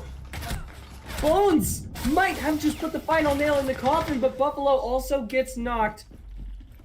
12 seconds remaining in the round. There's almost no chance that this happens, but Durdock closes it out! A 2K spray with the SMG! And that finishes the map off. 11 kills for Zen since the reset happened. Unbelievable gameplay coming out from Robert Morris University in the second half of that game. Only dropping one defensive round the whole time. Yeah, that was a very, very impressive first game from Robert Morris. Now the question is, can RIT respond? They looked good on defense. They looked inconsistent on offense, right? They didn't have a whole ton of outright bad attacks, I don't think. Just some where, it was one little thing going wrong, or maybe just some miscues, whether it be shots, whether it be strats, whatever it could be. They can definitely turn things around in game number 2. But that being said, we're going to have to throw it to a short break. We will be right back on bank for game number 2 between RIT and Robert Morris.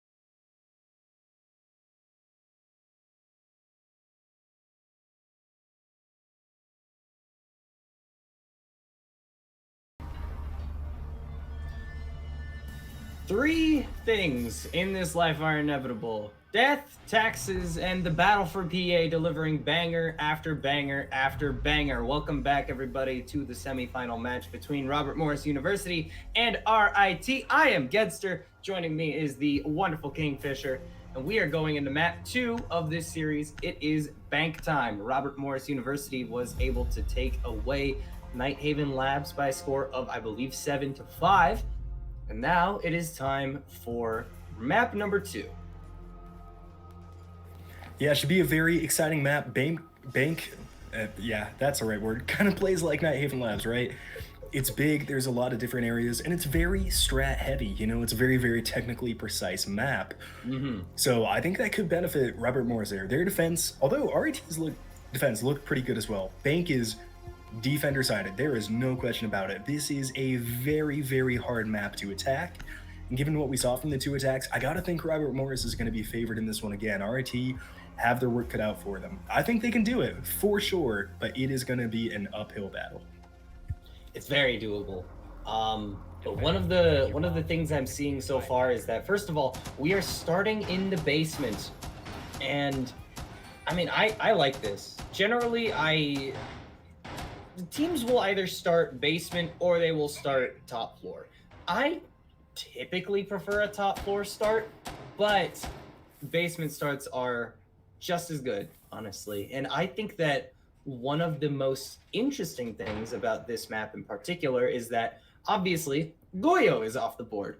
And Goyo, being one of those operators who is very, very good at defending on the basement, particularly on that A site around the doorway where you first get into the site from areas like the hallway, the dirt hallway, or from main square, it could very well be that that Goyo is one of the best operators in the game for defending that particular site. However, we do not see that operator here. Rather, we are seeing a couple of other options for plant denial coming out from Robert Morris. We're seeing the Tachanka. We're seeing the smoke. I love this little bit of versatility and adaptation coming out from the side of Robert Morris University in the wake of that Goyo ban.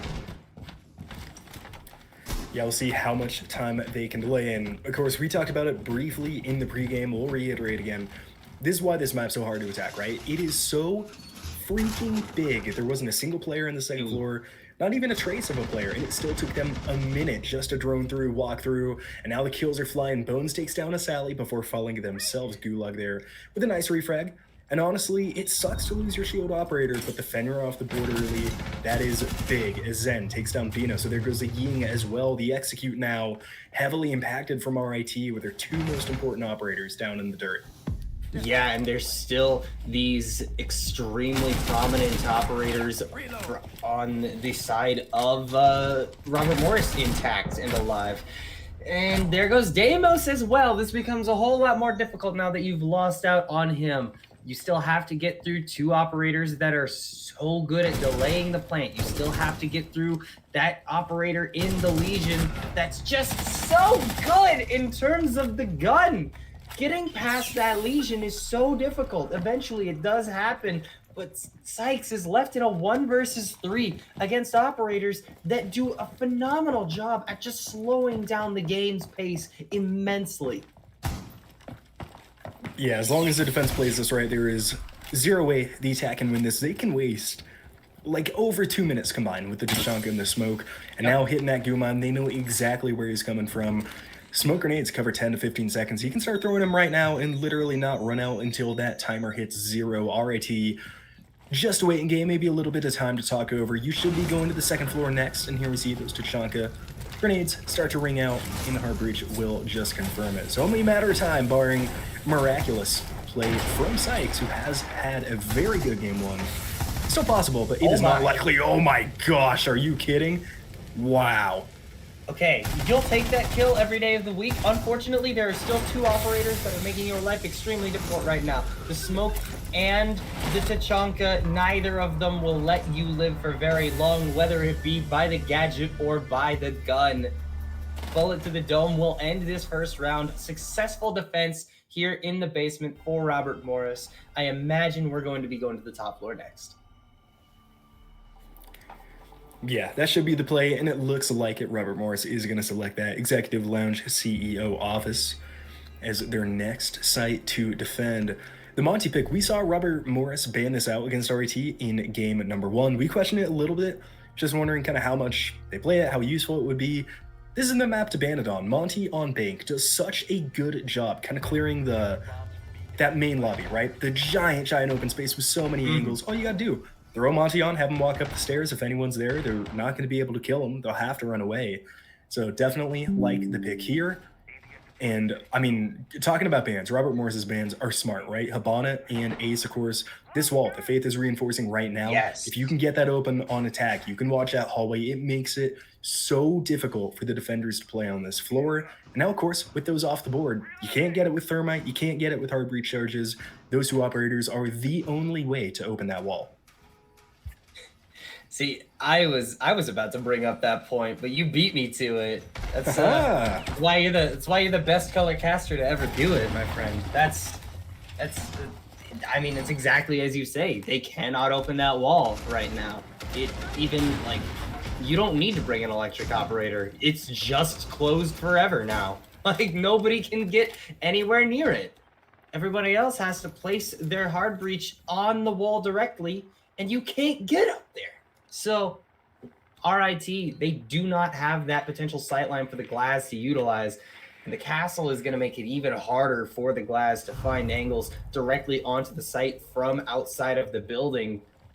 So I think that a lot of what Sykes is going to have to look for here is going to have to be inside of the building, or, you know, rappelling from a goofy angle above one of these windows. And that's slightly more difficult than, you know, just finding a super long angle. 1 minute gone so far in this round. I think this is the first play we've seen in Glaz, at least in the games we've been on these tournaments. So interested to see if Sykes is able to get the kills from the windows. Of course, pretty standard operator lineup coming out here from Robert Morris. So I doubt RAT and have many curveballs thrown at them. That being said, nearly halfway gone in this round, and they haven't gotten the Monty into the building yet. Good explosion from Ash, who looks the wrong way, and now will take them down. That's going to be Bino taking down Durdock as Gulag falls to Buffalo, so no logic bombs on the board now for RIT. And Buffalo is in a very difficult position to push out. I'm interested to see where that Dokkaebi died from, and why the Monty is not in the building yet. He is still swinging into the windows and planning. That's why Bones goes down. Bino's protecting the plate from underneath. They've even thrown a curveball to us, and the diffuser is on the ground. I mean, this round's over. There's nothing Faith can do. 1 versus 4. There's still a Monty to have to get through. This is impossible. They know exactly where this Tubarão is. Faith cannot do anything about this. It's 1-1. Yeah, the round is over. 20 seconds. There could be 200 seconds, and you're not clearing out these attackers. Soda Canister going to slow himself as well, as now RIT put up their first attacking round on the board. So Robert Morris now running into a little bit of difficulties, and coming from last game where RIT had some struggles on attack, you love to see this round early. That's going to be a tone setter for them. Yep. I mean, it's a huge momentum round for the side of RIT. And I mean, I kind of doubted the Glaz, but I mean, it was an omnipresence. If nothing else, it was just an operator that served its purpose the entire time. You don't need to get a direct kill with the Glaz in order for it to be a threat, because you give Glaz any sight lines to work with and suddenly you just can't go there. You can't. You will just get shot. Yeah, it's an unfortunate situation to be sure for the defenders there. There's really not, like you said, a whole ton you can do. They're going to reattempt the second floor, which I definitely don't hate, right? Given the operator bans we already talked about, you're preparing yourself for this floor. This is the defense you want. The first floor sites on Bank are tough. They are probably the most attacker-sided bomb sites in the game, I would wager. At least it seems very, very close to it. And of course, if you win this run, you're able to go back down to the basement. Robert Morris, interestingly, is not going to switch up their strategy. They'll take a Valkyrie this time instead of the Tuberal, which I think is probably smart. The Tuberal really didn't do anything in round number 2, but RET, I think they have to go a different strat, right? It's not going to work twice. Wait, I mean, look at the drone prep, though. Surely it won't work twice. The drones are being hunted down here, but notably, I don't think that the reinforcements went up in hallway. So theoretically, if Pigu can get there quickly enough, or if Bino can get there quickly enough, they can just open up that wall and allow Sykes to have that vision that we were talking about earlier into the entirety of the second floor hallway, making it so much more difficult for Robert Morris to even consider setting foot in that entire space.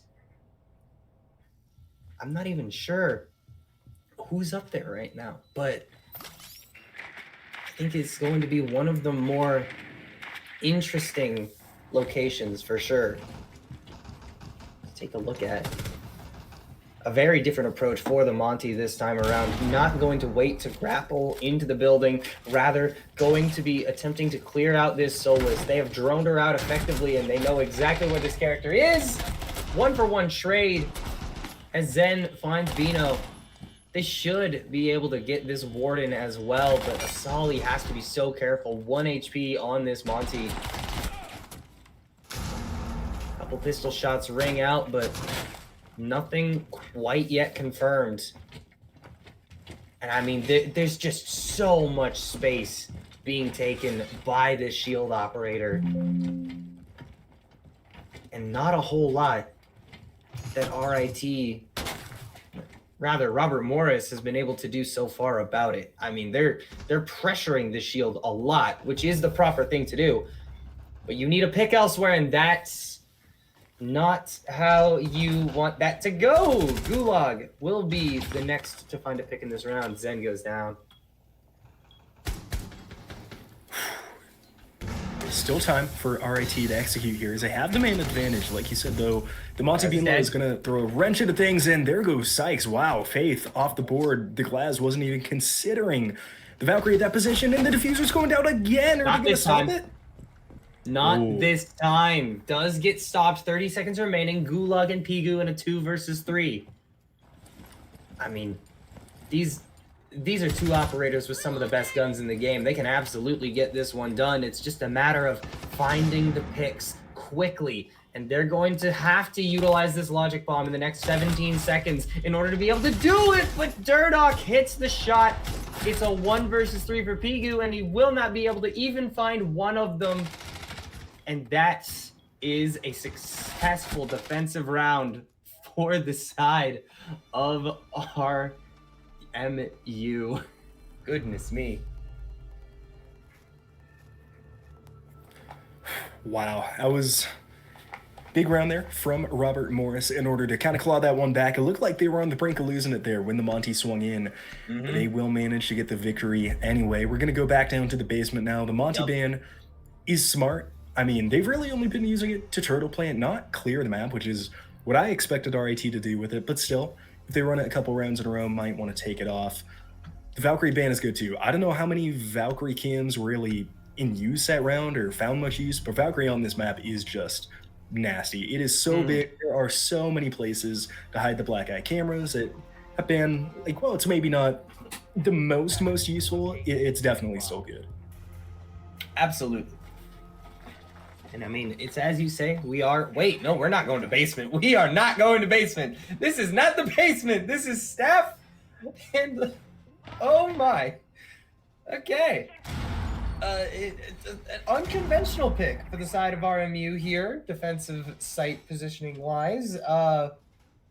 Not what I expected, but I mean, sure, if you want, this should be a decent play for them, I think. One of these operator picks standing out a little bit more than the rest. We have not seen a ton of Maestro. We've seen a fair amount. I don't think we can say that Maestro has been like a non-factor in this event, but definitely not the most common defensive operator in the game right now. No, and criminally so. I love the Maestro pick. We'll see if Buffalo can make it work. The only problem, I think, with a lot of Maestro, like, kind of situations sometimes, is the cams won't be the most helpful, so you essentially just have a couple bulletproof cameras sitting around with nothing to do with the turrets.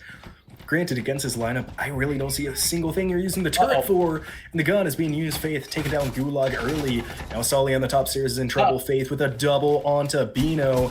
Incredible job as Zen falls. What a shot from Asali. And Faith now is going to take this fight. Will they win it? No, takes some damage and runs away. So Faith, staying alive man count still belongs to Robert Morris.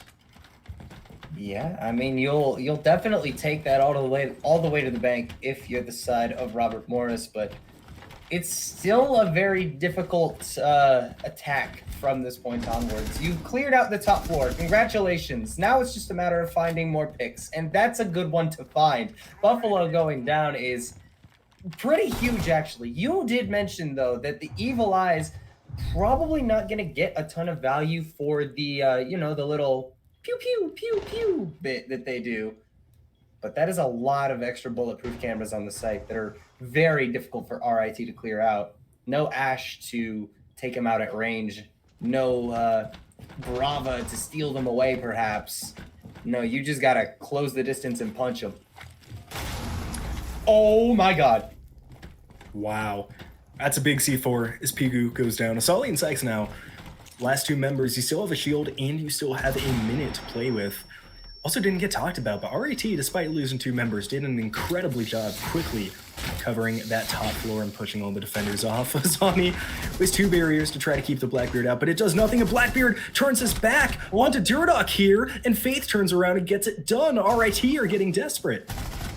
Oh, I don't know if I like that aggression there from Asali, but at the end of the day, it's just down to Sykes. In a 1 versus 3, down to a 1v2 now after a very nice shot earlier, but still very difficult. But if nothing else, Robert Morris, they don't have a lot of health between the two of them, but they should know exactly where he is off the back of the Evil Eye. And it will be enough intel. RMU taking a round away here. And I mean, they're playing so well right now. They're playing such good Rainbow Six on the defensive half of Bank. Yeah, they really are. I mean, textbook is a word that comes to mind, right? They're roaming well, they're getting their trades. Even if the roam game is collapsing a little faster than we'd expect to see, particularly in the last couple rounds. Not the first when we went to basement, did a very, very good job on that one. I believe it was Zen on the Legion that really stalled a lot of time when they went here in round number 1. Now in round number 5, we'll see if they're able to do it again. They still have the Tachanka, no smoke this time, but a 2-barrel instead, so plenty of time wasting materials here. And RIT just needs to clear, honestly, like they did last round. Yeah, it's definitely going to be rough going for RIT. I mean, not being able to take away a first floor defensive site is rough because now we're going to the basement. And this is a lot harder to attack. Significantly more difficult, I think some would argue. So a very difficult situation for RIT to find themselves in. But if nothing else, Robert Morris is not going to be playing both the smoke and the Tachanka. They're going to be taking the smoke out of the equation this time around. So only the Tachanka flame grenade launcher to account for the stall potential of RMU as it stands. But I mean, that's still a lot of stall potential. Even more stall potential is the shotgun just sitting here That's by the sewer, That's waiting to capitalize on someone. Unfortunately for the mutants in there, it doesn't look like anybody went jewelry spawn kind of side of the map, so will be a little bit of wasted time. Second floor already taken over by R2, who's been getting quicker and quicker with these clears, about 20 seconds faster than they did back in round number 1. So from a time perspective, definitely like to see it. There are 2 players on the blue stairs here. Interested to see who they run into first. It looks like Bones on the top there. And you gotta imagine they have to expect it, and Grim should be able to clear it pretty well. I would love to see a Summoning Salt video about the world record history of clearing out top floor of Bank. I think that would be an extremely interesting video from him.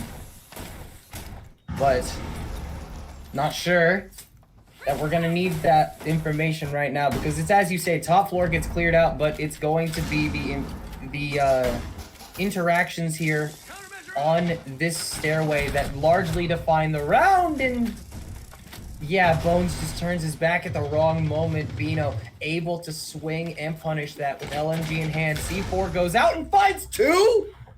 Zen with two extremely impactful picks there. Bino and Asali, that's your primary flash and your shield completely gone. That's going to make the plant so much more difficult. You don't have a solid way into this one right now unless you can find a pick right here, right now. And that's exactly what you needed. Gulag finding one onto Faith is so huge. No more Tuberata to have to deal with. No more ACOG to have to deal with. But you still have the stall of Buffalo's launcher to get past. 18 more flame grenades. Each of those are going to burn for 7 seconds. You have plenty to get through the rest of this. But Gulag is going to be planting in a non-conventional spot. Gets punished for it, though. 2 players now remaining on each of these teams. And I mean, you're forced to get desperate right now if you're RIT. LMG in hand for the Tachanka. Higu is planting that diffuser, and this time surely it goes all the way down. 40 seconds remaining, and Durdock will fall. 1 versus 2 for the Tachanka, and it will be too much. RIT finally clapped back for a second round. Great win there by RIT. So taking 2 rounds off on Bank is already good. If they can get a third, would be a miraculous opening half for them. Robert Morris gonna look to shut that down, though. They're going back to the second floor. Don't want to reattempt the basement. So we'll see RIT with the strat again. They've done it twice now. Glass on the window, shield on the window, swing in turtle plant. There's no way they try it 3 times, though, right? No way. No shot. Surely not. Surely. No. Can't wait for them trying it in about 10 seconds, I would guess. Well, I think it's safe to say that what RIT has picked right now likely will not be what we see once they realize that Robert Morris has run it back to the basement. Yeah, we're gonna I be didn't seeing even notice that. Yeah, we're gonna be seeing swaps already. Goodness me. No, I think that if there's any one player to highlight right now for the side of Robert Morris, it has to be Faith, right? I mean, Faith played well on Nighthaven Labs, I would say, but so far on this map here of Bank has been playing utterly phenomenal Rainbow Six, whether it be on this Tuberao or any of the other operators. Faith has been on just phenomenal stuff thus far. Cannot sing enough praises for this player right now. Yeah, really cannot. Round number 6. Important round, big round for both these teams. And look at Bones here on the top floor. I don't know if they've drawn this out. It just very recently moved into stocks. I don't know if they know Asali has the easiest kill if Bones! they can get there. Bones with the kill, but now he is trapped, and Asali should take this down. Asali is looking away. Don't look away! Swung, but didn't. Kill should now go to the Blackbeard, but no, drops down the hatch. Are you kidding? Escapes! RIT, how do you drop that kill? Oh, no way! Manages to get out of there alive. I can't believe it. But the Fenrir is still kicking. Not going quietly into the night quite yet. 2 minutes remaining in the round in RIT. I mean, losing out on the Grim is such a disaster. You really do hate to see it, but 4 more players on the side of RIT. It's still possible. Oh, significantly less possible now. Bones with another pick, and Zen gets the nitro kill. It's a flawless round to finish the half. Unbelievable stuff.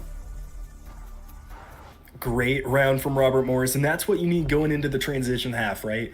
You want to go in with some swagger, some momentum, whatever you want to call it. You want that on your side, and they certainly have it. That was a big round. I still cannot get over the fact that the Fenrir lived. There is, you play that back 99 times out of 100, the Fenrir dies there. The Blackbeard looks towards the stairs, nobody accounts for the player underneath. They had 4 people on the top floor. All they had to do was push him, and no one did. Just let him kind of destroy the hatch and drop down.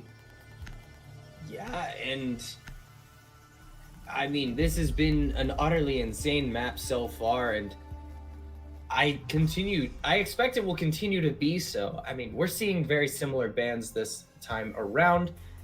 Kaid, I don't believe, was banned in the first half, at least not in the initial wave of bans. I could be wrong, but the 2 range shard breachers gone here is not entirely a shock. We are once again going to be seeing the first round of a half take place in the basement. So, no, it wasn't a Kaid ban. It was a Goyo ban in round 1 down in the basement because there wasn't a Goyo available to the side of Robert Morris. But this time around, even with Goyo on the board, not going to be seeing that operator. Just going to opt to stall with the Tachanka.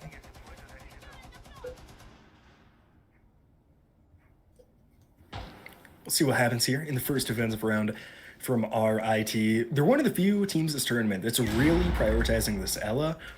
It's kind of an interesting operator where, like, Ella's not bad by any means. Just really doesn't do a whole ton. You kind of stun people when they walk through a doorway. Most of the time, the Ella isn't even playing on that doorway because they're all pretty spread out, so interested to see how much utility it derives from the gadget, or if it's more just having the Scorpion in your hand. And of course, what is it? The P15 is a secondary, very, very nice pistol, or RG15 maybe. I don't know. There are too many pistol names in this game to keep. There's too many gun names in this game. I think we had this conversation yesterday, but I do not remember.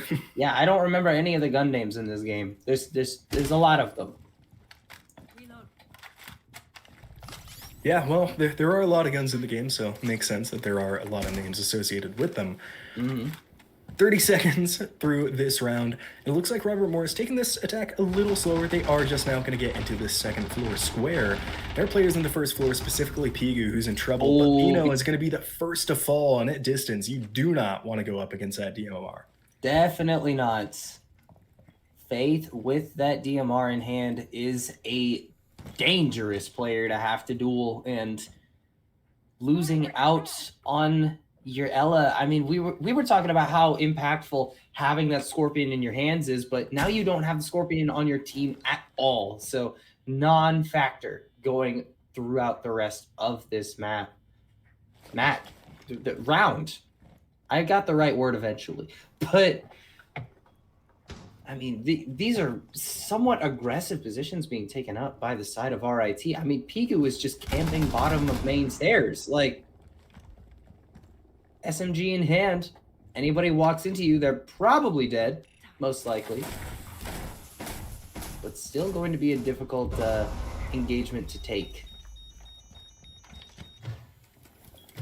Yeah, very, very much so. 1 minute left to play here in round number 7, RIT. Still attempting to hold out on this defense. There's only been the 1 kill and really only about that 1 source of damage. Everybody else still in full health.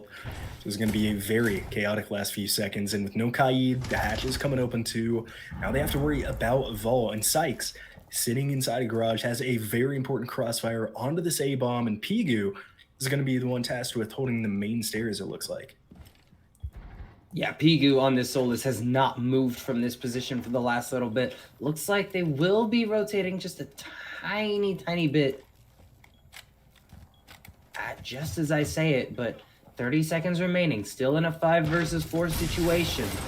Not a whole lot of damage being done, but as I say it, Asali finding a pick onto Faith, and the Tachanka goes down. That is a whole lot of stall potential completely off the board, and now the diffuser is going to go down. 3 versus 2, RIT starting to lose numbers. Pigu, the last man standing, as Asali gets knocked down and eventually taken out. 2 versus 1. 2 SMGs in hand, and you know where at least one of these players is, but you've got to reload your P90 and get down into the fight quickly. 20 seconds remaining now. Just a little bit more, but they know exactly where you are. The Grim Bees have told all, and this should just be the round. Robert Morris, they are able to take their 5th total round here, whether it be by time or by bullet to the dome. Big round from Robert Morris, and It's interesting to see, right? I mean, granted, it's been, I don't know, maybe month and a half since I've cast a bank game besides this one. But it used to be all the teams love second floor. They all go there first. Basement's a secondary site. But now basement, definitely kind of the preferred site for both these teams so far, it seems. The attack having a fair bit of success, though, is now second floor is going to be the call from RIT. Of course, as a reminder, Robert Morris already up 1-0 in this set. All they need is one more round, and they guarantee themselves overtime in this game. Have a shot at taking this one 2-0. RIT fighting to stay alive.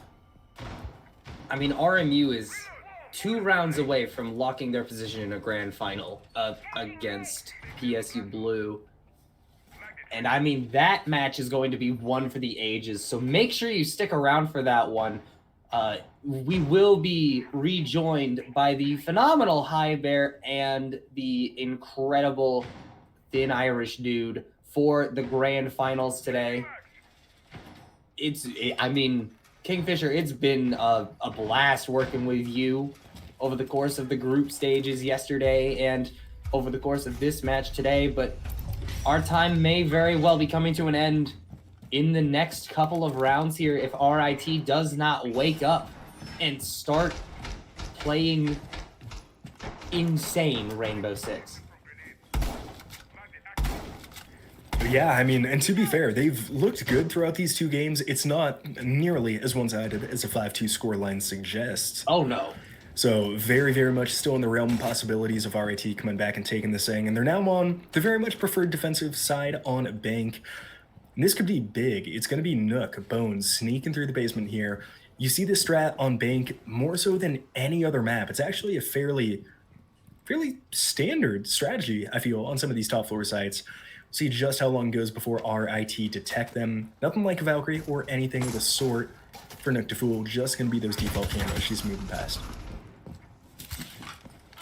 And when you only have the default cameras to worry about, you know that, I mean, there's so many fewer opportunities where you even need to use the gadget because you know exactly where the cameras are going to be. You know what spaces you can cross without needing to use it and conserve that resource. But eventually, you are going to have to burn it. And you're getting so much distance off of that gadget. I don't think anybody has any idea that the Nook is here. Spots just a tiny bit of one player, and a frag grenade goes out just to try and maybe find a pick, but will not find it ultimately. They have to have an idea that Bones is in the general area, though. Minute 15 to go. Robert Morris now going to start peppering some shots on towards the site. And you got to think maybe that frag grenade kind of gave Bones' position away. Still hasn't fired a shot, and now will and gets a kill. Oh, no. Jurdock takes down a Solly as Sykes falls as well. Robert Morris now with a 2-man advantage. Look at the tie on the match point. Down to 2. Bino falls. Gulag is going to be the next one unless they can find the shots. Oh, my. And goes down. I mean, that's such a terrible spot. Kudos to Gulag for getting the pick out of that corner, but it just shouldn't be enough. Surely, 1 versus 4 it would have to be for Pigu, and it will not happen. Faith puts RMU on match point. 1 round away from the grand finals here at the Battle for PA. 1 round of the next 4 needed to go their way. I think it feels inevitable. RIT, they're a good team, but Robert Morris has just looked by far and away to be the dominant squad at this event. Even if I'm PSU Blue sitting there watching this map, I don't want Robert Morris to win, right? You don't want him to play this team. I mean, if nothing else, the comeback would be monumental from RIT, and they're going to start it off attempting the top floor again. I don't hate it. It seems like that first one just kind of started snowballing by kills. They were able to delay time very effectively. Actually took Robert Morris a pretty long time to start making those kills start coming through, but needs to be, as we said, picture perfect from here on out. It's got to be another level of play from the side of RIT at this point. And they're a team very much capable of doing that. Let me make that clear. This is not by any means over. Because RIT have proven time and time again that they are cracked. They can do this. It's just a matter of stringing together a couple of rounds here. You're gonna have to win on some not so favorable bomb sites, but perhaps going down to the first floor will be a scary moment if you manage to take away another couple of rounds in a row here, but it's possible. It is, and you know what they say, right? It's never over until it's over. So, RT, still some chances here, and like we also said previously, they're on defense, they are on the good half to do this one on. Real problem is gonna come if they put these next 2 rounds together, they're gonna have to go to the middle floor in their 3rd defending round. If we get that far though, getting a little bit ahead of ourselves, as Robert Morris has looked unstoppable on these attacks, and even as good as RT have looked throughout this tourney, throughout this day even, back in map number 1, had a great showing. It feels like a tall task. I mean, especially when you have gunners like Zen and Faith, who have just been on point for Robert Morris throughout this map. 11 kills for Zen here. But the opening pick in this crucial round does go the way of RIT. Quickly traded out by Zen.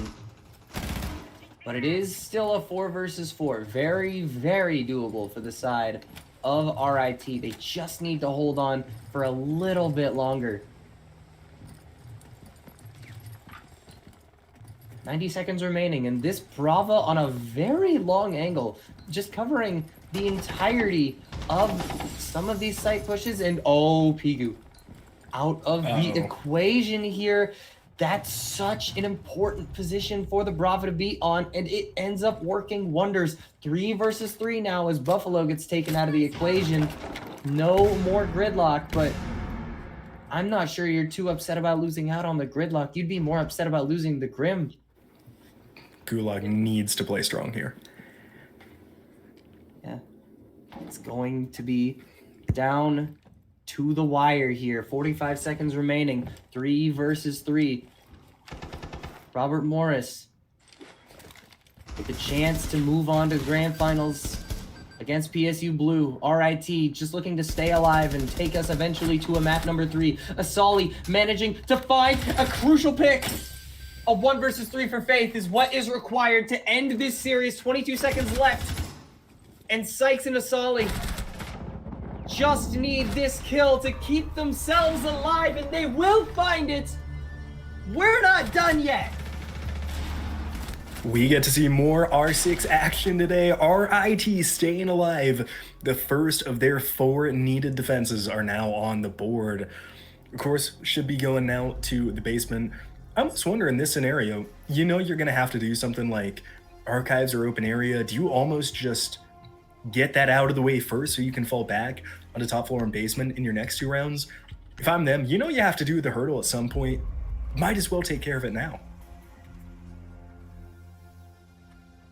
Azami and Dokubi off the board as we head to the basement. But, I mean, crucially, operators like Goyo left on the board. Tachanka left on the board. It's going to be a tall task for certain for Robert Morris to get through some of the stall utility that we see brought along this round, Smoke and Goyo. But interestingly, I mean, I'm not used to seeing Bandit picked on this site in particular. So very interesting, very unconventional pick here. And I'm curious to see where these batteries even go. Yeah, I don't know if I understand. I mean, granted, there are walls you can keep closed, like specifically the one the Bandit battery is on or out. That being said, can literally just be shot from the other side of the room. The wall is open, the door, it's not difficult for. There's no other walls you need it on in the site. Maybe the ones facing down from main staircase into the armory, but even so, it's a stretch. Maybe you're taking it for the kit. Sykes takes a lot of damage in the first 10 seconds. Still in the basement though. Did he go for a run out into dirt? I don't know how he took all that damage. I do not know, but that is a significant chunk of damage he's taken. He has placed 2 batteries, by the way. I don't know where that second one was. We saw the first one put down on that particular site wall that, I mean, the attackers quite often break open in order to push on to the site and plant in that corner, but there is a second one down somewhere. Remains to be seen how impactful that will be, but what I can tell you will be impactful is this ram. The boogies are going to open up so much space and so many angles. A good attempted shot there, but Bones is going to be the one to find the first pick onto Bino. No Ella to speak of. Bones on this Deimos. One of the operators that has, I would argue, has really defined this particular match. Every single time you need to be able to find out like one particular player, the Deimos is there, and the Deimos has provided many highlights in this map in particular. But I mean, this is a really rough round for RIT to already be a man down in, and Sykes is so low. Just over a minute left remaining here. RIT, like you said, Sykes is low. It's almost 3-5, but you still have a C4 in a very good gun kit from this Bandit. Big problem is whenever this Deimos Grim Tracker start coming, there is going to be a lot of chaos in this palm site. 60 seconds. We're 5 versus 4, and they know someone's here. Great pick from Pigu. Great second pick from Pigu. Are you kidding me? Are you kidding me? Slug shotgun in hand, and the Goyo will not allow those two to pass. Bones and Durdock out of the picture. But the biggest guns for the side of Robert Morris still alive and kicking. Zen finding Sykes, but Pigu gets the trade. It's a 2 versus 2. Not for much longer though. Pigu on pace for an ace.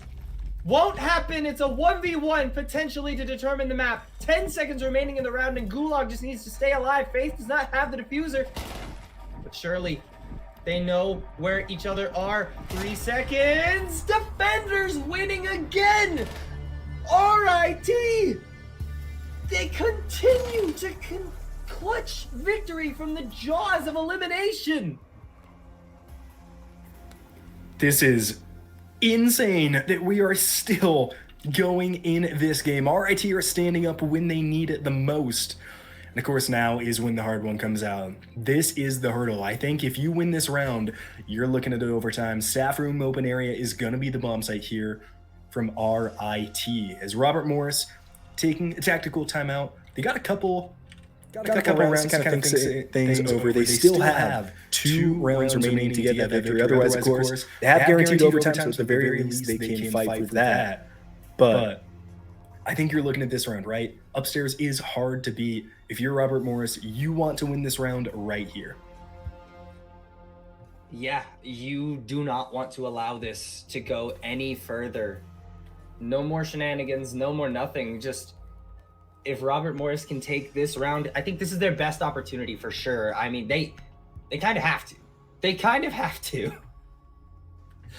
Because if they don't, it becomes a much more scary affair in the penultimate round, potentially, of relegation. Yeah, absolutely. I mean, very, very important for them to tackle this hurdle. Interesting lineup from the attackers. I wonder if we'll see them change it too much. The Fuse is always such a weird operator for me, right? It's great. If you can get to that top floor, if you can get control of stocks, the hallway outside, you can start dropping bombs fairly easily. It's going to disrupt a lot of what's going on in the bomb site.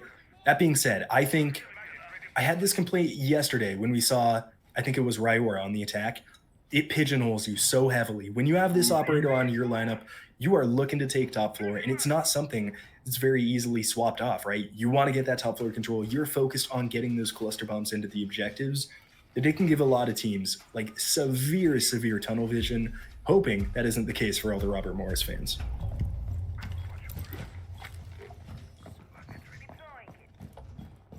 there is going to be a heavy emphasis on vertical play in this round for the side of Robert Morris. They've got Zen on the Ram as well.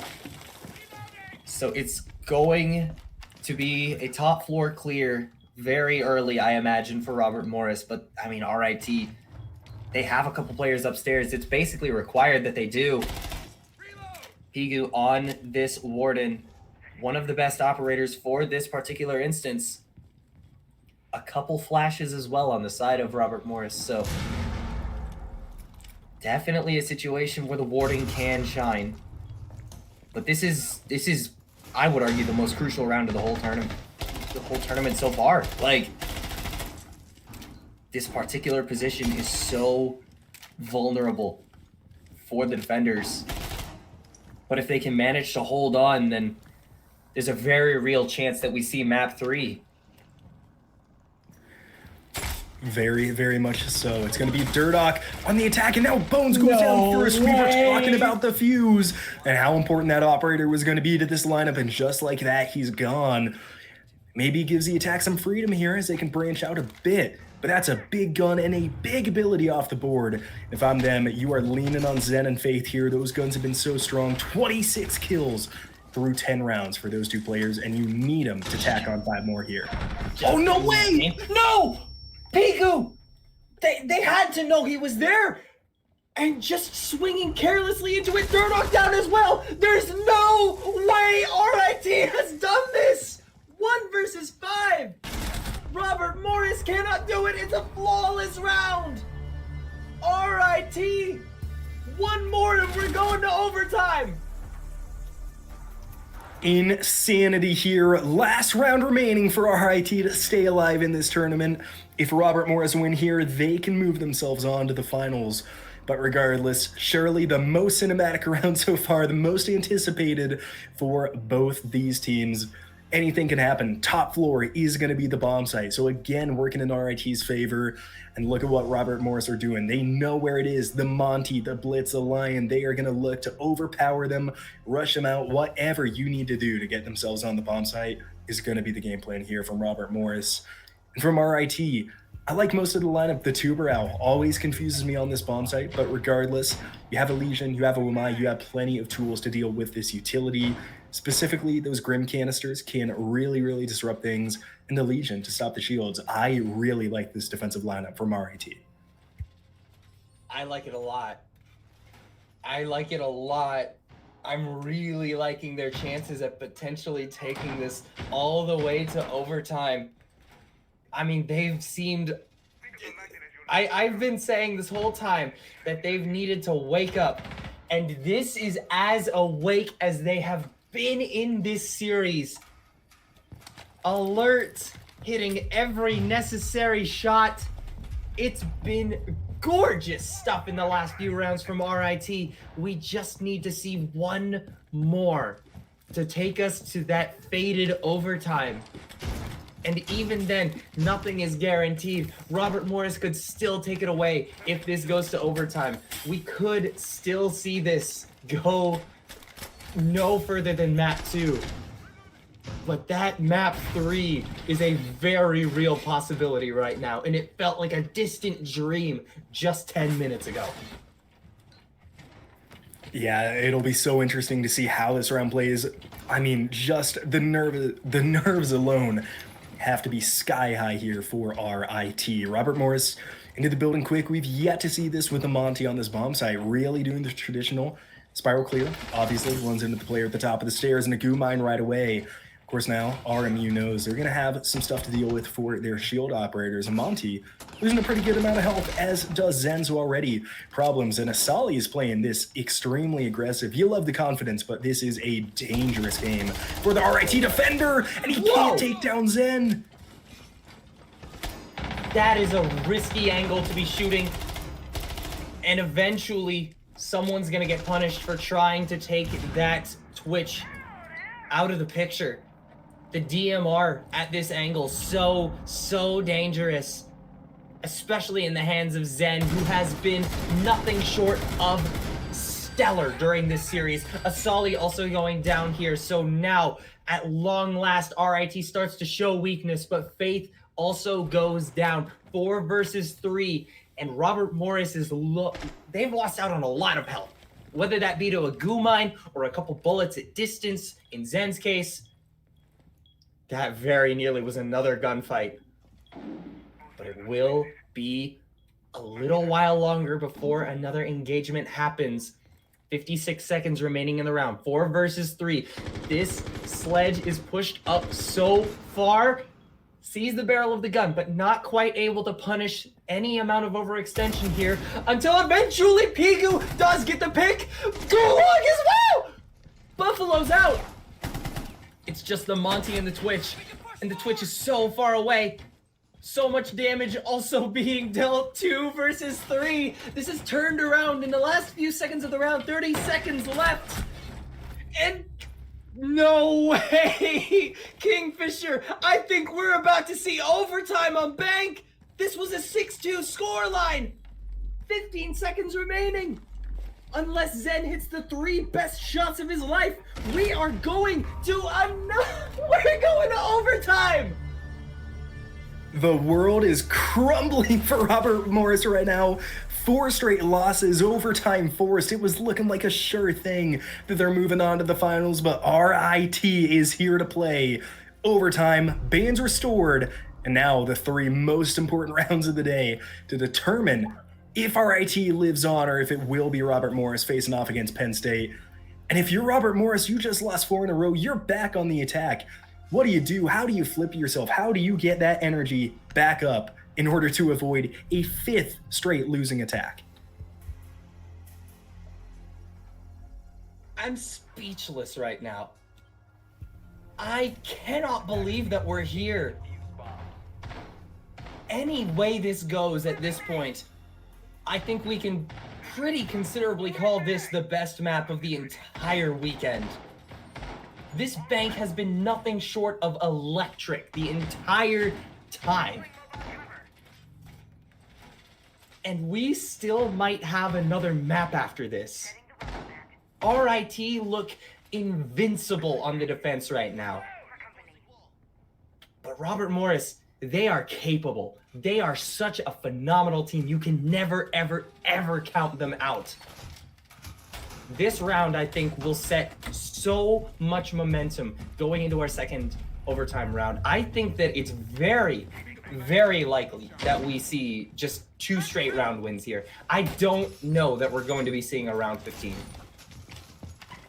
Yeah, now the only question is, what round is that gonna sway? Is RIT gonna keep up this momentum, or is Robert Morris gonna get the shock win and kind of just grind RIT to a halt? It's really anybody's guess. The round 15 would be just peak Rainbow Six Siege. Zen can't rotate quick enough to see a Solly there running away on the top floor. Inches away from our opening blood, being on a window cheese strat here from Zen. Looking in now towards a big desk, not quite able to get the angle. And Bones down in through the basement is going to start making their way upstairs. Of course, is another top floor defense here from RIT. We just saw it work to tremendous effect. And I think Robert Morris wisely switch away from that double shield strat. I like the strat. I think it's a good one, but clearly did not work last round. Zen continues to be playing from the windows and lobby here. And it's a good spot to be playing, especially when the defenders are up top.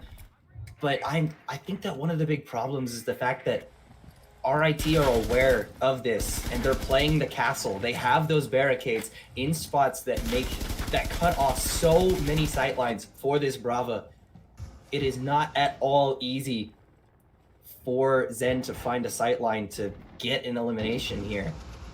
But Pigu is the first player in this lobby to take any damage at all in this round. 16 kills on the map, by the way. Absolutely electric, as Asali is going to be the first to find blood here. Faith goes down. Unfortunately, Asali does also get knocked, so it will eventually be a 4 versus 4. But with another kill coming out from Zen, this could be the beginning of the end for RIT's miraculous defensive run. As I say it, though, Bones out of the picture entirely. 3 versus 3. No Buck to work with. vertical play going to become a whole lot more difficult. And as Durdok tries to approach, Bino gets the shutdown. Pigu finding Zen. One player remaining, and it's Buffalo, who has struggled to find eliminations this whole map. Could he be the hero that Robert Morris needs at the last second? 3 players stand between him and taking that 7th round. But being slowed down by the Malusi, will not be able to find any more ground in this round. We are 1 round away from RIT coming back from a 6-2 deficit to win bank. 5 in a row. Can they make it 6? RIT back onto the attack, where they've had some success. Robert Morris now, I mean, in shambles. You got to get it together. They're going to the basement, which we did see RIT take an attacking round off of. So it's in the realm of possibilities for RIT to close this one out here. Now, you predicted before we even got into a round of overtime, right? There were only going to be 2 rounds. We were not going to see a round 17 based on how good they're playing. Do you still think that's true? Do you think RIT are taking this attacking round? At this point, they look invincible. They look undefeatable.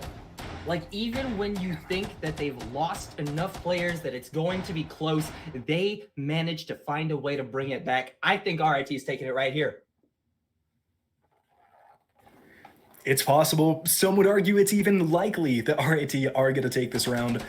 We just have to wait and see, though. It's going to be a fairly standard, I think, bottom floor attack. Now, as I say that, never mind. My mind has changed. They're going to take a glass downstairs. They played this operator a lot on the top floor.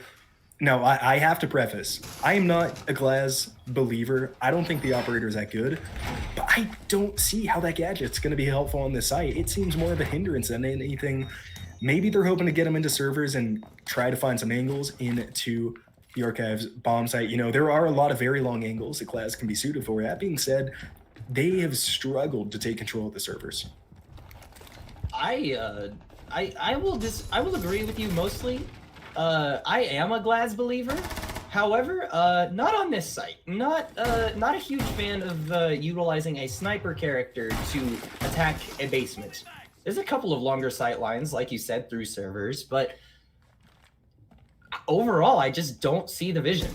It seems like a very strange decision to make here in the final round of your attacking campaign here on Bank, but if they have a plan, I need to see evidence of why it'll work right here, right now. Otherwise, we will be going to that round 15 that I did not think we would be seeing. Yeah, very important round for RIT, of course. You don't want to force yourself into round 15, right? You had this unbelievable comeback, and the comeback keeps rolling. Gulag taking down Bones, who goes onto the camera at the wrong time there in Archives. If you're Robert Morris, you got to be sweating this one out, and Zen is hiding. The defender, or the attackers rather, are so close, and Gulag did lose a lot of health in the engagement, so not all is lost for Robert Morris. Question is, oh my gosh, I don't know the mute's there. They have no idea. Never mind. You rotated it out. They got him. They got him. They got him. Okay, they got him. For sure, it's gone. 3 versus 5 now. It's very, very close to being over. RIT might just complete the comeback in the next minute and 5 seconds here. I think the big thing that you need to look out for is Gulag being so low on HP. Yeah, I also have to mention, before it gets crazy, time is not on their side. They don't have any more Candelas, and they are 45 seconds walking against it. Tachanka is smoking a 2-round with a C4. Yeah, Tachanka's starting to put the fire down. I think they might have misstepped here. They do not have enough time. If they string this utility right, they're not getting in the doorway. They have 1 hard breach left. The smoke has all the grenades, and here comes Glaz to try and start things off. Oh my god, what an aggressive position for a Sully to take here, and it works! Buffalo's dead! 2 versus 5! Smoke, look at the Glaz! He doesn't see him! Smoke just doesn't spot him! Durdok, potentially a misstep in the final hour. The defuse is going down, but gets knocked. It's over! RIT have done it! In flawless flawless fashion at the very end, outside of one player being downed. It's the greatest comeback I've seen in this entire tournament, maybe my entire time casting Rainbow Six. Unreal bank performance from RIT. We're going all the way. Wow.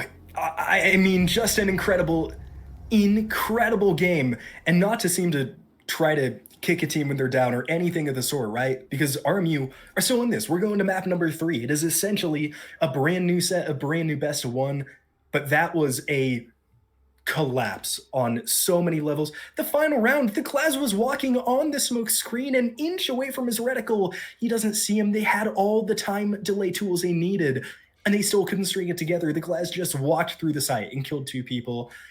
To me, it screams just maybe tiny mental errors from RMU. Now the question is, right, is always such a good litmus test of how mentally strong a team is after a crushing defeat like that. How quickly did they come back? Can they move themselves into that game 3 mentality? You have to just kind of set it and forget it from game number 2. Unbelievable bank that we have just witnessed. It will all conclude on Border. Whoever takes this next map will move on to the grand finals. I can't believe I'm saying this, but we'll be right back for map number 3, everybody. Do not move.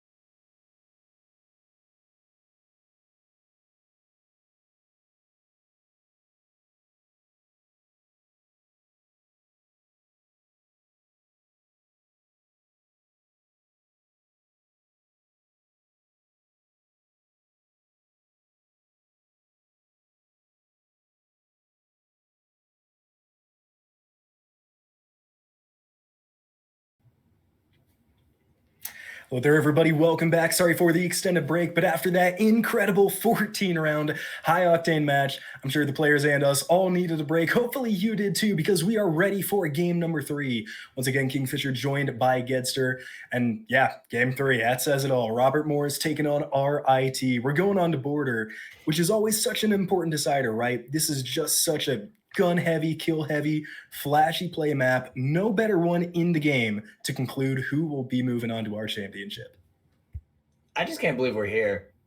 Like there was a 6-2 score line for RMU.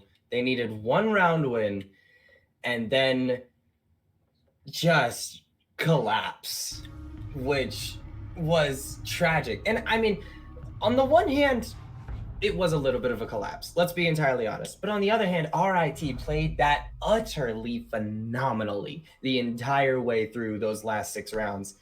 And I mean, moving into border, I need to see peak RIT. I need to see peak Robert Morris. Surely both of these teams have had time to reset, come into this one. You're treating it like it's just a best of 1, because at this point, that's all it is. Yeah, and I think it's also very important to preface, kind of like you said, when we say it was a collapse from Robert Morris, it doesn't mean that RIT just kind of scraped by because the other team was struggling. No, they still played incredible. And even from Robert Morris, the play wasn't that bad. It was just the fact that they lost 6 rounds in a row, right? They're still a great team. They still were competitive in almost every single round inside of that fabled comeback by RIT. Just weren't able to get it done, and they're going shocking off around number 1. Callie is on the board for this second floor site.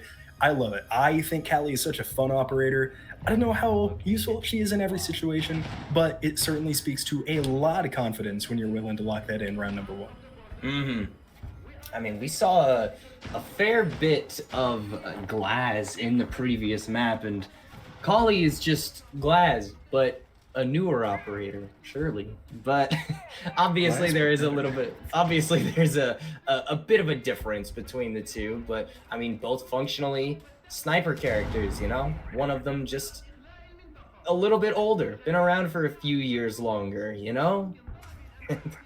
At the end of the day, it does look like they are going to actually stick to that Callie pick. So going to be locking that one in. You were not entirely wrong. Second floor defense as well, so not at all shocking. Fairly standard stuff for round number 1 here on border. Yeah, now the question is with that Callie, just is it going to play this kind of security side over on the main wall, or is it going to play over by that office balcony? 2 really good areas where Callie can get some pretty good kills, find some pretty long angles into the site fairly effectively. Just have to wait, and if nothing else, I love the confidence it shows from Robert Morris, right? They were coming back from a bad beat. It was not going well. Having the confidence to go Callie, like Nomad again at round 1, all that fun stuff speaks a lot, but Gulag is speaking louder. First kill of the game goes to Gulag on the bones there, and the shield operator down early without a whole ton of support behind. It looks like they had Zen on the crossfire who just wasn't ready, simply.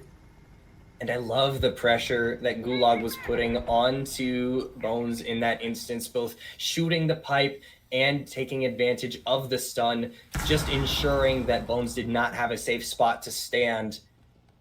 Kudos to Gulag 100% for being able to convert that situation into a kill onto one of Robert Morris's most important operators here in this first round here on border. And now it's just a matter of finding a way in if you're Robert Morris, because, I mean, I've used the phrase tip of the spear to describe the shield operators many, many, many times. And I think it's a pretty apt description of how important the characters are to these attacking rounds.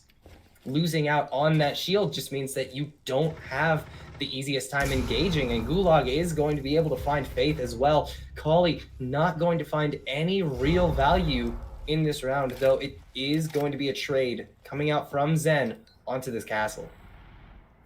Yeah, good response there from Zen. Believe that happened inside the second floor offices, which, side note, it looks like Robert Morris does control, so making some good ground for the attacking squad. Of course, now the hard part is you do have Hardbreach in the hands of Habana, but you're walking into a 3-on-4. There are Gersmont mines, Vulcan canisters, and the time is a factor. And right now, Sykes looking to take down the first, pepper some shots onto Zen, who gets a second kill. Bino rotating through the hole just gets taken out.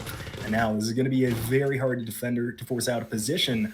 Pigu rotating. This is a death door if they walk in.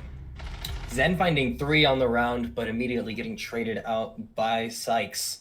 So now it's down to a 2 versus 2 in this first round here. Already a close affair. You do really love to see it. Durdock falling very, very low on this Habana and should eventually be taken out of the equation, but Buffalo able to find a pick onto Sykes, and Durdock able to convert the 2 versus 1 scenario into a 1 first round. Very well played for the side of RMU here in round 1.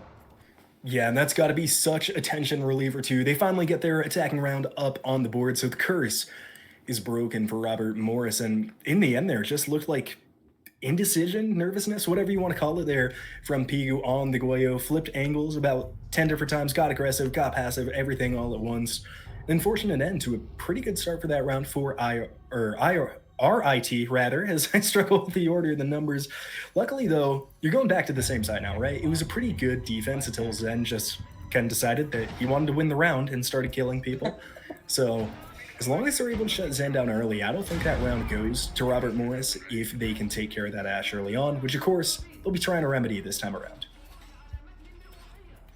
For sure. And I mean, Zen, there is no...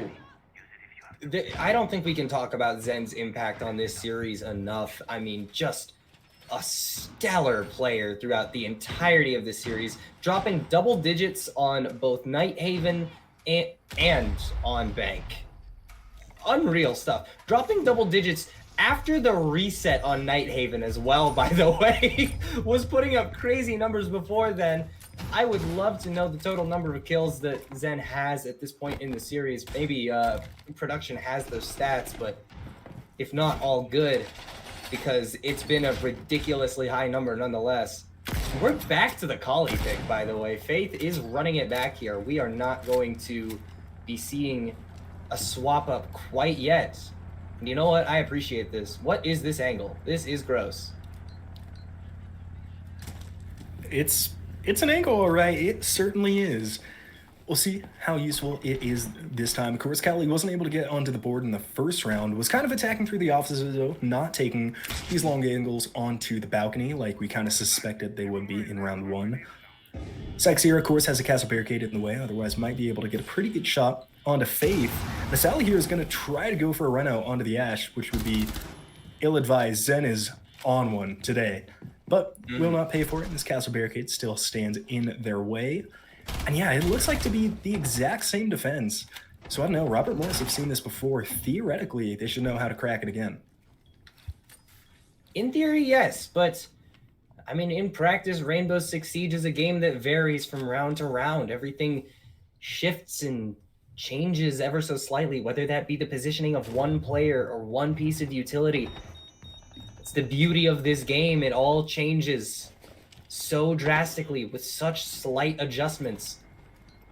And I mean, so far, I think the big change is the fact that we haven't, never mind. I was going to say we haven't seen a pick yet, but Bino is the first to fall. Robert Morris once again finding the first pick.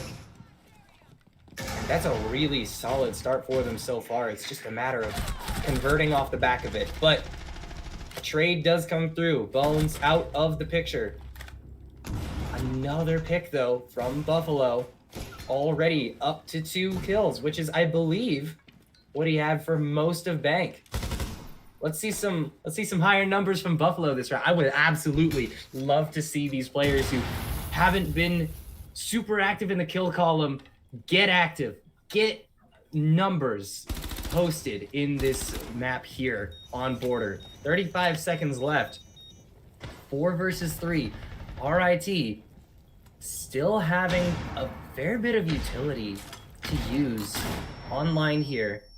Warden is here to be able to just tank those flashes, and Zen completely out of the round. Asali able to get that pick. 15 seconds now remaining in the 3 versus 3. Thermite going to be opening that wall, but the C4 will be there to take Durdok out of the picture. The diffuser will be grabbed, but I mean, in the end, RMU, they just take the kills. The aggression is all that is needed. And they'll take a second consecutive attacking round here. Another good round there by Robert Morris. And of course, if he can't get it done with the sniper, Cali still has one of the best secondaries in the game at SPSMG. Very, very good work. And yeah, able to not entry, but get in there pretty effectively, get your point across. They're going to transition now to bathroom tellers. I think that's a wise call, right? Second floor, in my mind, is still the best site. But if you lose twice, don't go there again. Oh, come on. No way. No, we can't do this again. This one wasn't an auto pick. This was just... That one was just... wasn't an auto pick? I didn't catch it. That one was just an accidental... Whoops! We forgot this character's banned. You hate to see it. We are going to be re-hosting this one. As a reminder, everybody, Aruni is currently bugged. I believe the issue is that her gates do not deactivate when a teammate is near them. And... that's a problem for the character on a fundamental level. So we're going to be going ahead with a rehost here. It is still 2-1 in favor of RMU. We're going to go to a quick break while we rehost this one. So we'll be right back. Don't go anywhere.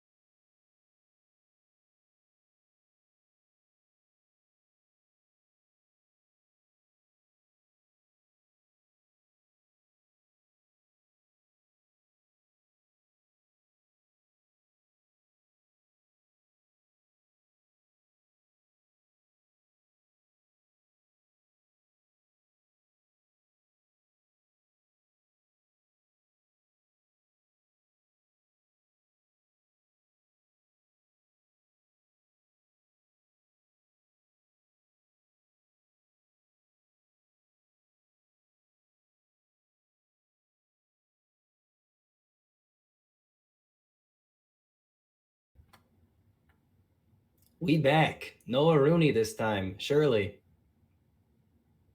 Yeah, I mean, I also thought that coming into the day that we'd see no Aruni and proved wrong twice. So we'll see if we cut away again or if the rest of the defense goes swimmingly so far. Of course, yeah, you did remark before the break, but Aruni, gates don't disable when friendlies are near, which, yeah, is a bit of a hindrance for the defenders. That's kind of one of the way the attackers rather, it's one of the way defenders are kept in check around them. So definitely do not want to play that round out. Bathroom Teller is still going to be the site, and we see the first mirror of the game not played on the top floor site so far, which Mira's good on second floor. It's not necessary though, as we saw. RIT choosing to go without it. On bathroom tellers though, going to utilize that pick. So we'll see if it results in their first defensive win in this game. I mean, this is it's been a struggle for RIT so far, but I am fairly certain that they'll be able to convert if not this round, then next, because I mean, we saw them playing lights out Siege on Bank. I fully expect them to be able to put up a couple rounds here. If this ends up being a 7-0 for Robert Morris, I think we might have to get ESIC involved.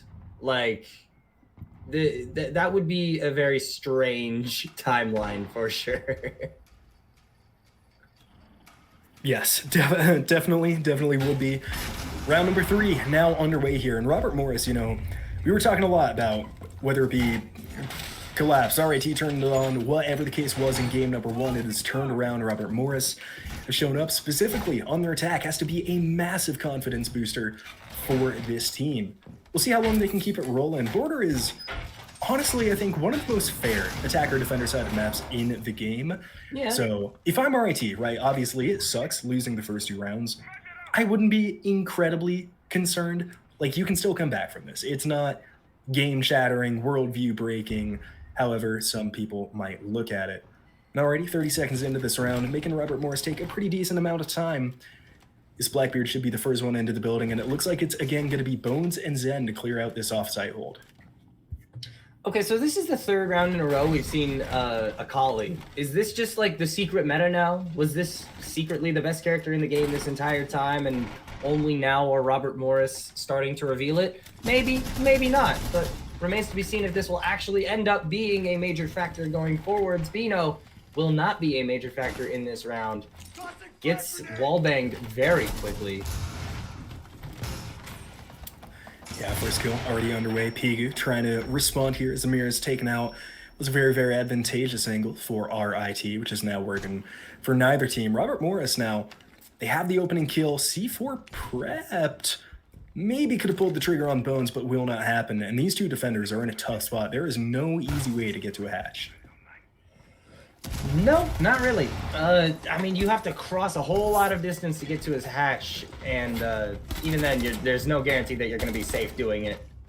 Whole lot of scrapping happening on the top floor right now, and eventually, Robert Morris is going to come out on top of it definitively. Pigu still on top floor, but the diffuser is in the hands of Robert Morris. The 1 versus 3. Pigu needs to clutch up and will not be able to. Buffalo going to finish the round off 3-0 now in favor of RMU. And you talked about, I think it was the very tail end of round number 2, wanting to see Buffalo get more involved in the scoreboard after kind of that down game 2, and doing it so far. Obviously, stats lost through the transfer, but I believe up to 4 or 5 kills already through 3 rounds, so definitely a good turnaround to see for the Robert Morris player. RT, though, got to get something figured out now. I mean, 3 rounds is still okay-ish on attack. You don't want to lose any more, though, because even on even maps, you still just like playing defense better, right? It's more comfortable. It's safer. You just had that great defensive streak. It is now kind of coming to an end as they need to get it turned on. I don't know if the long break was working against them, if it was working for Robert Morris, but either way, I'm honestly surprised it didn't ban out the Ash. Zen is playing so good on that pick right now. Yeah, it is a little bit surprising. Instead, we do see the Blackbeard gone, and I mean, in fairness, Blackbeard is another one of those operators that is extremely annoying and extremely I was going to say extremely prevalent, but I suppose he's not nearly as prevalent as he has been in the last few months. It's still a very polarizing pick in Rainbow Six these days. Ever since that rework, he has been on and off the most prevalent shield operator, or just like about equal usage with Montaigne. Every so often we'll get a blitz in there as well, but very typically speaking, the operator is just a very annoying one to have to deal with. And I don't disagree entirely with banning it, but I do kind of also wish that we had seen a ban onto the Ash, as you were saying. Yeah, I mean, it's still a good operator that you want to get out of here. I believe Zen is Also, kind of like Buffalo at 4 or 5 kills. I think Buffalo is a 5, Zen's at 4. If memory serving correctly, and Zen now taking a little bit of damage. Looks like Gulag on the spawn peak, who nearly takes down the Ashe. So you don't have to ban it if you just straight up kill it. Zen going to be very low health for the remainder of this round. RT going back up to the top floor. It's a smart move and taking Mira, so they're switching up the strats, obviously. Last one did not work out twice in a row. We'll see if this one does. Already off to a hotter start, but we still are very early in this round and no picks to be seen. More damage being dealt, but still no kills anywhere on the map with 2 minutes remaining in the round. Asali is hurting a little bit, but I mean, you pointed out that Zen was taking a lot of damage early on, and that, I mean, just not being able to convert any of the damage so far means that this still needs to be a very patiently played out round for both of these teams, at least until someone oversteps, someone makes a mistake, and someone's taking damage right now. That's going to be Bones on the Twitch, but not, again, going down quite yet. Yeah, a little bit of tough sledding so far for Robert Morris. They're all staying alive, all staying in it. And wow, you can see just how tight of an angle this Callie's holding by how it just zooms out of frame at the smallest adjustment. Deerdog falls now for the first blood. Asali takes him down with just over a minute to go. That's not even one of the operators on low health too, so nope. RT still in a good spot, but Zen takes down Asali. Low health, be damned. The Ashe can still get it done with that R4C. Now coming up close to security, which it looks like most of the defense is abandoned. I think wisely so, but Bino is in a tough situation here. It's looking rough for the player playing in the fountain area, but you know, sometimes you just hit shots like that. Zen is gone. For what feels like the first time in ages, Zen is not a factor in this round. Been playing phenomenally so far, but eventually all good things will come to an end as Bino is taken out in that position. 2 versus 2 though. Pigu, not Pingu. Oh, different player. But Pigu falling very, very low in that instance. Now, like I said, 2 versus 2. Very fragile players on both sides of the equation here. Buffalo taking a little bit more damage, but eventually finding the pick onto Gulag. 8 seconds remaining in the round, 1 versus 1. Both players tagged up pretty significantly, and Pigu finding the pre-fire kill to give RIT their first round here in this definitively final map of the semifinals. What a prediction, what a shot there from Pigu rotating down the stairs. I thought for sure Robert Morris was about to tack on their fourth, that it was falling apart for RIT, but that's not the case. Able to wrestle back their first defensive round, and now going to be forced to the first floor for the next 2 rounds. No more top floor site remaining. They're running the Cali again. I mean, even as someone that likes Cali, I don't know, I question the pick a bit. Granted, Faith seems to be doing fine with it, but Cali Lance is getting no utility. It doesn't look like the sniper's doing anything either. He's had his SMG out for about every one of his kills, I believe, so. I think so. I quit. I mean, but hey, it's not doing bad, so I'm not gonna like brag on it too much. It's definitely not a bad pick, but maybe could be getting a little more utility for it. If the scoreline was 2-2, I think I'd have a bigger problem with it. Like, I don't love this pick from Faith, but I can't be too angry about it when Faith is still getting, like, round wins on the board. It's 3-1 right now. I mean, at absolute worst, this half is going to go 3-3 and be equal. And I don't think that that's going to happen because of one operator pick. Obviously, you can do better than the Collie in terms of attacker utility. You could perhaps bring along a Thatcher if there's a mute jamming the wall, for example. But that will not be the case this time around. Faith will once again stick to the sniper. It remains to be seen if the sniper itself will actually bring any kills to the table this time around. Yeah, we'll see if Bones is able to have much impact on this iteration of the shield operator. They're still making use of that mirror in the second floor. didn't end up doing too much for him the first time they attempted this bomb site. We'll see if the second time around is different. One shot Oh goes my away God. to Bino and drops a shield. Bonesaw, he had him flash, and Bino cannot get the second, but will not go to the ground. Narrowly escapes behind that stairwell. And now Pigu with the C4. RIT has shown up now. It took a few There it rounds is. to kick into gear, but here they are. They're here to play. They're not going down quietly. They're kicking back. And I mean, a 2-man advantage at this point is absurd. How is Bino alive? Like, if we're being entirely honest, this Legion should not still be alive by any stretch of the imagination.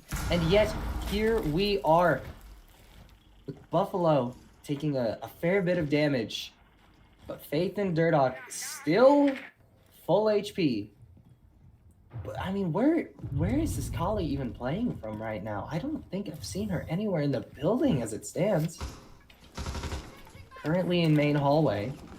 So I was wrong. She is in the building, attempting to clear out the top floor, but C4 nearly taking her out of the equation entirely. Faith backing away from it just in time, but Buffalo not being able to dodge the bullets of Sykes. So Faith and Durdok, the only players left. It's doable, but it's difficult.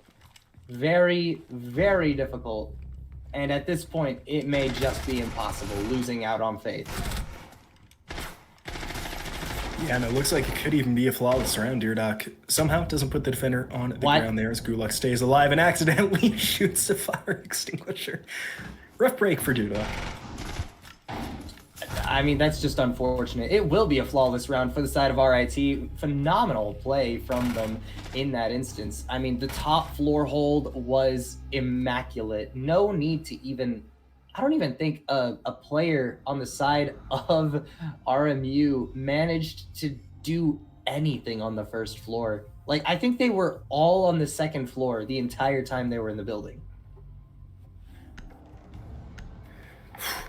Yeah, that was interesting as we get now into round number 6. We talked about it at the tail end of round 3, right? That it was okay that Robert Morris kind of took off the first couple rounds, but that you wanted it to stop there, right? You didn't want any more.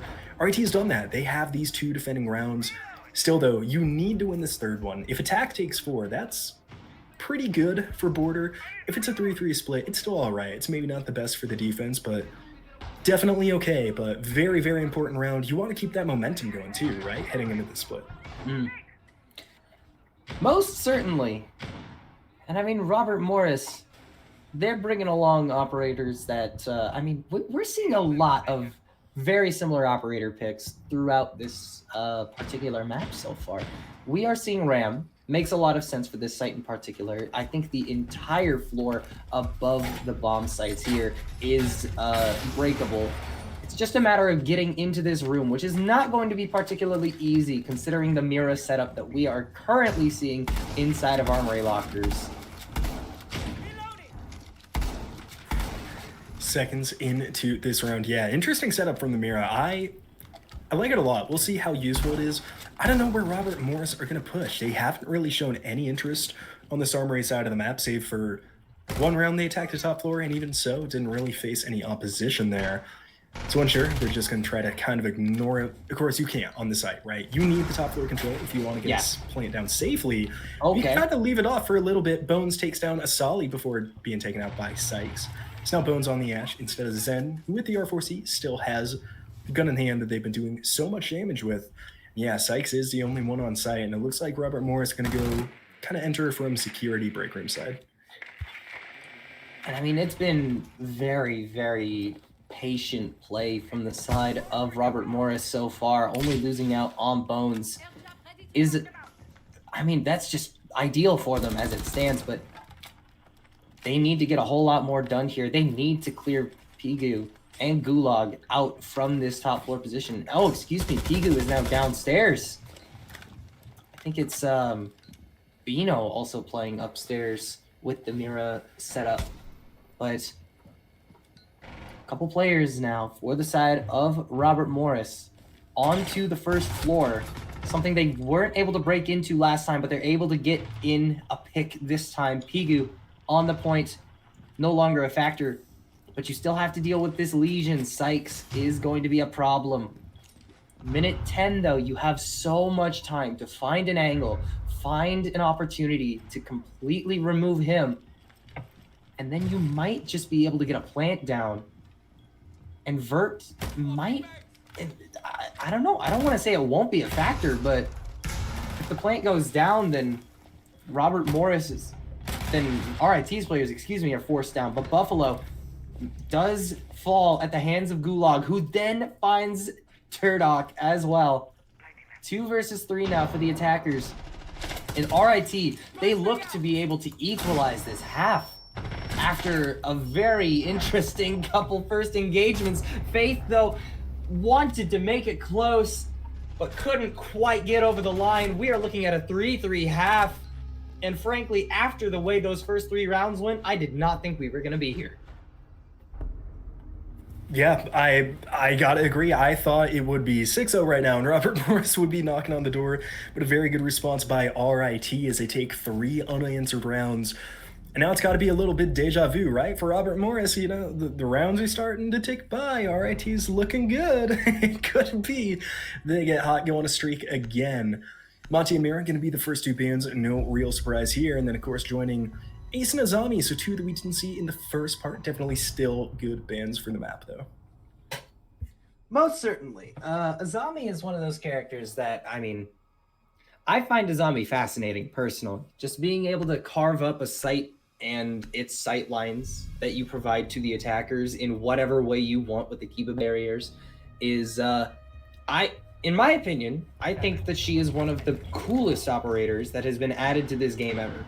Unfortunately, we're not going to be seeing her this half, but maybe another day I'll get to cast Azami again, you know?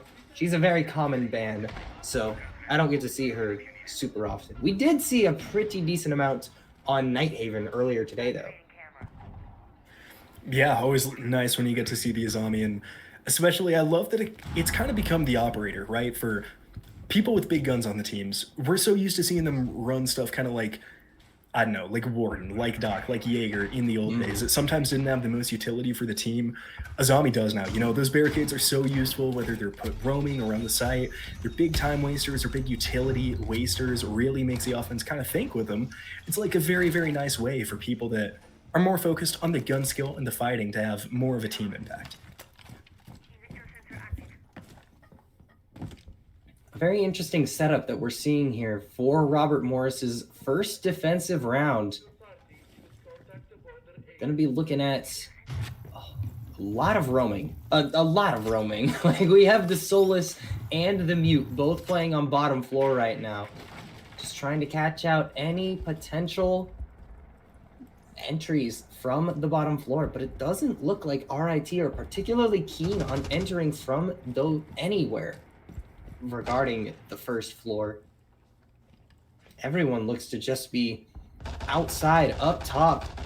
Gulag is the first one to creep down onto the first floor and just looking for anyone who might be nearby. I do find the IQ pick rather interesting. I like the fact that they take it for both the Solus and the Valkyrie, but they need to be able to convert off of that. Just under 2 minutes left to play here in round number 7. The first time we're getting a look at RAT on offense in a good long while. Obviously, with exception to their overtime around last game. Zen goes down, as does Bino, so a couple trades early on, but both players still alive. And Bones will take down Bino. Asali falls as well, and just like that, looking at Zen, not safe to be revived, and indeed will be finished off by Sykes, who may come in contact soon with the player that just dropped. Believe that's Bones, who just got to the downstairs main area. I believe you're correct, but Faith is going to be the next player to fall here. 3 versus 3. It's crazy how every single time we think this game is close, it gets closer. Like, these rounds are not definitive. They are, I think there's been 1 flawless on border so far, and everything else has been a 2v2 or 3v3 in the last minute or something like, or minute or 30 seconds or something in that neighborhood. And now 45 seconds remaining. Still 6 players alive total. And it is very quiet as it stands. Diffuser on Piku. I'm getting nervous just watching these players. I don't know, 20 seconds. They got to make an execute soon, though. They still have a hard breach charge, but they're going to have to funnel through a doorway here if they don't get it on soon. Pigu just now placing it down. Yeah, not so quiet anymore as a couple shots ring out. Pre-fires all over the place, but there's only 15 seconds remaining in the round. Hard breach charge, as you say, does get put down on the wall, and that's going to be a pick onto both teams. 2 versus 2, diffusers going down, but it will be shut down. Gotta catch them all. Robert Morris University putting up their first defensive round win in a hot minute. And I don't know why the end of round camera is showing us that completely unrelated part of the map, but I mean, what a round there. That was the most tense round I think we've had so far. Yeah, that was a great job using the impact nade from underneath, obviously, to stall out that plant. Really nice job from Robert Morris. I thought RAT had it for a second. Pigu in particular getting the kill while jumping through that hard breach charge. That's extremely hard to do. I didn't even consider it a possibility that the Capital was going to win that gunfight. Still managed to get it done, start planting the diffuser. It was a really nice attempt from RAT. It's not necessarily, they didn't have a lot of time to execute. They did it well though, but that's not a time losing the round. It's just kind of unfavorable positions. It is so difficult to get that plant down if your first planter dies behind that bomb chassis, right? It's not an easy spot to get to, especially kind of once your element of surprise, if you could call it that, is blown. So not a bad round for RIT, and they look good on the attack. Now, of course, they're going to go back to what should be an easier bomb site, but you still have to attack top floor. Board is pretty unique where every attacking take has to go through the second floor. If you don't try to take second floor, you do not win the round. I mean, it can just be stopped so easily. So every single attack will run through that second floor defense here for Robert Morris. I mean, Border's second floor is so crucial to literally every game plan possible here.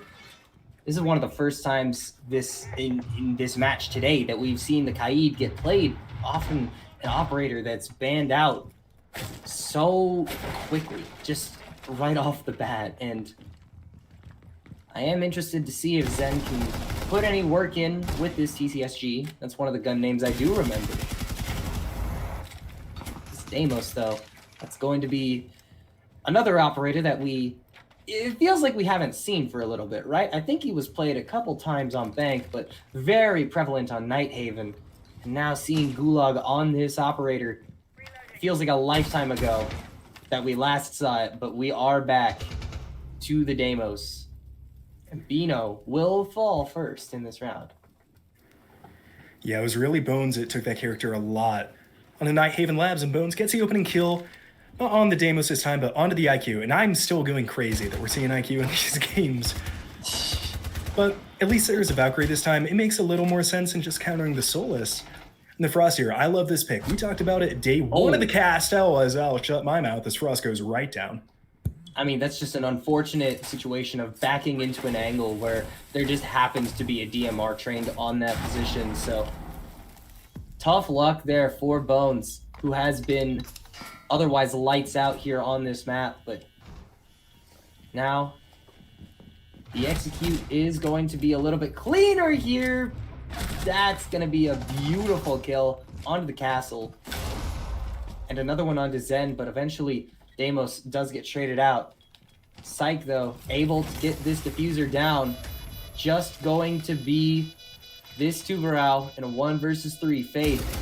Been so good so far today, but probably not going to be enough here. Going to start the diffuse, but won't get it quite yet, as Asali will be able to get that kill to finish out this round. And I mean, this is just blow for blow, back and forth. It really is. You cannot ask for a more competitive semifinal set. I mean, what? First game 7-5, second game 8-6, and this one 4-4 going into the crunch time.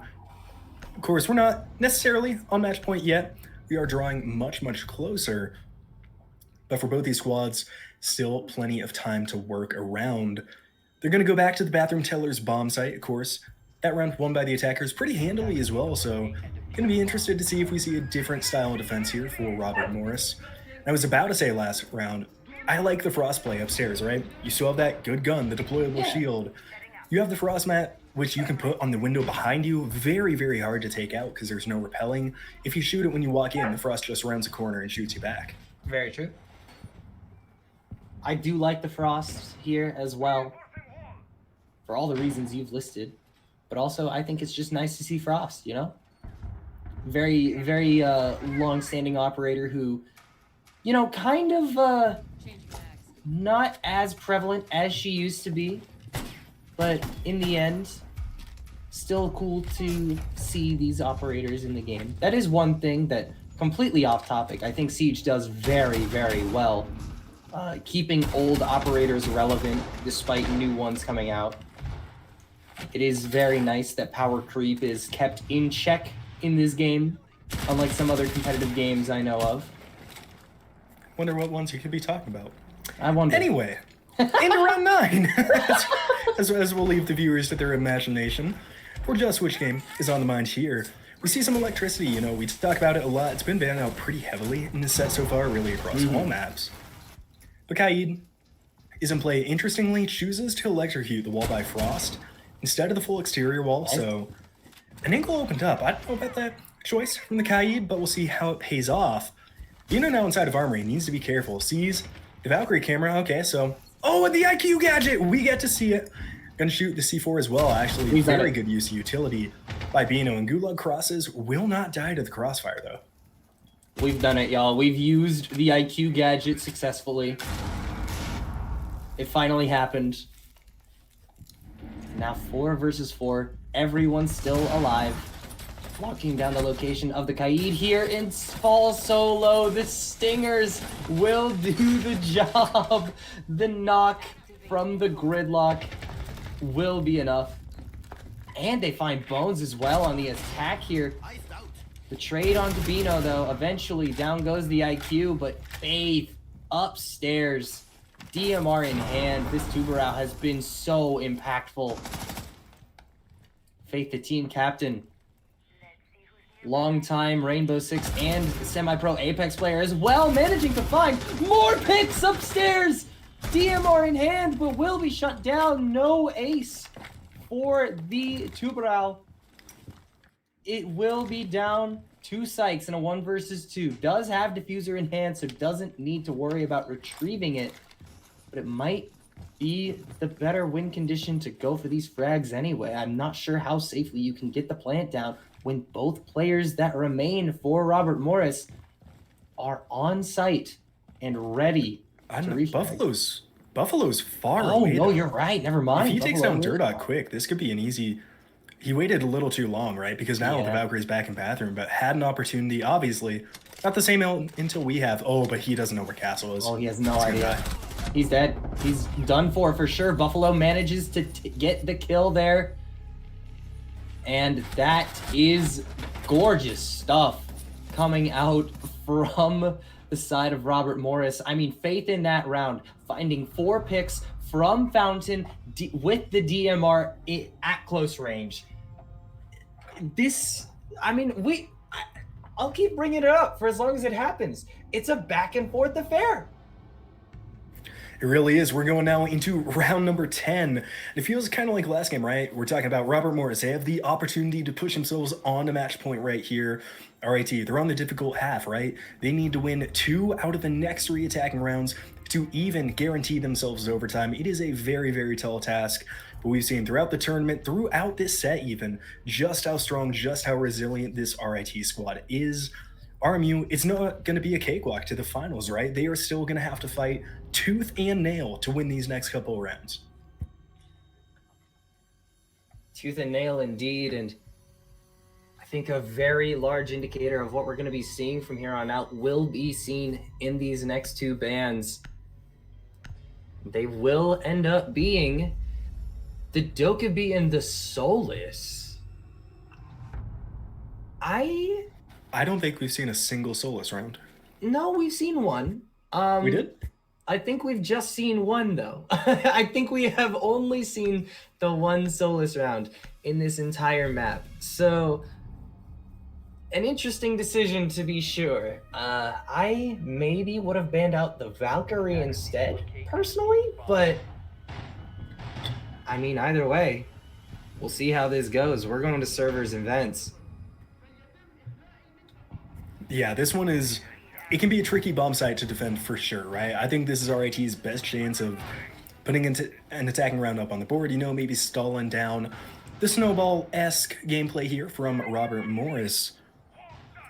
That being said, though, it's still, we mentioned it a couple rounds ago, I will be sure to restate it again here, it's going to be a second floor attack. You're not going to see a whole ton of first floor pressure, maybe from the bathroom, but this one is fought almost exclusively from the top floor. At least it should be from RIT, so interested to see how Robert Morris defend the castle. The Kai definitely going to do a good job keeping a top floor closed, but only time will tell. If RIT gets access to the top floor, they have a Jackal and a Buck to tear open this floor, so could play very, very well with the top floor advantage. It's definitely a crucial round here for RIT. They lose this one, they let Robert Morris go to match point. And it's not like that stopped them before. I mean, I'm thinking back to Bank when Robert Morris was on match point and RIT only had 2 rounds. We all know how that went, but at this point, I mean, with how close this series has been, you'll get there eventually. There we go. With how close this series has been, I think that you need to be more careful than this, and Pigu's already out of the equation. Maybe a little bit more careful next time you've lost out on the Capitale. And oh my goodness, if that crosshair had remained on the hatch, there was a very real chance you lose another player. Just under 2 minutes left to play here in round number 10. RIT is still looking to put themselves another round up on the board, but of course now in a 4-on-5, it gets difficult, and they're starting to force a defense back here. But still, with a long way to go. Sykes now, they're very, very cornered into Armory. Can't quite see if the hatch is open, but if not, it's about to be a fight to the death. And no, it looks like the hatch is actually No, it's open, it's open. I'm seeing demons here. This Robert Morris now should... They've wasted a lot of time. They can't drop through, but instead they jump to their death. What is Bones doing? Bones! Sykes Where are gets you a kill. going? And now the lone defender in the top floor is so far away from the hatch, and Deerdot goes down. A collapse from Robert Morris, though. Their upstairs defense falls apart. I mean, where are you going there, Bones? Just such an unfortunate moment to make a mistake. 60 seconds remaining in the round, and you've handed the man advantage to RIT on a silver platter. A moment ago, you had 3 C4s in hand. Now there's only 1. And Zen could still get immense value out of this Nitro Cell, but it's not going to be nearly as easy now that you don't have as many people covering your back. But you hear people at the top of the stairs. A Sally goes down. And on a similar angle, Zen finds another. Sykes gone. And now just like that, another back and forth moment. 2 versus 2. The advantage just keeps shifting hands. But with 12 seconds left, I don't think RIT have the time or the numbers. It's just Gulag. And the 2 players are so far apart, and Buffalo doesn't need any assistance. Gets the final 2 picks of the round and puts them on match point. Once again, Robert Morris University is 1 round away from the grand finals. The question now becomes, can they convert? Such an inopportune time for the diffuser not to be in an attacker's hand.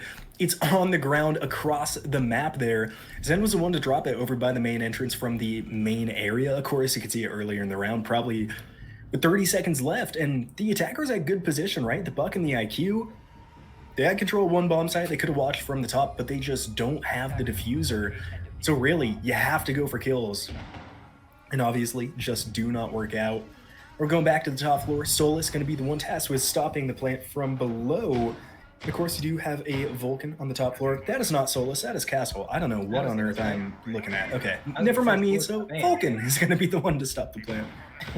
Vulcan, Goyo. Oh my gosh. Goodness me, my friend. You know what it is? I need We're to take a tired. nap. We're tired. We've been at this for a while now. We did this for a long time yesterday, and this match has gone on for a lot longer than I think most people thought it would. I'm not sure we expected to be in round 11 on map 3 when it was 6-2 in map number 2. And I know I keep bringing that up, but that is the crucial detail of this match. Because right now we are in a very similar situation to what we saw on Bank. I cannot emphasize enough that RIT is so extremely capable of bringing this to overtime right now. They can do it. It's just a matter of whether or not Robert Morris can stay firm, stand tall, and win one round in their next 2 opportunities. That's a bad start. With the role they've been on, they'll be able to, but like you said, it's a bad start. Bones goes down. That's a 2-barrel, right? All the Zoto canisters off the board, the C4 off the board. It's a lot of time wasting and some good utility all taken away. Faith now getting ready for the next player that's sure to come thundering in.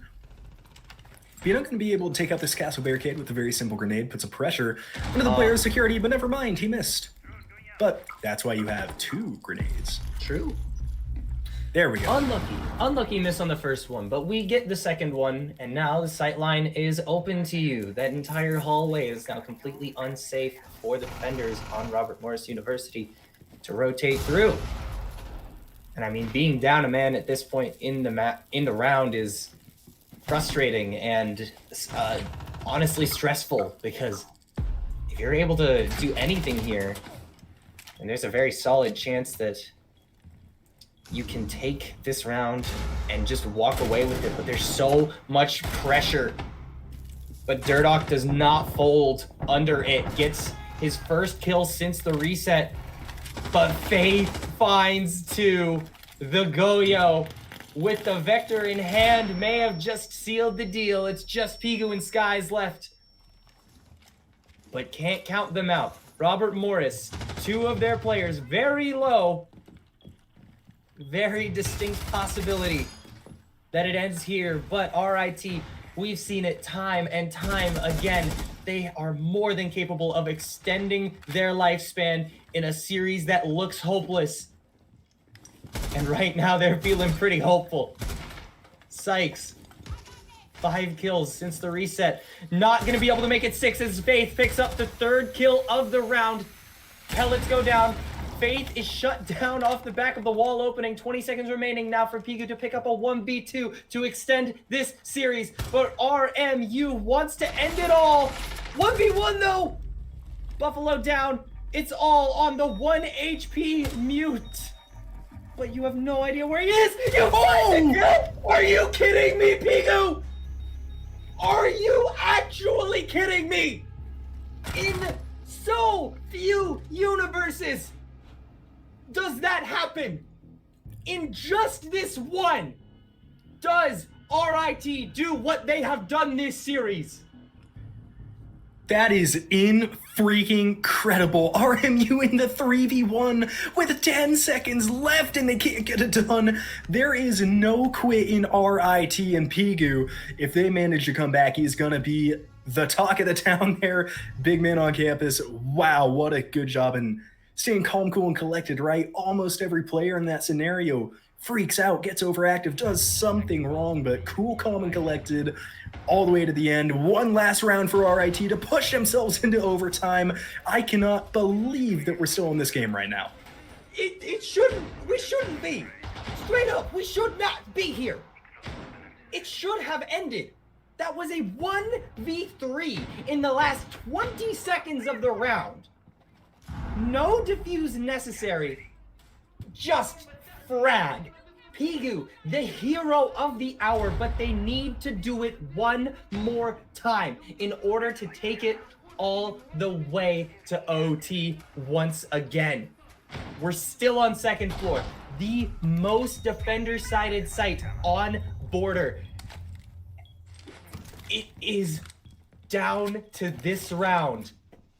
Can RIT do the impossible a second time. You know, and don't interpret this as caster bias. I'm still fine if either team wins this.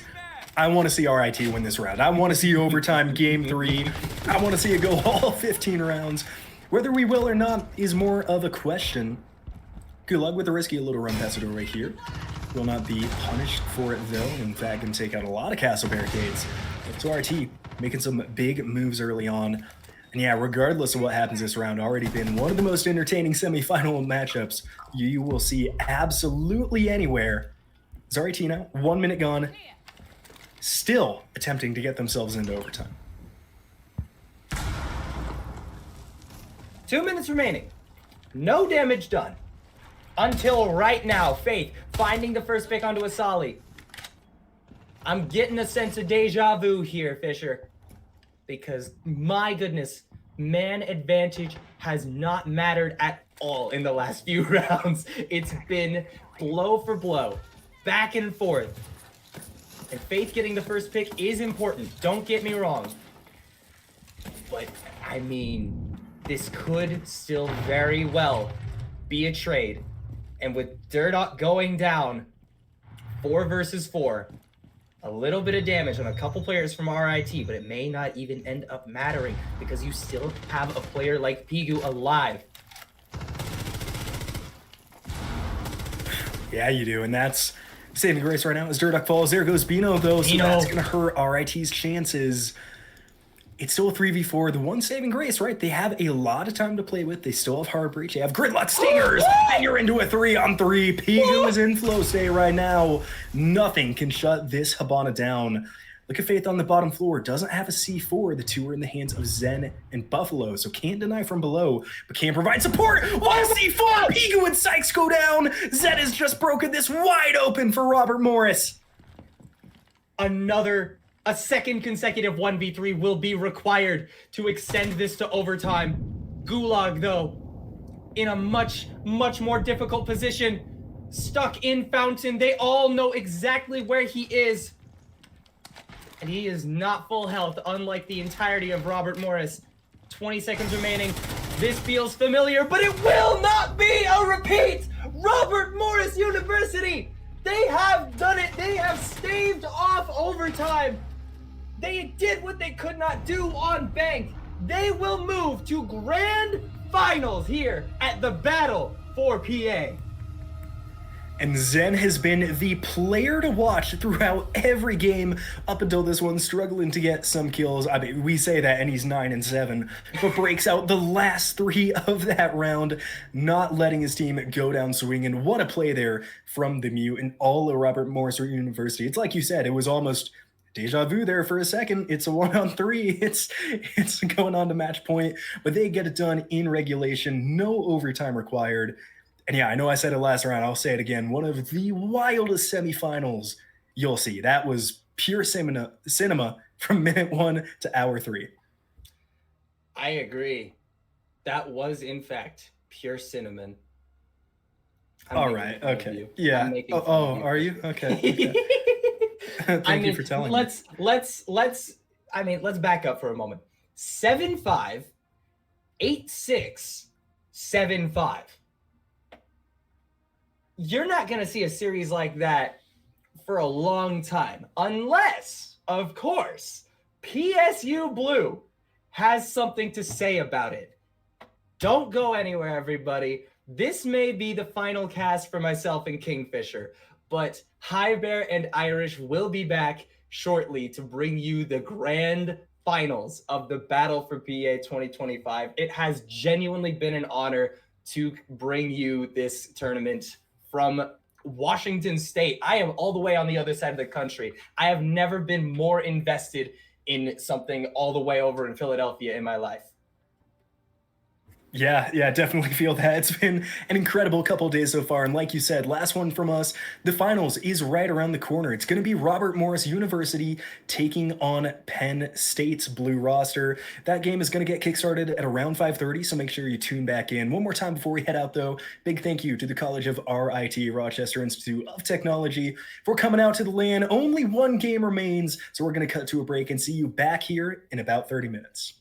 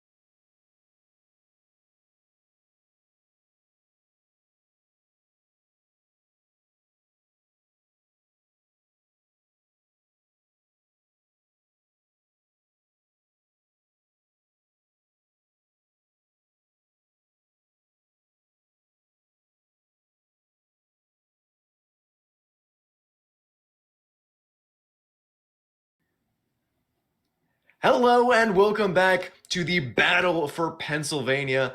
I am Irish, joined with me is High Bear. We were on earlier in the day, but we had a quick break where in between, oh my gosh. I'm sorry, I was having audio issues. I was getting something in my ear. That is entirely my bad. I'm gonna restart. I'm Irish, joined with me is High Bear. That's my mistake. We have the grand finals of the Battle for Pennsylvania. We have PSU Blue versus RMU. It was an absolute banger before we got on today. Yeah, heater of a game. RMU did manage to take it at the end of the day, at the end of quite a battle back and forth the entire way, a third map being forced, but Robert Morris manages to hold on, close it out eventually, and they face the team that we casted earlier in the day, PSU Blue, featuring a few of our favorite players at the beach, and Big Daddy Jazz being two of them. And now that we're in our grand final, Irish, we're going to be starting things out with a beautiful map that you and I haven't gotten to take a look at very much at all recently, Skyscraper. Yeah, I feel like it has been a while for us, specifically with Sky. It's going to be a very fun one, though, because yes, it is defensive sided, but it is still a small enough map where it is brawl heavy. There is a lot of opportunities for you to kind of just jump in, put pressure immediately on the defenders, and just pressure for an execute or for taking space right off the bat.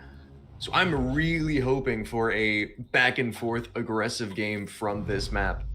Yeah, and I mean, Skyscraper, it is a map that you do see a lot of fights on. When it's being played well, when it's being played right, you kind of need to stack as the attackers to get your bodies in the position to really overwhelm the defense, because everything is choke points and power positions.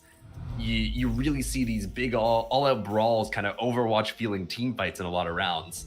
So looking to see some of that as we get into this game right here. Robert Morris on the attack. They're going to be starting on the unfavored side.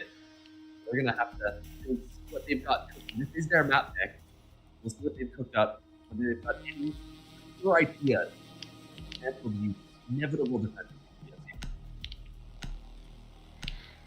And Monty getting taken off the board instantly makes a lot of sense. It is a very good tool for you to be able to crunch specifically onto the back stairs and the balcony that leads out, that really gives you a lot of space as the attackers when you're able to crunch with a Monty plus another shield, usually something like an Osa, where you bring that for the hallway, place it down after you've taken the space by crunching from a Monty from below. So taking that off the board not only stops that, which is a very common play that we see all the time right there where Jazz is playing, and also it allows those opposite side clears to be very easy for the attack. So it's really going to slow down RMU on their attack, force them to take the gunfights instead of walking in behind a shield. And I think that's really what PSU want. We saw constant aggression out of them. The roam game and Whale Cookies specifically was, when it was enabled, absolutely incredible. So I'm expecting to see a lot more of that. Interesting to note, Robert Morris, despite having a couple of shields available, the Blitz and the Blackbeard being those two, have opted to go with neither of them. Everyone's bringing a gun, and no real power-ups to boot. It's all just a very standard, it feels like a 2019 lineup I'm looking at here. There's nothing wrong with that. It's just a different methodology that we've been seeing a lot of different teams employ lately. These are still very strong.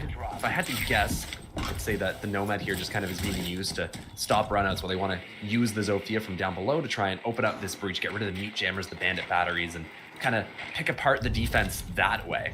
Buffalo, a little bit of droning on this balcony, spots a few players, but also spots some mute jammers, and making things a little tougher than they might like to set up that flank watch outside while his teammates start to get some info opposite to work in for a cross take.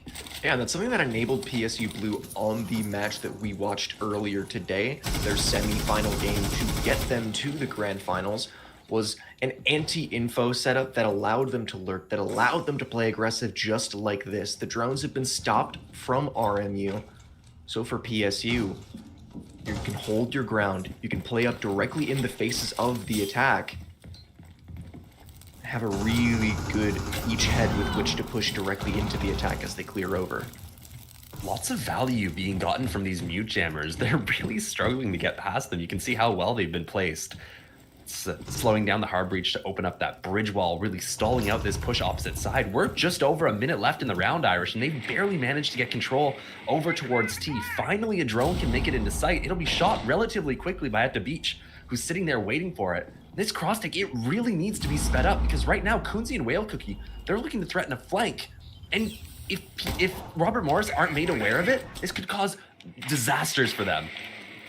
Yeah, Robert Morris have 3 players towards this opposite side, but have had these flank watches the entire time. They've just been holding angles, and they get rewarded. Opening pick comes from Jazzman, just walking directly in the faces of it. He reads the opposite side attack, not realizing that Robert Morris still had people over towards this office. The trade keeps it an even footing for PSU Blue currently, though. At the beach, knowing that Durdok is right on the other side of this wall, C4 goes through, does not find a single thing. And we talked about Robert Morris doing a very slow clear on opposite side. Now, they've accomplished quite a bit, but it's taken them quite a long time to do so. Just under 15 seconds now, and they're still just sitting outside. Buffalo walks up, gets snapped up on, and it's the defense to find the kills, but the all-important impact kill of At the Beach gets taken out. Cover coming through. Zen, all he needs to do is just cover plant, but at 0-0, Robert Morris know that they need to stick plant, they need to find the covers, and that's exactly what Zen does. Triple kill for him in the round. Kunzi in a 1 versus 2, in a dire position as Durdok has been sitting out on that balcony the entire round and snaps up onto the first, snaps up onto the second. It felt like PSU, they had themselves in a good spot, but sent 2 players below, seemingly with the intention of going for a flank or playing a bottom-up C4.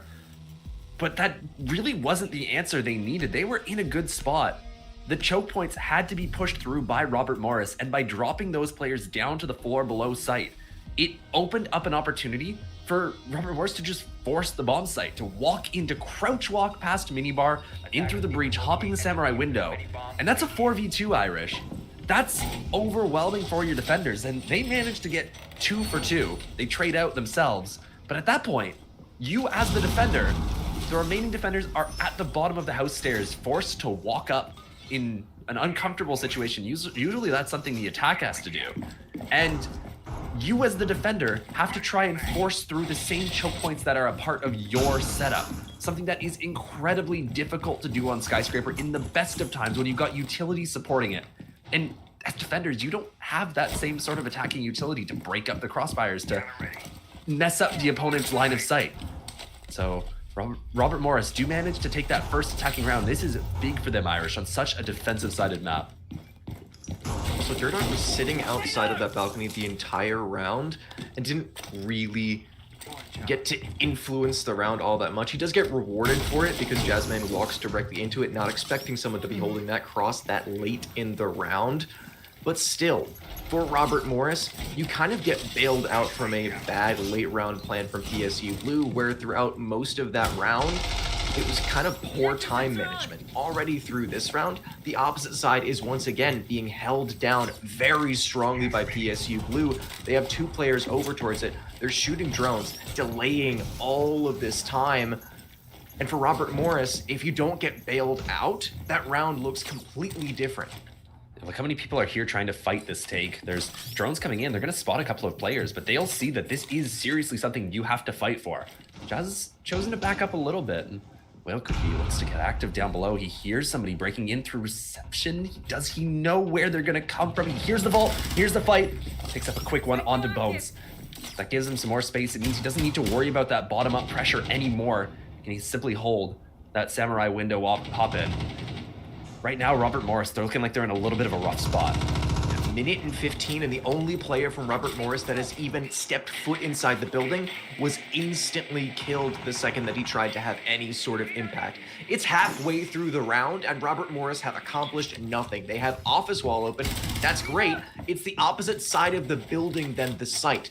Now for PSU Blue, with the advantage and with so much time taken off the clock, all they need to do is just drop back 1 level of their defense and they still have shields, still with an extension, and Robert Morris still scrambling for any sort of advantage to find. Yeah, this is where that secondary setup comes into play. Like you say, they've got the shield set up, upper shrine. There's lots of tools here that they still have to play around, and Robert Morris don't have the time to deal with them. Instead, they do manage to get rid of that one shield, the Ying, to force a player back. You gotta move quickly here, boys. You gotta really get a move on. And there's a Warden standing in the face of you, so those flashbangs, those Ying Candelas will not necessarily have the value you expect. Whale Cookie's still in this position on mezzanine. If he's not cleared, he could be a thorn in the side of Robert Morris, and he does not only just find one at the very beginning of the round, but finds a second as well and gets out completely unpunished. Or his teammate finds yet another. They're just trying to kill him. They're throwing body after body after body, and nothing is responded to. Nothing is rewarded. And Robert Morris, all you've been able to find is Jazzman. That could be all you find in the entire round. 10 seconds, Robert Morris, take that time, reset, because you're losing this round. Much better late round that time around by PSU. It was a similar situation as previously, where they stalled a lot of time on Robert Morris's initial clear. They took forever to get themselves into a position to start hitting the site, except this time, instead of dropping players down below, what PSU Blue did, they continued to fight the choke points. They don't give Robert Morris anything for free. Because of that, it's a lockout. PSU Blue stop anyone from being able to even get into sight. Eventually, we see one of the Robert Morris players literally forced to save, realizing that there's no shot of them winning the round, so might as well not take a death for literally nothing at all. Attackers need to locate. Yeah, for PSU Blue, really good adaptation to just clean things up, because honestly, even in the first round that they lost, there was a lot of good work from them. They delayed Robert Morris so much, and it wasn't even a forced error that caused this split attack from Robert Morris. They just sent 3 on the opposite side, had 2 on main. What is... So you shotgun the holes there. The reason is that you can bring a thermite along to be able to pop the outside wall, and the explosive radius of the thermite will also destroy the reinforcement on that wall into drop, even if the wall is soft. So what you do is you shoot off holes in the side of the geisha wall, which stops you from putting the thermite charge all the way on the right side and stops you from being able to get that wall open without clearing the bandit battery on the drum side of it. That's cool. Yeah, I like that. It's text. It's almost like you're an informational YouTuber who spends a lot of time making videos specifically to break down competitive strategies on maps on Rainbow Six Siege. That's cool. Nah, that's someone else. Oh, I'm thinking of somebody else. Either way, going into this, the problem for Robert Morris the past 2 rounds has been time, and that continues to be an issue. Although they went for an opposite side clear both of these 2 attacks, this round already stacking up so much pressure towards main side. Yeah, this being made difficult as well for RMU. I guess you get extra value from those holes being there, because look how long it took them to check to see if there was anybody in Geisha at all. They were worried that the reason those were there was to punish you if you got on the rappel, if you tried to get onto the balcony. They're forced to send drones in and check to see if there's anyone playing Geisha. There's not. They're all on site apart from Whale Cookie, who's sitting down below. There's no extension over towards the T side of the map, and it's taken over a minute, Irish, and they're just now getting that info. And the members from Robert Morris that were actually causing pressure over towards main side that weren't on the opposite side, they're the exact same flank holding players of Durdok and Buffalo, just holding these 2 windows. It's the exact same game plan that, yes, did win you the first round, but that wasn't off of a perfect game plan from Robert Morris. It was off of a poor shot call from PSU Blue, and I don't think they can rely on that 2 rounds in a row. Goonzy takes down Faith. They have the opening, they have the setup, and they have time working in their favor. Whale Cookie's going for a flank. Look at him. Crouch walking up waves right now. Are they aware? Do they know that this player is here? He's got the Solus scanner to be able to detect if there are any air jabs. It looks like Buffalo has an idea. He backs off, he goes to check the angle. In the meantime, though, the rest of Robert Morris, they need to get a move on. There's less than a minute on the board. They're worried about a flank, sure. And yeah, Whale Cookies, he makes himself known. That's an extra problem for you to have to deal with, but you have to prioritize where they're coming from. Good find. Whale Cookies taken down. Buffalo is injured at the same time, though. Now it's a question of prioritization. Can you pick your player up before you hit sight, or do you just have to go? effectively a 4 versus 2 now, as Buffalo has been bleeding out for about half of the timer at this point. Very unlikely that he will be in a resible scenario, but it's still now into, de facto, a 3 versus 3, with Zen finding another directly through the wall. Durdock finds yet another triple kill for him in the round, and it's all up to Jazz. Effectively a 1 versus 1, him versus Durdock. Buffalo is down on the ground, but he is none the wiser. He hears Plant going down, but he doesn't sprint, he doesn't make himself known, because he's expecting cover, thinks that there's one all the way behind the bar. Now realizes he's right behind the wall, trying to fake us out into thinking that he's cheating. You're a caster, Jazzman. We know that you do not know where Robert Morris is. Swinging from the perfect angle, from the perfect time, Robert Morris snap up yet another attack on Office. You thought he was going to do it, didn't you? I kind of did. I'm not gonna lie. I'm not even gonna lie. I really thought he did. Right there. Jazzman so close in the clutch, cannot close it out. Robert Morris, 2 attacks on Skyscraper. That is why it is their map pick. PSU Blue, a couple of struggles here in the first couple of rounds. Good situations to find themselves in, but then it just falls apart. You're gonna have to try and sort out what is happening, because if this continues, they will not get the sufficient number of rounds they need on the defensive side of Skyscraper. Remember how hard this map is to attack. Gotta lock in here. Gotta find a way to convert these advantages, because right now, it's looking sloppy. Ban of the Soulless, and that makes a lot of sense, because not only is it just something that Whale Cookie has used in this map to very good effect, it's an operator that we saw him throughout the other best of 3 that we watched. Absolutely just demoralized the team that PSU Blue played. The, unfortunately, home team of Lackawanna that ended up going out in the semifinals. That was mainly because, and a big reason of that was because Whale Cookie going insane on the Solus. So having a counter pick ban specifically to stop him from doing what he's already started doing on this map makes a lot of sense. But then on the other side, the Ying is something that you have called out as a very strong operator throughout our cast, specifically today. And we've seen it used to good effect on this map as well. So it's just reading the opponents and actively taking out something that both teams have effectively used. She's so good on this map, man, especially with the change where you've got the Glock, the secondary pistol. You can run the shotgun on Ying more reliably now. It is so potent to be able to just toss those in, run up a staircase with that shotgun. I stand by what I said. You're trolling if you aren't running it and it's unbanned, especially on a map like Skyscraper. Vertical hold, you tried out by PSU Blue this time around, obviously needed on this sort of site. You don't play the vertical, you don't have any reliable way to hold. So you need to fight for this space. To counter you, Robert Morris, they seem to be wanting to clear out that vert. They've got the ram that they're bringing along, which implies they want to get control of above and use that to their advantage, create some vertical holes, just make it very problematic to play the site. This is not a very commonly played site, but PSU Blue have lost both of the times they tried over towards Office, so if it ain't working, don't try it again.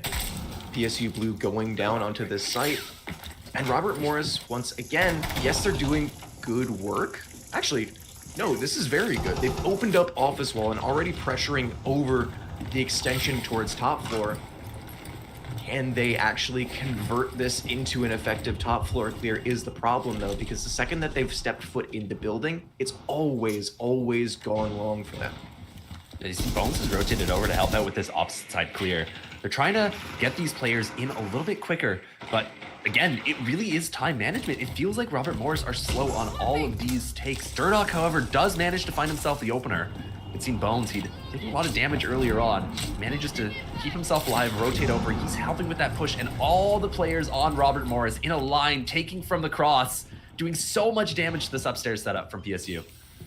The bar at the beach, holding behind bar, finds one onto Zen, a very important kill, but at this point, he's trapped in a corner. Robert Morris know exactly where he is, and they have the tools to flush him out, but do they have the time? 50 seconds, and Kunzi finds another. Now it's even footing. Time continues to tick in the favor of PSU Blue. It's been a problem every single one of these rounds. Whether Robert Morris have won or whether they have lost, it's always been a constant pressure, a constant 6-man, and for PSU Blue, you need all the man count and all the bodies you can get. At the beach, full blind, but Robert Morris don't push off the back of it. Instead, War finds a pick onto Bones, and At the Beach remains unpunished. 2 versus 3, and Robert Morris remaining completely ineffectual. PSU just holding their positions, not moved, not changed, not pressured. Pick from War securing his down kill from the C4, and even if Faith finds this pick, he doesn't have case, he doesn't have sight, and he doesn't have a chance of winning. It's even footing 2-2. Hold fast, me boys. Do not move a muscle. You need not budge. They need to push you. The flashbangs come in and Kunzi doesn't even flinch in the face of them. Sticking behind minibar, the only spot of safety which he has. If he tries to run away in that situation, Irish, he dies 10 times out of 10. But because he sits still, because he trusts his teammates to be holding his angle, PSU Blue go up another round. It is very puzzling to me that even in the 2-man advantage, even after having a really good start to the round, Robert Morris just kind of stall out on that top floor clear. They had office wall open, they had terrace, they had drum, they had everything towards opposite side, but once push came to shove and Robert Morris actually needed to do something, actually needed to push into PSU Blue and take space, they just fell apart at the seams. Yeah, I mean, it felt like a situation of they had a plan. They felt like their plan wasn't working. They rotated some players over to the opposite side and kind of joined into that opposite clear, but then you have no back pressure. There's no pinch going on. So even though you have an advantage, you're still, as the attacker, forced to walk through the 2 doorways that lead from Drum and Shrine into Top House and Top House and Minibar. Jazzman showing why he's a caster more so than a player. Z pops his teammate's Goyo canisters immediately off for him. Good job, Jazz. We're proud of you. Wonderful cast last night. He also tried to hover over Whale Cookie, like, why did you place that Goyo there? Like, he tried to throw him under the bus. Jazzman, buddy. Buddy. Regardless. Another cross take. Once again, everyone's stacking up on this office side. See them start to get some drones in. But remember how this went last time, Irish? They were all over here fighting this push. See the same sort of thing once again. There's some mute jammers to slow the droning. Players in position to contest. At the beach and terrace to support. There is very little here for you if you are Robert Morris. How do you approach this problem that they're presenting you with? Yeah, shoulder to shoulder is PSU Blue just holding down this opposite side. Once again, 1 minute in, Robert Morris only just getting into the positions to start pressuring over opposite side. The time's been a problem for 4 rounds in a row. Yes, it's an even scoreline, but it's still just consistent issues for Robert Morris. An opening pick, once again, they've been really good at finding them, but PSU Blue finding a trade immediately. Even with these advantage, Robert Morris still have consistently stalled out. So yes, it's a good start. Yes, it's a very good break for you into this round, but I'm not quite convinced that they will be able to capitalize on it. At the beach, supporting from Dragon. War, he gets aggressive, down house stairs, tries to take a fight onto Zen. A little bit of damage exchange, he's keeping himself alive right now, but he's fighting 3 attackers at the minute. They're holding his fall back, they're peeking him from Samurai, and he is taken down at the end of it. Might be a little bit ambitious there. I know you're in a man disadvantage, but you don't need to fight so hard. This is Skyscraper, remember. Fendermine gives away the position of a player trying to sneak up these wave stairs, but they back up as soon as they have been detected. Re-droning is the attack of Robert Morris. Shield's gonna stand in the face of the Flores drone, but it still can be cleared. Ash charges are not affected by those mute jammers. A little bit of a battle back. It's Jazzman, he gets rid of that back pressure. Now everyone on Robert Morris is stacked on the opposite side. They don't have a lot of time to work with, and they're going to be pushing into the shotguns of At the Beach and Jazzman. So 1v3, it's a chance. They once again have the advantage, especially after that pick, but the problem is they're all just stacking up 1 by 1 by 1. Faith runs in all on his lonesome and gives himself away. That's not case. Durdock still has it in pocket, so it's not completely giving up the game for Robert Morris. As long as you have that split, as long as you have that pressure from 2 angles, there's no way that At the Beach can possibly play from 2 sides. The bullets coming from every which direction. And Robert Morris sneak through the round. Felt like they had battled back a little bit. It felt like there was an opportunity what it comes down to me, Irish, right now is it feels like PSU are just getting antsy. They're peeking stuff they don't need in a lot of these rounds, and they're finding themselves punished for it. Robert Morris, if not for those peaks, would be stalling out in many of these rounds. We've seen them. They are actively stalling out. But then time and time again, PSU Blue are just letting them back into it. It hurts to see, especially on such a defensive-sided map like Skyscraper. You really want to be getting these rounds right now. This is likely to hurt them in the second half, as it could easily be a 4-1 or even a 5-0 at the moment if PSU Blue had simply stood fast in the face of the mounting pressure. And it seems like really only a problem over towards that Karaoke T side, because on this site, they have played really well of just delaying, dropping back, playing for a few kills if they're given up by Robert Morris, but also realizing that even in a man disadvantage, just delaying time, dropping back, and maintaining some semblance of team fighting ability to then be able to win out the late round on low time. But 3 rounds on Karaoke T, they've done the exact opposite.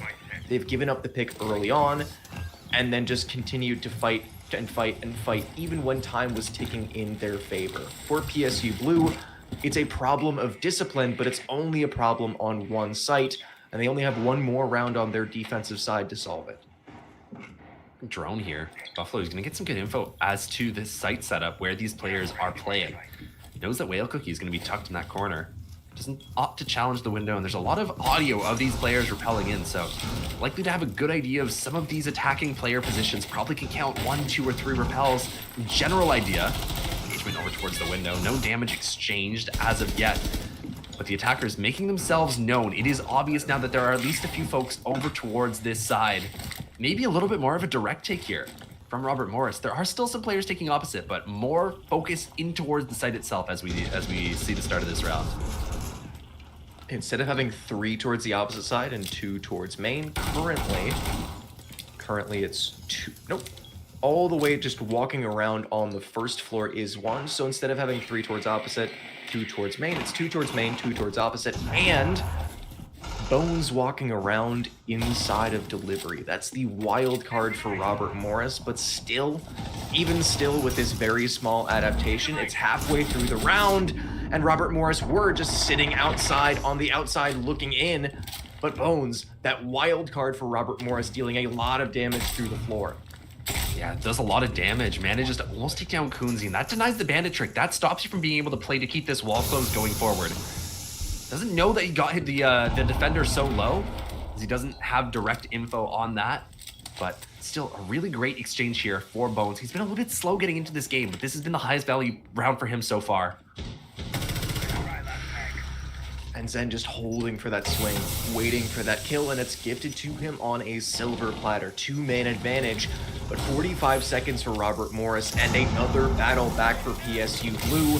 It's still a very one-sided affair as far as the area that they're pushing, but the kills are also seemingly one-sided. Kills for PSU Blue as the kill feed lights up orange, but only just for a second. Now at the beach in a 1 versus X, and Zen with the ace every single kill that round.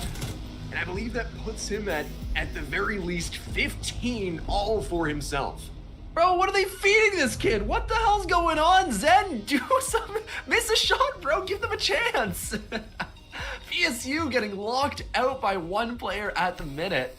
I didn't even realize how many kills Zen had racked up throughout this game so far.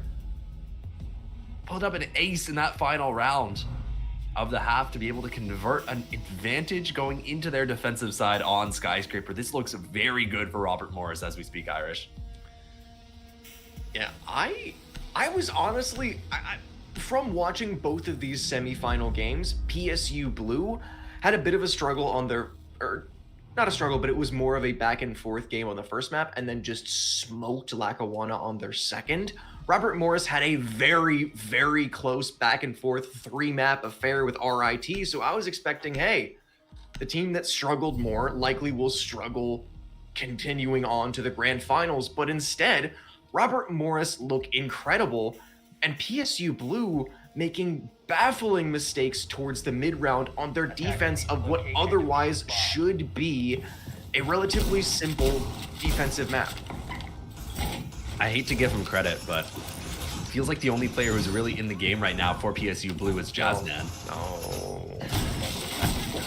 Whale Cookie had a couple of good rounds where he was finding some value on the Solus, but as soon as it was banned out, he hasn't gotten a kill since. So, seemingly struggling without that one operator that he dropped, what, 15 on earlier? And that Ashe is up. Zen is going to abuse. Right, Irish, 15 for him on the first half. An incredible stat line for him. He's gonna pick up the Ella on this defense and see if he can replicate some of the success that he had up until this point. A lot of power operators left up for the side of Robert Morris. We've seen a lot of mute bans today. It's something that, yes, he's a strong operator, but usually you'd like to see something like a Clash banned out, something like a Solus banned out, especially when both teams have been using her round after round until that third ban phase. Still up for Bones, still a tool for them to be able to use to put the pressure to PSU Blue, and not only just that, but again, also Durdok on the Clash. It's usually a deployable shield that we see played there, but for PSU Blue, once you start to try to take towards the midsection of the map, you're going to be up against a very, very difficult shield and a very difficult opponent. Yeah, honestly, even better than a deployable shield, because this one's portable. You can just, like, if you face too much pressure, kind of back up, set it up somewhere else, make it hard for them to push into T later on. A little bit of better pace here from PSU. They've gotten in towards Samurai much faster than Robert Morris ever did. That being said, this is uncontested. There's no one fighting for it. The first defensive player they're going to encounter is over here towards Drum. Look who it is, Irish. It's Zen. Playing in that aggressive position, looking to see if he can't find a fight. Almost missed Drone, but the Drone turns around and spots him. So position now known. A second one comes in to confirm. He's going to sprint across the angle. Lucky to dodge a couple of those shots. He's feeling lethal right now as he goes to take an aggressive fight. Zen was stuck in a corner, but Warjust with a goal angle takes down Zen. It's been the player of the game for Robert Morris, and it's the first death on your defensive side. I'm starting to get worried if I'm Robert Morris, because the only player of Robert Morris that is positive and that is even close to Zen has a shield in his face and is not able to use a gun, and is certainly not even able to use his feet as he's pushed to the ground by an air jab and absolutely swiftly executed by PSU Blue. The pressure is mounting for Robert Morris. Feel bad for Durdok. He's gonna be asking where his teammates are. Really nice work with the util from Faith, throwing down that Tuberau canister to stop the Deimos track from picking him up. The advantage here is overwhelming. You can set air jabs on the retakes to stop RMU from being able to push back into T. And just toss in a couple of flashbangs to stop them from peeking. This is a great position here for Robert Morris. They just need to use their utility properly to capitalize. Bones wants to hit the flank from below, but at such a man disadvantage. If you go for such a flank, if you go for such a play, you are a liability for your team, giving up the wave stairs, but even still, he does that. Now PSU Blue have the ability to walk through, have the ability to put the pressure towards Faith, and yes, he's a Solus, which theoretically could stop this plant, but it's already mostly secured. The Tuberau canister doesn't do a single thing, but at the beach gets off. 0-0, the Solus does get down, but Buffalo is still alive, and he's able to take down the planter at 0-0 and win the round for Robert Morris. Yeah, unsure why they stopped the plant there. I know the Solus was applying pressure, but I think you could have stuck. It was like so low on the diffuser timer. Yeah, so low. I thought they actually had it. But Robert Morris able to convert an unlikely round, a 1v2 clutch, to be able to get it over the line. Crucial kill from Buffalo there. Bones as well, to be able to get them off that defuse. Feel for them, Irish. It felt like a beautiful take. They had everything kind of going for them, and it's really been a game of inches so far for PSU. They've been so close round after round, but converting it, that's where Robert Morris has excelled. And that's why it's the perfect time to take a timeout. PSU Blue, after that round, press the stop button, press the reset button, and at 5-2 are looking for a chance to talk amongst themselves and fix the issues that we've seen from them. And it's only really been a few. It's only been that late round when they're scrambling, when they have to reset and call a different game plan that we've seen them fall apart. Their early round and their push through the opposite side, especially in that round, yes, it was uncontested, but they made quick work of opposite side. They pressured towards the top frag, realized that he was isolated, threw utility at him, and then snapped him up. The second of Durdok, the clash, they had the perfect counter of the Nomad, they threw utility, and they snapped him up. But when they were forced to reset because of Bones below on the Solus, everything and every decision past that point was completely incorrect.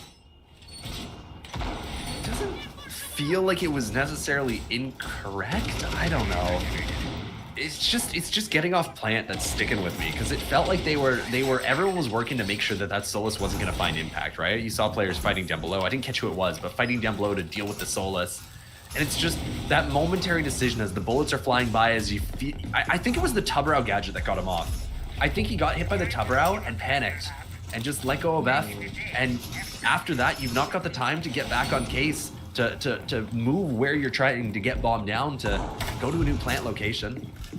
And at that point, all it takes is one swing from the Castle of Buffalo to be able to close it down. Faith wanted a DMR versus DMR fight early on, but it did not go his way. A lot of damage taken, nothing to be traded on the other side. For PSU Blue, at least in the last round, their early round pressure and their early round clear from opposite side was very, very time efficient. This round has taken them a little bit more time to get into the right positions. They're going for a little bit more of a split, like what we saw from Robert Morris on this site. 1 or 2 over towards main balconies, maybe holding cuts, maybe looking for over-aggression, or for Robert Morris making mistakes and playing into them while the rest of the team splits. But either way, it's a minute into the round and they really don't have all that much to show for it. Well, Jazzman's down below. He's worried about a flank here. He's just establishing some of those air jabs, but that opens an avenue for them to push up these house stairs later on in the round, as well as work a little bit of that bottom-up vert. Kunzi taking some fights over towards the breach player. Bones dealing a little bit of damage back, but that's going to force him to give up protecting that Cade Claw, opening an opportunity for the attack to get that wall open. You see, there it is. Our breach charge onto the breach. Now there is an opening for them to work with throughout the rest of this round, but it's not huge. It's not a lot to work with. Just a secondary impact, a secondary hard breach charge. So I'm gonna have to try and work a little bit more than this, because on its own, it isn't going to be enough. Get no room in the lineup for something like a Thermite. It is available to PSU Blue on their attack, but instead, they prioritize at the beach having another piece of secondary util in his pocket. They have pressure from below, they have wall open, they have scans from the Deimos as well. But what can you do with that if you're PSU Blue? You have all the info, you have a good amount of space below, and you're starting to work pressure, but it's once again an issue of 40 seconds is a good amount of time, but is it enough for PSU Blue to really transition into this take? Bones with the opening, takes it onto War, and Faith has been looking for aggression this entire round, doesn't find it even on a run out, flashes to go through. But for PSU Blue, you have to hit the go button, have to pressure over towards Robert Morris. Whale Cookie over on Rora, taking down the sight lines, taking down one of the abilities for them to stop the run in, the rush in from PSU Blue, but nothing will stop them.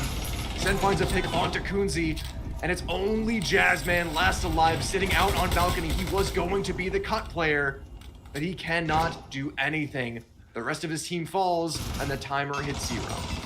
Yeah, took a little too long, and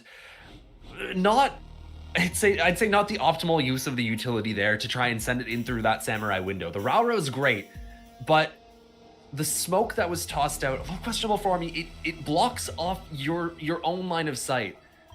In Siege, usually, if you want to smoke someone, you want to smoke your opponents, not yourself. And I feel like that just hurt PSU more than it helped them. A flashbang would have been better, or tossing it a little deeper onto the Mira's position so she can't swing off the shelf.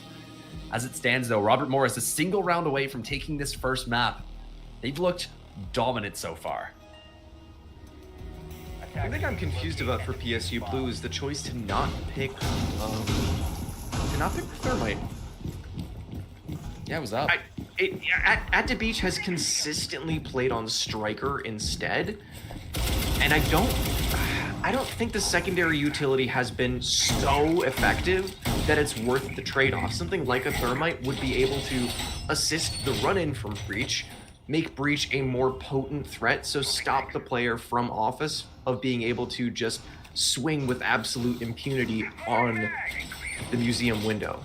It's something that, one, allows that, two, also takes out the pressure from Bar close to Terrace, and three, also, he has smoke grenades in his pocket too, so if you're playing Sentry to be able to have Breach and smokes, or Breach and another piece of throwable, that's also something available to Thermite, as well as flashes. There's really no reason there that PSU Blue had that tool and didn't use it. So it's not just mistakes on the late round that now PSU Blue have, it's 4 rounds in a row where they need to be perfect, and they're also showing mistakes in operator choice. Yeah, they still don't bring along any primary hard breachers. There's still the secondary hard breach charges, 2 sets of them, Zofia and the Striker. Got those in pocket. Bit of a contest here as Jazzman opens up one of those windows, the castle barrier, just to burn a little bit of the utility that they have in pocket. But after popping it, look at this, the entirety of PSU are rotating to the opposite side. They're calling for a cross take. Well, they already are inside of the building, so instead of it being a 50 seconds in, let's change our entire plan, it might be a shot call from Kunzi. Already taken a lot of space, knocking on the door to this extension. Durdock realizes, though, he has a sixth sense that PSU Blue are taking over towards Shrine, and he is completely correct, but he's spotted out as well. Information both ways. Deathmark track fails, though. I'm not sure why that failed. I can't think of a single reason why that would have been canceled, but avoiding it for some reason as he continues to back off, force back slowly, a little bit at a time, but Faith is there for the support. The long angle held by the DMR, shutting down Kunzi, and that's your Vert, Irish. That's a very important operator that you would have liked to have later on. Now, even if you do take the space, it's going to be difficult for you to get what you need to convert to the site hit later on. Yeah, that trade for PSU Blue is very, very bad. A operator with passive utility, those traps that remain up the entirety of the round regardless of whether Kapkan is alive or not, and then trade that out for, like you said, one of the best vertical operators in the entire game. They can take top floor. They have not yet done so, but even if they do, vertical pressure will be difficult, and with 50 seconds on the clock, time is also going to be a factor for PSU Blue. Jazzman's looking for something here, but the long angles are being held. That being said, at the beach, finally finds something, but look, he's greeted with a castle barricade, and he's got to punch it. He's already used his hard breach charges, which means this is going to stall out another 10 seconds at least. Then they've got to push into these shotguns. Then they've got to convert it to sight. Irish, I'm getting worried. This might be it for map 1. Might be too much to do for PSU Blue, but even still, they're able to find picks instead. The win condition of kills and not plant and not working the map is currently the only hope in hell that PSU Blue have to win this site and stay alive. Drop comes in, a swing from Buffalo, he finds 2. He's just holding his sight down, and so are Robert Morris. Things go a little awry, but when time is this low, all you need to do is just barely stay alive. 7-2 victory for Robert Morris. Yeah, unfortunate, too late getting on that plant. And with that, Robert Morris take our first map of our grand final, and they stand 1 map away from being crowned the champions of the Battle for Pennsylvania. Zen had an absolute lights out performance, 16 kills to his name, 15 in the first half, and I think that's a big reason behind the success of Robert Morris. On the attack on Skyscraper, it's hard to rack up those rounds, and them getting 4 in that first half off of a monster performance from that one player certainly had something to do with it. A hard-fought best-of-3 before this, a grueling affair as a warm-up game, and then 30 minutes later just slapping down PSU Blue. Robert Morris, they've had their warm-up, and now they are red hot. Can they continue their dominance? Can they just beat down PSU Blue in this Battle of Pennsylvania? Wait a few minutes and see our next map.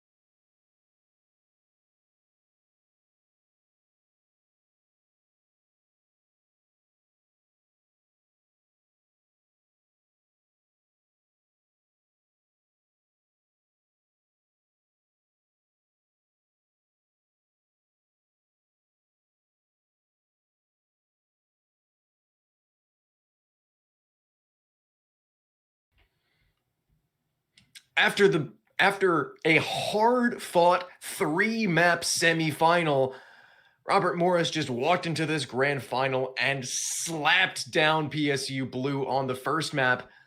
Can they continue their dominance? That's the question that me, Irish, and joined with me, High Bear, will continue to ask ourselves as we go into map 2 of the grand finals of the Battle for Pennsylvania. Yeah, Robert Morris, they looked absolutely lights out on that skyscraper.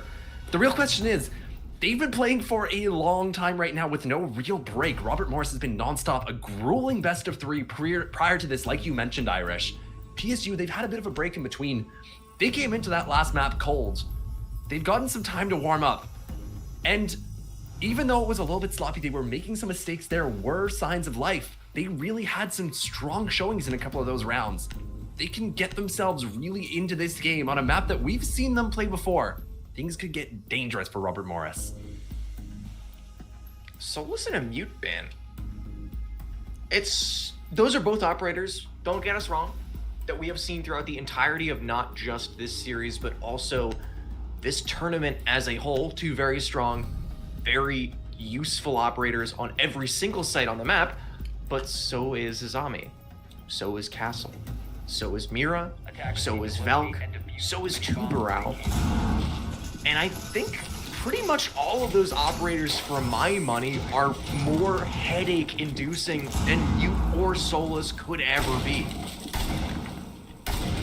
I had to check for a second to see which team was attacking and which team was defending to see if this was just a Whale Cookie ban. Turns out no. Turns out Whale Cookie wants to be the only one who gets to have fun on the Solus, so he gets his teammates to ban it for his opposition instead. I think I get it, Irish. I think I do. I think the idea is that they want to make it easier for themselves to drone and not have to worry as much about flanks. It's been consistent. PSU, they banned the mute, I think, every single map that we've seen them play. So definitely a mainstay for them, something they don't want on the board. But it still allows things like the Azami, something that we've pointed out is very strong for these piano holds.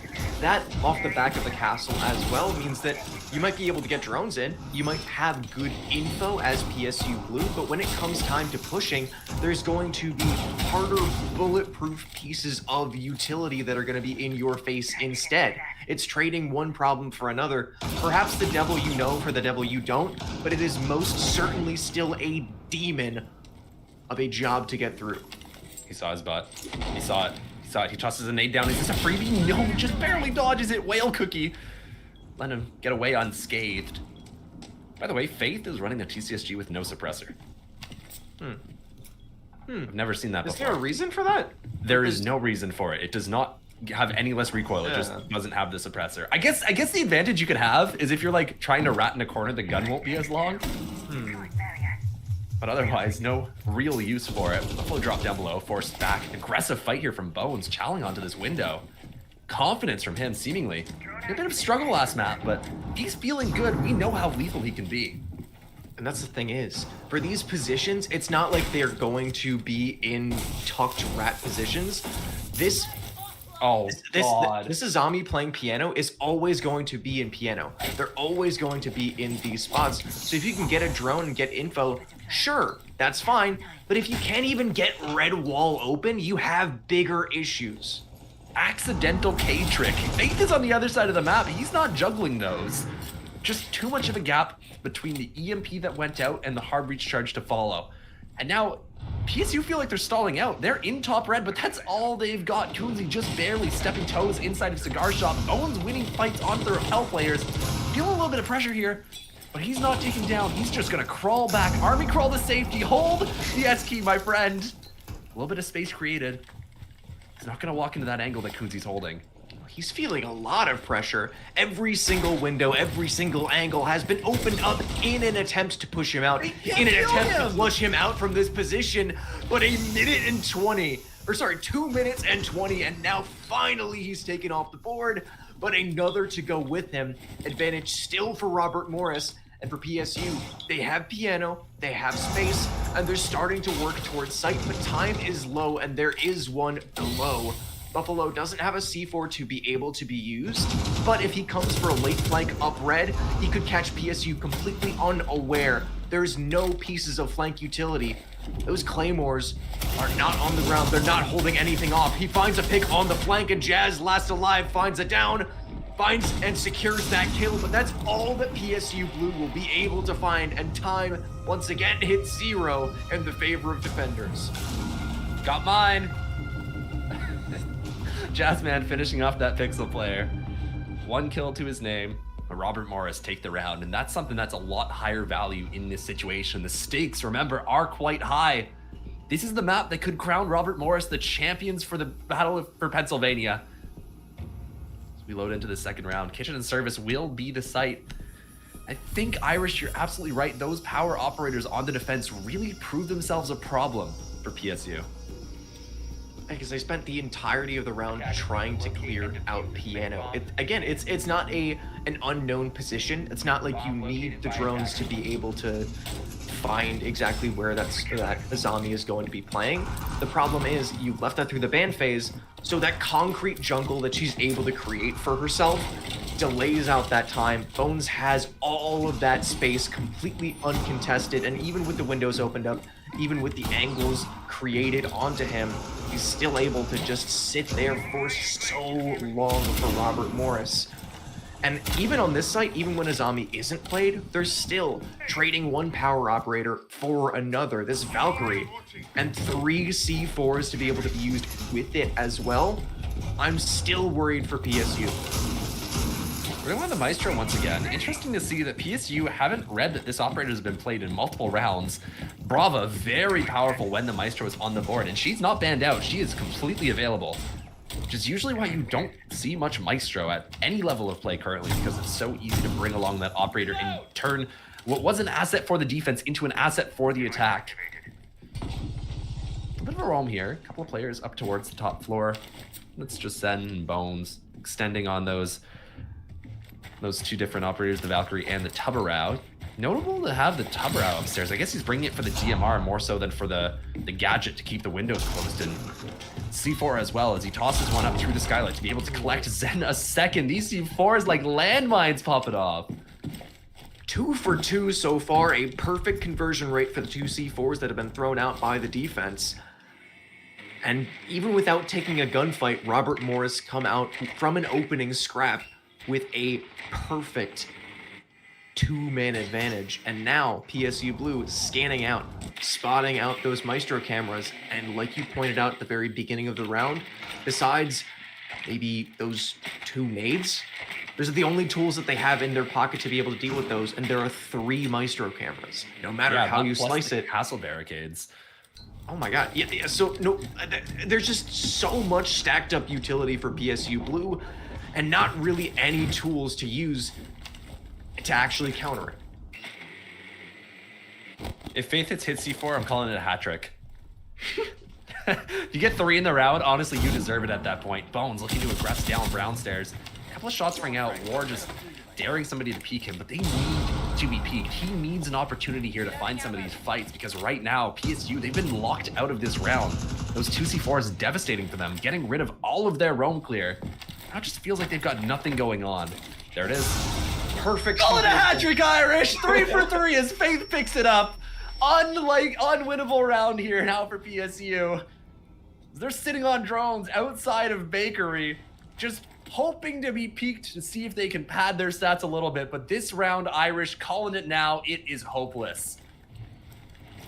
The craziest thing about that is it's a perfect conversion rate with C4s, and both of them were found by tossing C4s through hatch all the way up onto roof, or from the opposite side of a castle barrier where you just play off the sound info. You have a Valkyrie on board, and the C4 kills come from info elsewhere. It's insane. They have this power operator, they have the ability to have so much info, but instead of using that, they don't even need it. And at this point, only a tiny little piece of damage has been taken by Bones, and it's a flawless victory otherwise for Robert Morris. That was sick. I've never seen that many C4 kills in a single round. I mean, beautiful work, truly. PSU completely locked out of that one. They went for a roam clear, but answered by 2 roamers, and I mean, the C4s were all that did the talking. That was really the story of that round. It was just C4 after C4 after C4, blowing their opponents sky high. Those sorts of rounds, it's a little hard to analyze because nothing really happened. It's like they happen. There's stuff that goes wrong, and you never really get your entry going, and you just find yourself punished. And everything you try and do just makes things worse. PSU, I feel like they're getting iced right now, Irish. They're really struggling to find any path into this game, and Robert Morris, they're starting to run away with it. Yeah, and it's a bit puzzling to see PSU Blue in this situation.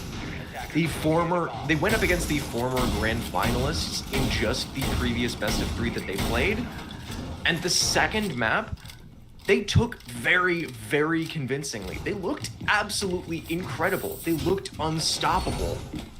And Robert Morris struggled against RIT.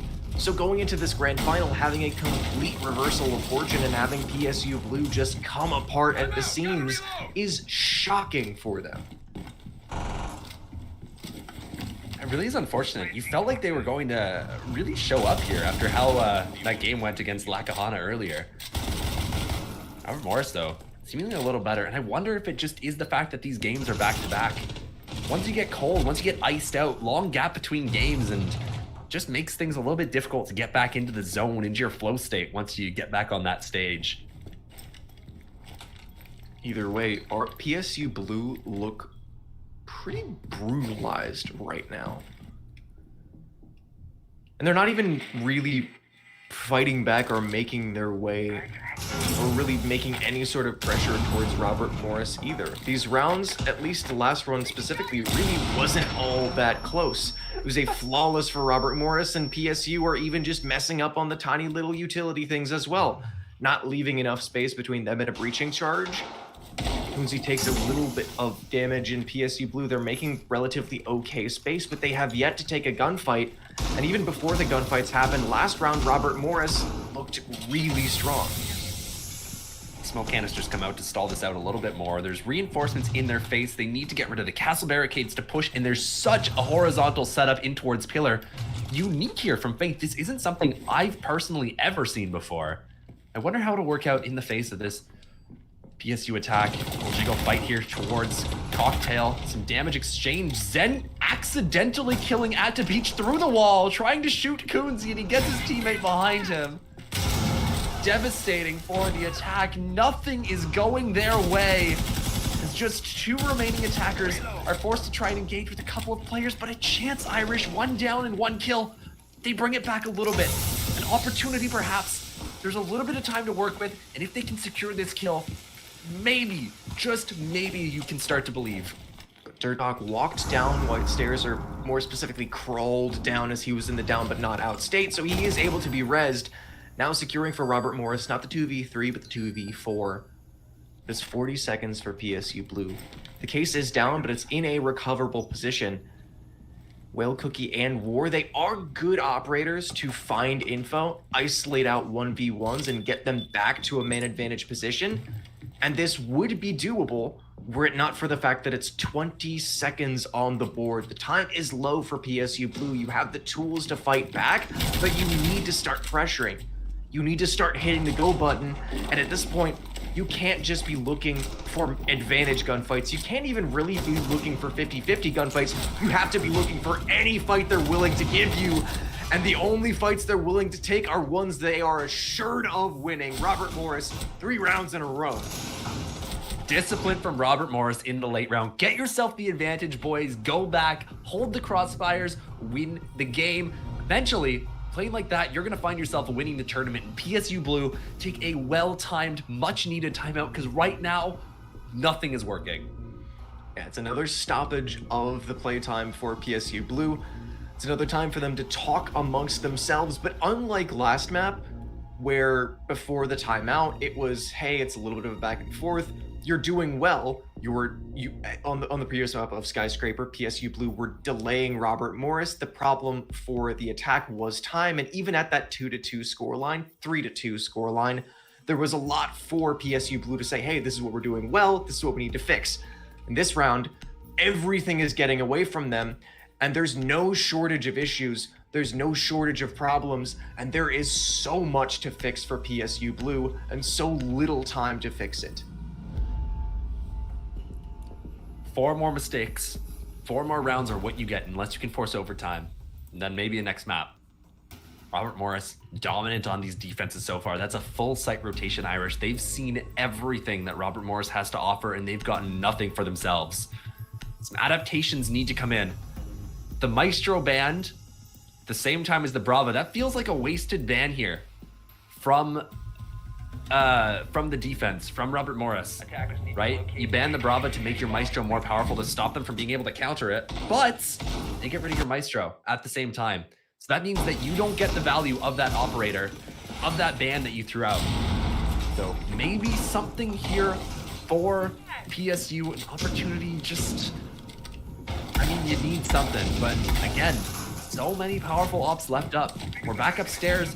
This time, Robert Morris, instead of having that Maestro, they bring along the Mira, who to me, Irish, is honestly even better. Yeah, that was what I was about to say. It was honestly, I don't even think it matters that for PSU Blue, you've made the op ban for the defense completely ineffectual, because there are so many of those tools. We were talking about going into this of, hey, it's a weird ban phase because the Mira's up, because the Azami is up, because the Castle's up, and because the Valkyrie is up. On the first floor where we saw Valkyrie use, it was 3 C4 kills even without using her utility. This round, you have so many pieces of hard utility that you're forced to throw something like an Ash on. You're forced to throw something like a grenade at, and it's just all going to be too much, especially with the Wumai protecting every single piece of utility that Robert Morris had. Opening pick does make things a little bit easier though, and especially onto Bones. Izami. I was gonna say, up until this point, we were 3 rounds in, and there were 3 kills across the board for PSU. That makes it 4, so at least maintaining their consistency so far this round. Mirror window pops. Really rapidly opened up actually by the attack. That gets rid of a large piece of utility, something that tends to be extremely valuable for the attackers. And Buffalo taken down as well. Irish, it looks like we got a round here.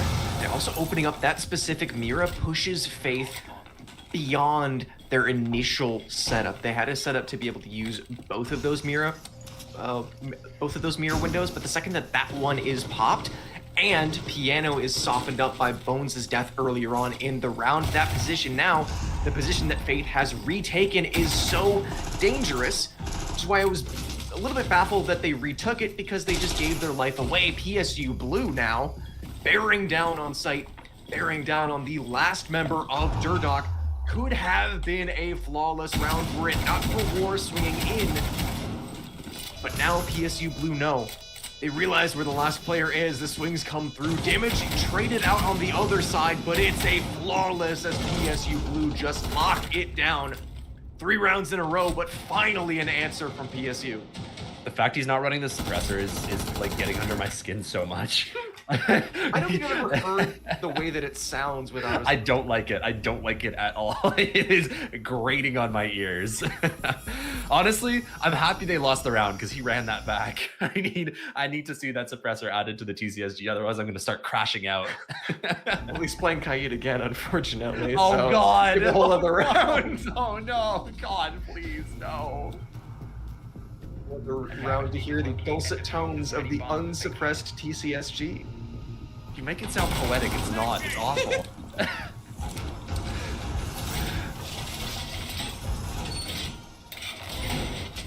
Back on basement. Or not basement. Back on first floor.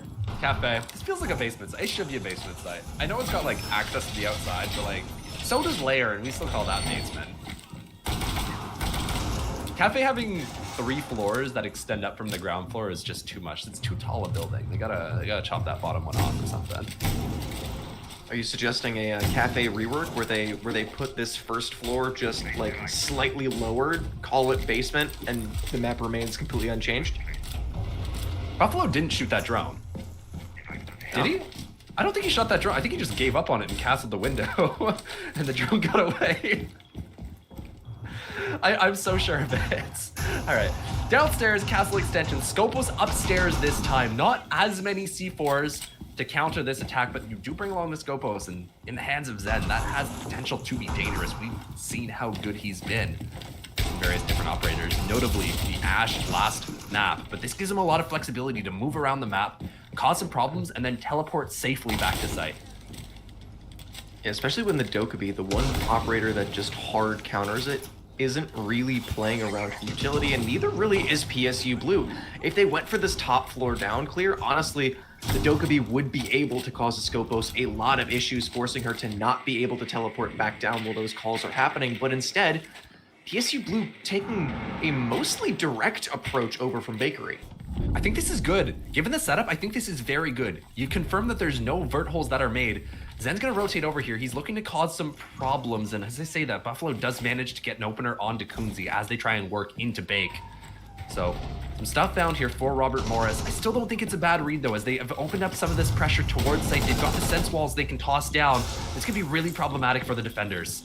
Yeah, Zen gets snapped up on. No chance for teleportation, no chance for any funny business, especially when the plant is already halfway secured. PSU Blue just taking the minimal amount of map space that they absolutely need to and sticking plant in the fray. Every single kill since the very beginning has gone their way, and the only player from PSU Blue to be able to find any kills is the last to go down. It's 2 in a row, and only 1 round separates these two teams now.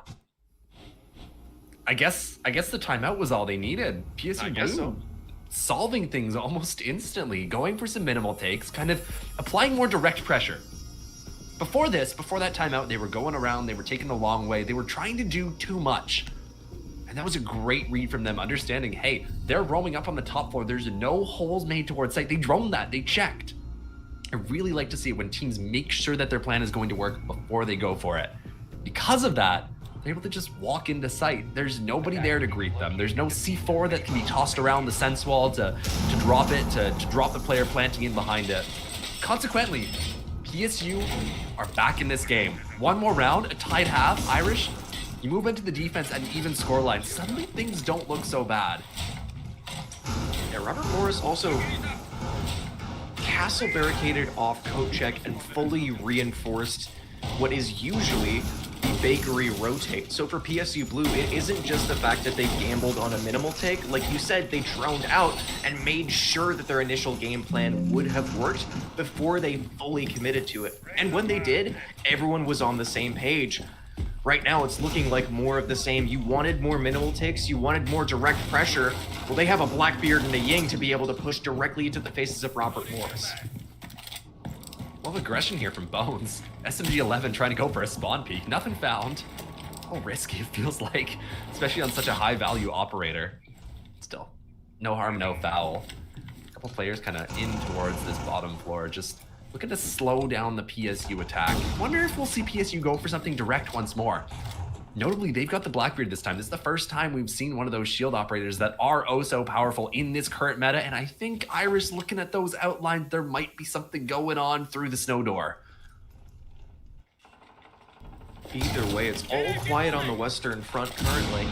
Just some slow utility clears. PSU Blue assessing the fact that, yes, there is a shield over towards the pillar area. They want to add pressure to it. They want to press Faith and want to press all of the members of Robert Morris closer to site.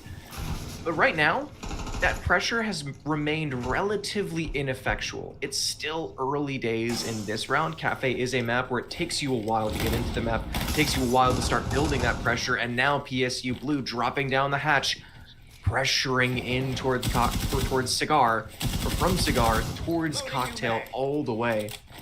Halfway through the round. Yeah, this is a much better crunch this time around. PSU, they've got players who are over towards top red, but they've also got some pressure from the Cocktail windows, and one of them is going to be Whale Cookie on that Blackbeard. He can repel in that window, he can cause some serious problems, but he needs to keep himself alive as he gets in. That's going to be supported by those Yin Candelas we see being tossed out. He's in, top floor is secured. Now if they can manage to get any kills on the way out, this is going to be great for PSU. It's full press, full pressure, full map. Kunzi with the opening takes down Bones. He wanted the early round aggression. He wanted the smoke, but it's a smoke to go down instead. PSU Blue have that opening. They pressured out and they have taken top floor.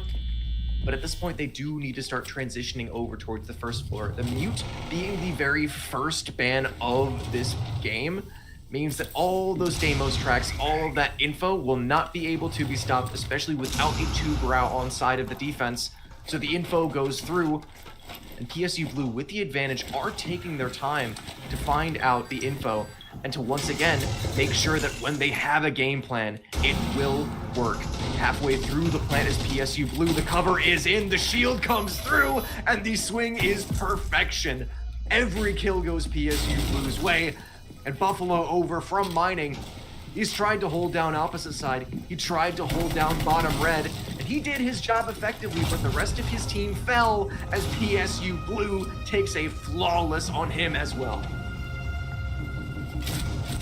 I mean, that was great. Like, truly, that was like a 10 out of 10 for me. They had everything they needed set up. And, like, they worked well off of each other. I don't know what they talked about during that timeout, but since they got out of it, PSU Blue looked like another team. They're playing off of each other well, they're spotting gaps, they're capitalizing, they're getting in their opponent's faces, and Robert Morris don't have any answers. Yeah, this is the PSU Blue that we saw on the best of 3 that we watched earlier today. This is the quick, decisive, gunfight heavy, and incredibly strong PSU Blue that we expected to see in this grand finals. I guess it just took a little bit for them to warm into the match. We talked about, hey, Robert Morris came off the back of a grueling best of 3 where they have had a lot of time to warm up into this game. And it seems like PSU Blue, with that same time to warm up, have now reached equal footing. They got a 3-3-half on their attacking side of Cafe, and now in their defense, at even footing, sit in a good position to potentially take this map and bring it all the way to 3. What are they doing, Irish? What? Look at PSU's lineup and tell me what you see that's wrong. Jasmine's on the roster. Yeah, that's one thing. But the other thing, Whale Cookie is on the Tubarao, and Kunzi is on the Solus. Remember, earlier on, we saw Whale Cookie put on a masterclass playing Solus, running around, finding great effect using that Solus scanner. They decided to switch it up for this map. Kunzi being like, give it here, I'm feeling myself. Whale Cookie opting instead to play a little bit more of a util-focused operator, though you do get that DMR. Once he's running the MPX, no, the DMR. So some long angle fights in the advantage of him, and he's actually all the way upstairs in piano. He'd be looking to try and get something aggressive off rip. Yeah, honestly, with the ACOG change, I would usually say, hey, it's giving him the better gun, but honestly, I can't even argue with you there. Will Cookie has done incredible things today on this operator. So there's a lot of pressure on Kunzi's and the weird sights on Solus, bro. Like, why is there no holo? Like default reflex? Is that what I saw? That is what you saw. Huh. It is the best housing, I think. I think as far as like taking up size on the screen, but I just cannot deal with that. I just can't deal with that triangle, I'm not gonna lie. I'm just easily upset by the different loadouts that we see people running right now. Jasmine with the opening onto Bones. It means that maybe those calls can go through, so some info will be able to be found, but with the first call going out and nothing found off the back of it for Robert Morris, you lose all of those Deimos scans, and half of your calls, half of your main utility for Dokkaebi is also off the board. So their info lineup, their double info operator centric lineup, had nothing to show for it until Faith trades back onto Kunzi.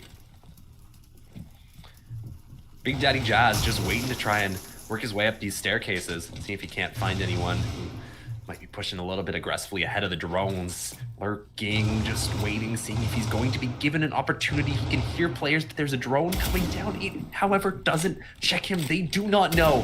Whale Cookie's the one distracting. He's the one taking all the attention, but that don't call will reveal his position. Now Whale Cookie needs to be so careful, because if not, he's about to be pinched. C4 in his pocket, but his own two-barrel canister delays it from being used. That would have been a freebie. That would have been a kill, but instead his own gadget gets in his way. But he uses a second two-barrel canister, takes the advantage gunfight, and wins one before a double kill from Jazz in the round. Swings it back in PSU Blue's favor. 2 versus 3 for Robert Morris. You're forced to scramble, you're forced to regroup, and you are so far apart. Durdock and Buffalo, you need to regroup and find something, but the walls coming down from White are still shocked. Your entrances are still closed off, and time is starting to tick down. 15 seconds on the clock for this team. You're locked out of sight, smokes in your face, and crossfires already established for the defense of PSU Blue, with the last to swing all the way from Small Bakery. War with a 2-piece to close it out. I can't believe War won that second fight. The way he swung out, what a fast flick. Holy smokes, he just put the ace down. PSU are back! 4 rounds in a row. Robert Morris forced to take their time out. Look at these swings, Irish. 3 rounds followed by 4. Feels like PSU, something is clicking all of a sudden. They're in this game. Everyone's working together. Some excellent help from Jazzman working his way up red stairs. I hate to give him credit, but it was a good play. Because Whale Cookie, if not, he was about to be taken down untraded, and that would have been an even man count. Sure, you waste a lot of time, but it's still not as good a position as making sure that you escape that encounter with the advantage. Yeah, Jazzman and PSU Blue are finally back in it. This is the team that we were expecting. This is the team that we wanted. And this is something that puts a little bit of fear in the hearts of Robert Morris. They take their time out. They want to fix their issues, because this is, bear in mind, 4 in a row for PSU Blue. This game and this map started off with 3 in a row for Robert Morris on their defense. But ever since then, ever since those first 3 rounds, it's been a perfect last 4 for PSU Blue. And for Robert Morris, it's just going to get harder. For PSU Blue, they are on the defensive side. They have a significantly easier time, especially with this momentum that they've built for themselves. Look who's got the maestro this time around. PSU taking a page out of Robert Morris's book and bringing along that oh so rarely seen operator. Wonder if Robert Morris are going to read this, if they're going to try and bring along the Brava to answer it. Such a powerful tool to be able to hack those cams, and good for all sorts of things, right? But drone's going to be tough. War's got that mute, which makes it hard to get those drones inside, hard to even detect if there is the maestro if you cannot sneak a drone up red stairs to just spot those players. Could be some difficulties here for Robert Morris, even after that timeout, because right now PSU are giving them a completely different look. Yeah, and there's no swaps on the side of Robert Morris either. They haven't worked their drones into sight to be able to scan out. Hey, there is a maestro. Hey, we have the ability to play the hardest counter in, I think, the entire game. Brava literally just makes Maestro a liability and a terrible pick, and Robert Morris, instead of scanning it out and playing the Brava that they banned out themselves on the previous half, instead, they are none the wiser. I'd say the hardest counter in the game is probably the marble slab on Skyscraper. I like that one. I like that one. Usually I'm gonna give you a hard time for like, you know, like dumb dad jokes, but I actually really like that one. You know what else I really like? PSU Blue, even after a Robert Morris timeout, are still taking fights, and they're still winning the openings. Man down, Buffalo taken out. Curious if he got those air jabs down before he suffered a bullet to the skull. At the very least, there's a couple of flank drones that are set. So we'll be able to detect if somebody decides to go for that red stairs flank later on in the round. He's a dead player. He'll be sitting on those cams if he knows what's good for him. This piano pressure is starting to mount, but it feels like you've got all the tools you need here if you are PSU Blue. I just don't think you have too much to be worried about. It doesn't feel like Robert Morris have any of the tools that they really need. No, and they're sitting pretty. We're just jiggling in and out of angles, but he's only going to spray 1 or 2 bullets and maintain his relative safety, because he's got Big Daddy Jazz just shoulder to shoulder with him, playing on the angle inside of Pixel as well. time just continues to tick down, and yeah, all Robert Morris have really done is rotated their drones into 1 or 2 different places. And I mean, yes, they do have the tools as far as, oh, they don't even have nades. The Striker didn't bring nades, so the only actual explosive pieces of utility to be able to break these Maestros is the Zoph. Like, that's literally it. Pew, pew, pew, pew, pew, pew, pew, goes the Maestro cam. Lots of damage onto Whale, or onto Durdok. They're not able to remove it. So it's actually boosted on top of Ticket. So to be able to even punch it, you have to boost yourself up, which forces you to expose your back to Pixel. And so much value being found by these cameras, and they have not been taken down. Whale Cookie just being ruthless with them. His Faith continues to take damage, and that's going to make them so much weaker in these gunfights towards the end of the round. I'm starting to realize why Robert Morris based almost every single one of their defensive side holds on top of this operator. They based everything around it, and PSU Blue is just abusing it.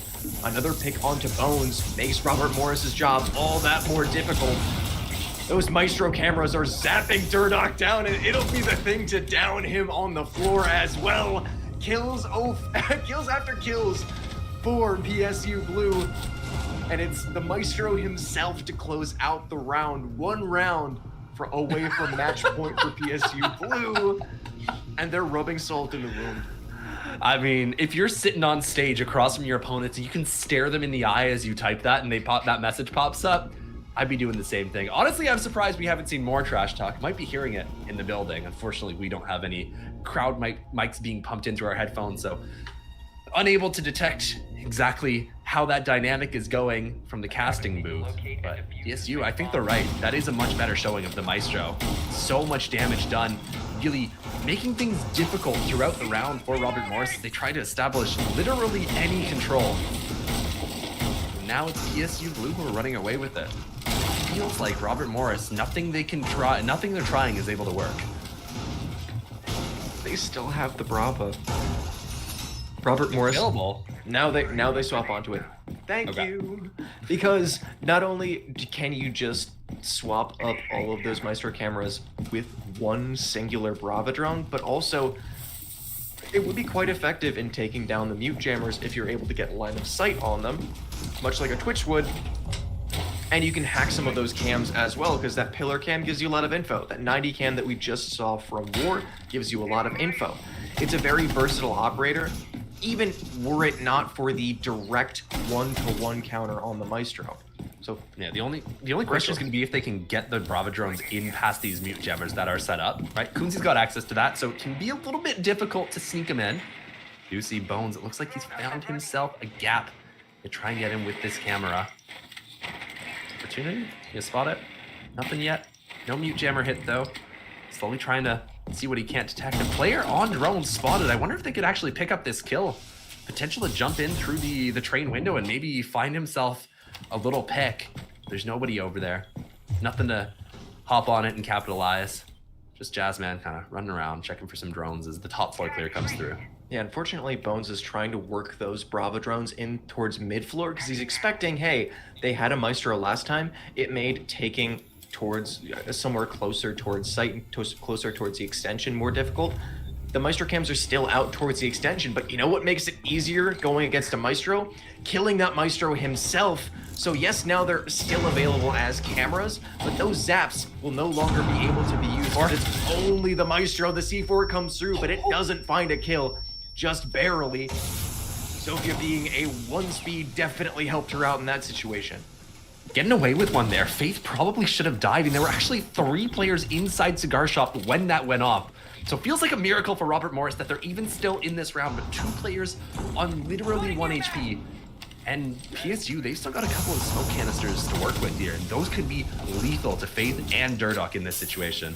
Jazzman sends one out, delaying the top floor push from Robert Morris, but they're still knocking on the door. They're still right next to him, swinging through from cocktails, and does find one through through the vertical angles, and Jazz, feeling the pressure, dropping back down to reading. Now they've cleared out top floor, they have a 2-man advantage, and they're starting to work this time. The problem is that the exact thing that you pointed out earlier, the low HP on 3 members, now just 2 for Robert Morris. But as Robert Morris traded out, They have an overwhelming advantage as far as man count, and it just gets worse. Buffalo takes at the beach, and War can be 1 versus 4. War is hell, and he gets taken down. Everybody on the team was 1 HP, and not a single kill was found until the very end of that round when it was pretty much meaningless. So Robert Morris felt like they got away with one there. The C4, the smoke canister, and then the gunfight afterwards, and just none of them are able to be converted. So Robert Morris bringing one back, keeping it close. PSU, though, honestly, it felt like they should have won that round, and that would have been match point for them. They're able to keep it up. This is so funny. It's the same band. If they're able to keep it up, they can easily convert this second map, force a decider. But Robert Morris, they're not out of it yet. Let's not forget, they were so dominant map 1. Just gotta hope that they're not cooling off, that they can keep up this sort of pace, and that they can bring themselves back into this game. It is a bit silly that you see it twice, but it's kind of that with zero information beforehand, when you're doing a simultaneous game of chance, or when you're doing a simultaneous game with somebody else, which the secondary ban phase is, if you don't ban out the Bravo, even if you're like mostly sure that they'll ban out the Maestro, even that small chance that you can't have the Maestro go through, you really do want to be banning out the Brava just in case. So that happening twice, it's a bit silly, and we do call it an ineffectual ban, but it does make sense that both of these two teams will or have done it on their ban phase. Still leaves through a good, it still leaves through like, yeah, a good amount of power operators on the defense for PSU Blue. They still have the Solus, they still have the Valkyrie, and they still have the Goyo as well. Just one roamer this time around, Kunzi, playing that Solus, extending upstairs. Everyone else just on this main floor. It's the same sort of thing we saw previously. There wasn't much of an extension from PSU. They had the 2 players previously, the Solus plus the Tuberao, so they were extended a little bit, but it was a pretty light extension. The idea wasn't to fight too hard, it was to fight a little bit and then fall back. And yeah, replicating that inside of this round, wanting to see if they can't cause a couple of problems before falling back to sight. But those hatches getting opened up could be dangerous here for Whale Cookie. He tucks inside of that humidor. Hatch isn't open though. Doesn't have a way to open it. Oh, he does. Never mind. He's got the impacts. He's got the impacts to be able to pop it, to be able to escape should the need arise. Oh wow, look at that. 2 ace charges shot. That's such good value from Jazzman. Damn it, I hate compliments. Yeah, having to say that sentence is just a horrifying thought for us casting this game. Elsewhere, Whale Cookie on his extension, we talked about maybe he would get pressured out a little bit too much, putting himself in difficult spots, but this is where he has thrived today, putting himself in difficult roams, in hard positions, and even that Solus gets spotted out by a drone, and I mean, I guess good on the Solus for being able to find that and not getting snapped up on, but it's unfortunate that now, even with the advantage, PSU Blue are forced to give up the space. Whale Cookie is still playing on red stairs, so he's got the potential to cause some problems. He has not been spotted. He could look to walk back up. The angle is being held, though, from up above, so if he gets too aggressive, he will just give away his life for free. Looks like one player trying to clear it. That's Durdock, but he is taken down by Whale Cookie, loses the fight. It's been so good, even despite the fact he's not playing the Solus this time around. He is finding value. Keeps himself alive, continues to persist just a little longer. And he's not giving it up either. He wants more. Triple kill for him in the round. A trade from Faith. A trade from Faith, but he's already done his job. He's already found 3 kills for PSU Blue. A drop forced in. Almost a kill found for Bones. But as the Goyo canisters popped, he is kept at bay. Goyo canister popped for the side of the attack as well, as Jazzman just sits in the fire 25 seconds. And Robert Morris, even in the face of a very difficult position, have battled back. The flames subside, the Goyo canisters dissipate, and the plant starts for Robert Morris. The cover has to come in. He has to shoot the C4. Bones does just that. Gorgeous. Secures the plant, secures his teammate, and now they both drop back to freezer. 2 versus 2 for only a second. Close range with a shotgun. Works out for Ward, but only for one. Close range with a pistol for Bones. He finds a second as well. Robert Morris just barely sneaking through that round with a gorgeous fight back from a horrific advantage early on. And we are back to 5-5 even game between PSU Blue and Robert Morris. Bones had a little bit of a slow start on Skyscraper. He wasn't able to really work himself into that game, but he is showing the value that he brings here for Robert Morris University. What a clutch from him. Difficult situation to find yourself in. You've got to cover your teammate. You've got to watch multiple angles. You need to know what threats you need to be aware of. But instincts like a cat on him. He knows where they're coming from. He's got that almost extra sensory perception. He figures out what angles he needs to fight. He isolates those 1v1s. Winning a round for his team, a crucial round, because remember, that would have sent PSU to match point. Now Robert Morris, they have the opportunity to take the first match point, to put themselves on championship point, Irish. We've got ourselves quite the game here. Yeah, and this is what I was really hoping for. Not PSU Blue going quietly into the night, and not Robert Morris folding under the unrelenting pressure of PSU Blue. It started off as a streaky game, 3 in a row for Robert Morris, 4 in a row for PSU Blue. But now as we're back to a 5-on-5, yes, PSU Blue are still on the defense, still on the advantage side, but it's looking much more even from both of these teams. Zen has done very well. Bones has now completely activated out of nowhere. He had a very rough first map, but now, especially after that last round, he is all fired up. Every single piece of both of these two teams are cooked. Got a feel for Whale Cookie in that previous round. Felt like he did so much in the mid round to be able to get them into a good position. Finds himself taken down, and then the rest of his team just unable to hold in the face of that aggressive freezer drop. Robert Morris, go for something bold, but sometimes in these sorts of situations, that's what you need to go for. You need to be willing to take fights, turn the game into a shooter, to turn it into your favor. They want to try and continue that. They want to try and lock it out here. They don't want to give PSU the chance to bring it back in another map. They start their setup, start to set down some track stingers, apply some pressure onto these windows, clear across the top floor. Whale Cookie's looking to engage. If he isn't able to find the same value as he did previously, you start to fear for PSU Blue. Yeah, he got a triple kill from this roam on this site with this Cybertruck Hollow, and they still managed to lose the round. For PSU Blue, even if he has that exact same amount of impact, I would still be scared. His Bones is right back on that same operator that he played. He's right back on the Deimos. Clicking his heels, giddy that he's able to play the exact same operator in the exact same way. This is a bit slow. That's the only concern here for Robert Morris. No kills found, you're working some vert, but this is a little late in the round to be getting started. So you need to be able to convert quickly. Make sure you're watching your flanks, make sure you know what angles you want open and how to hold them.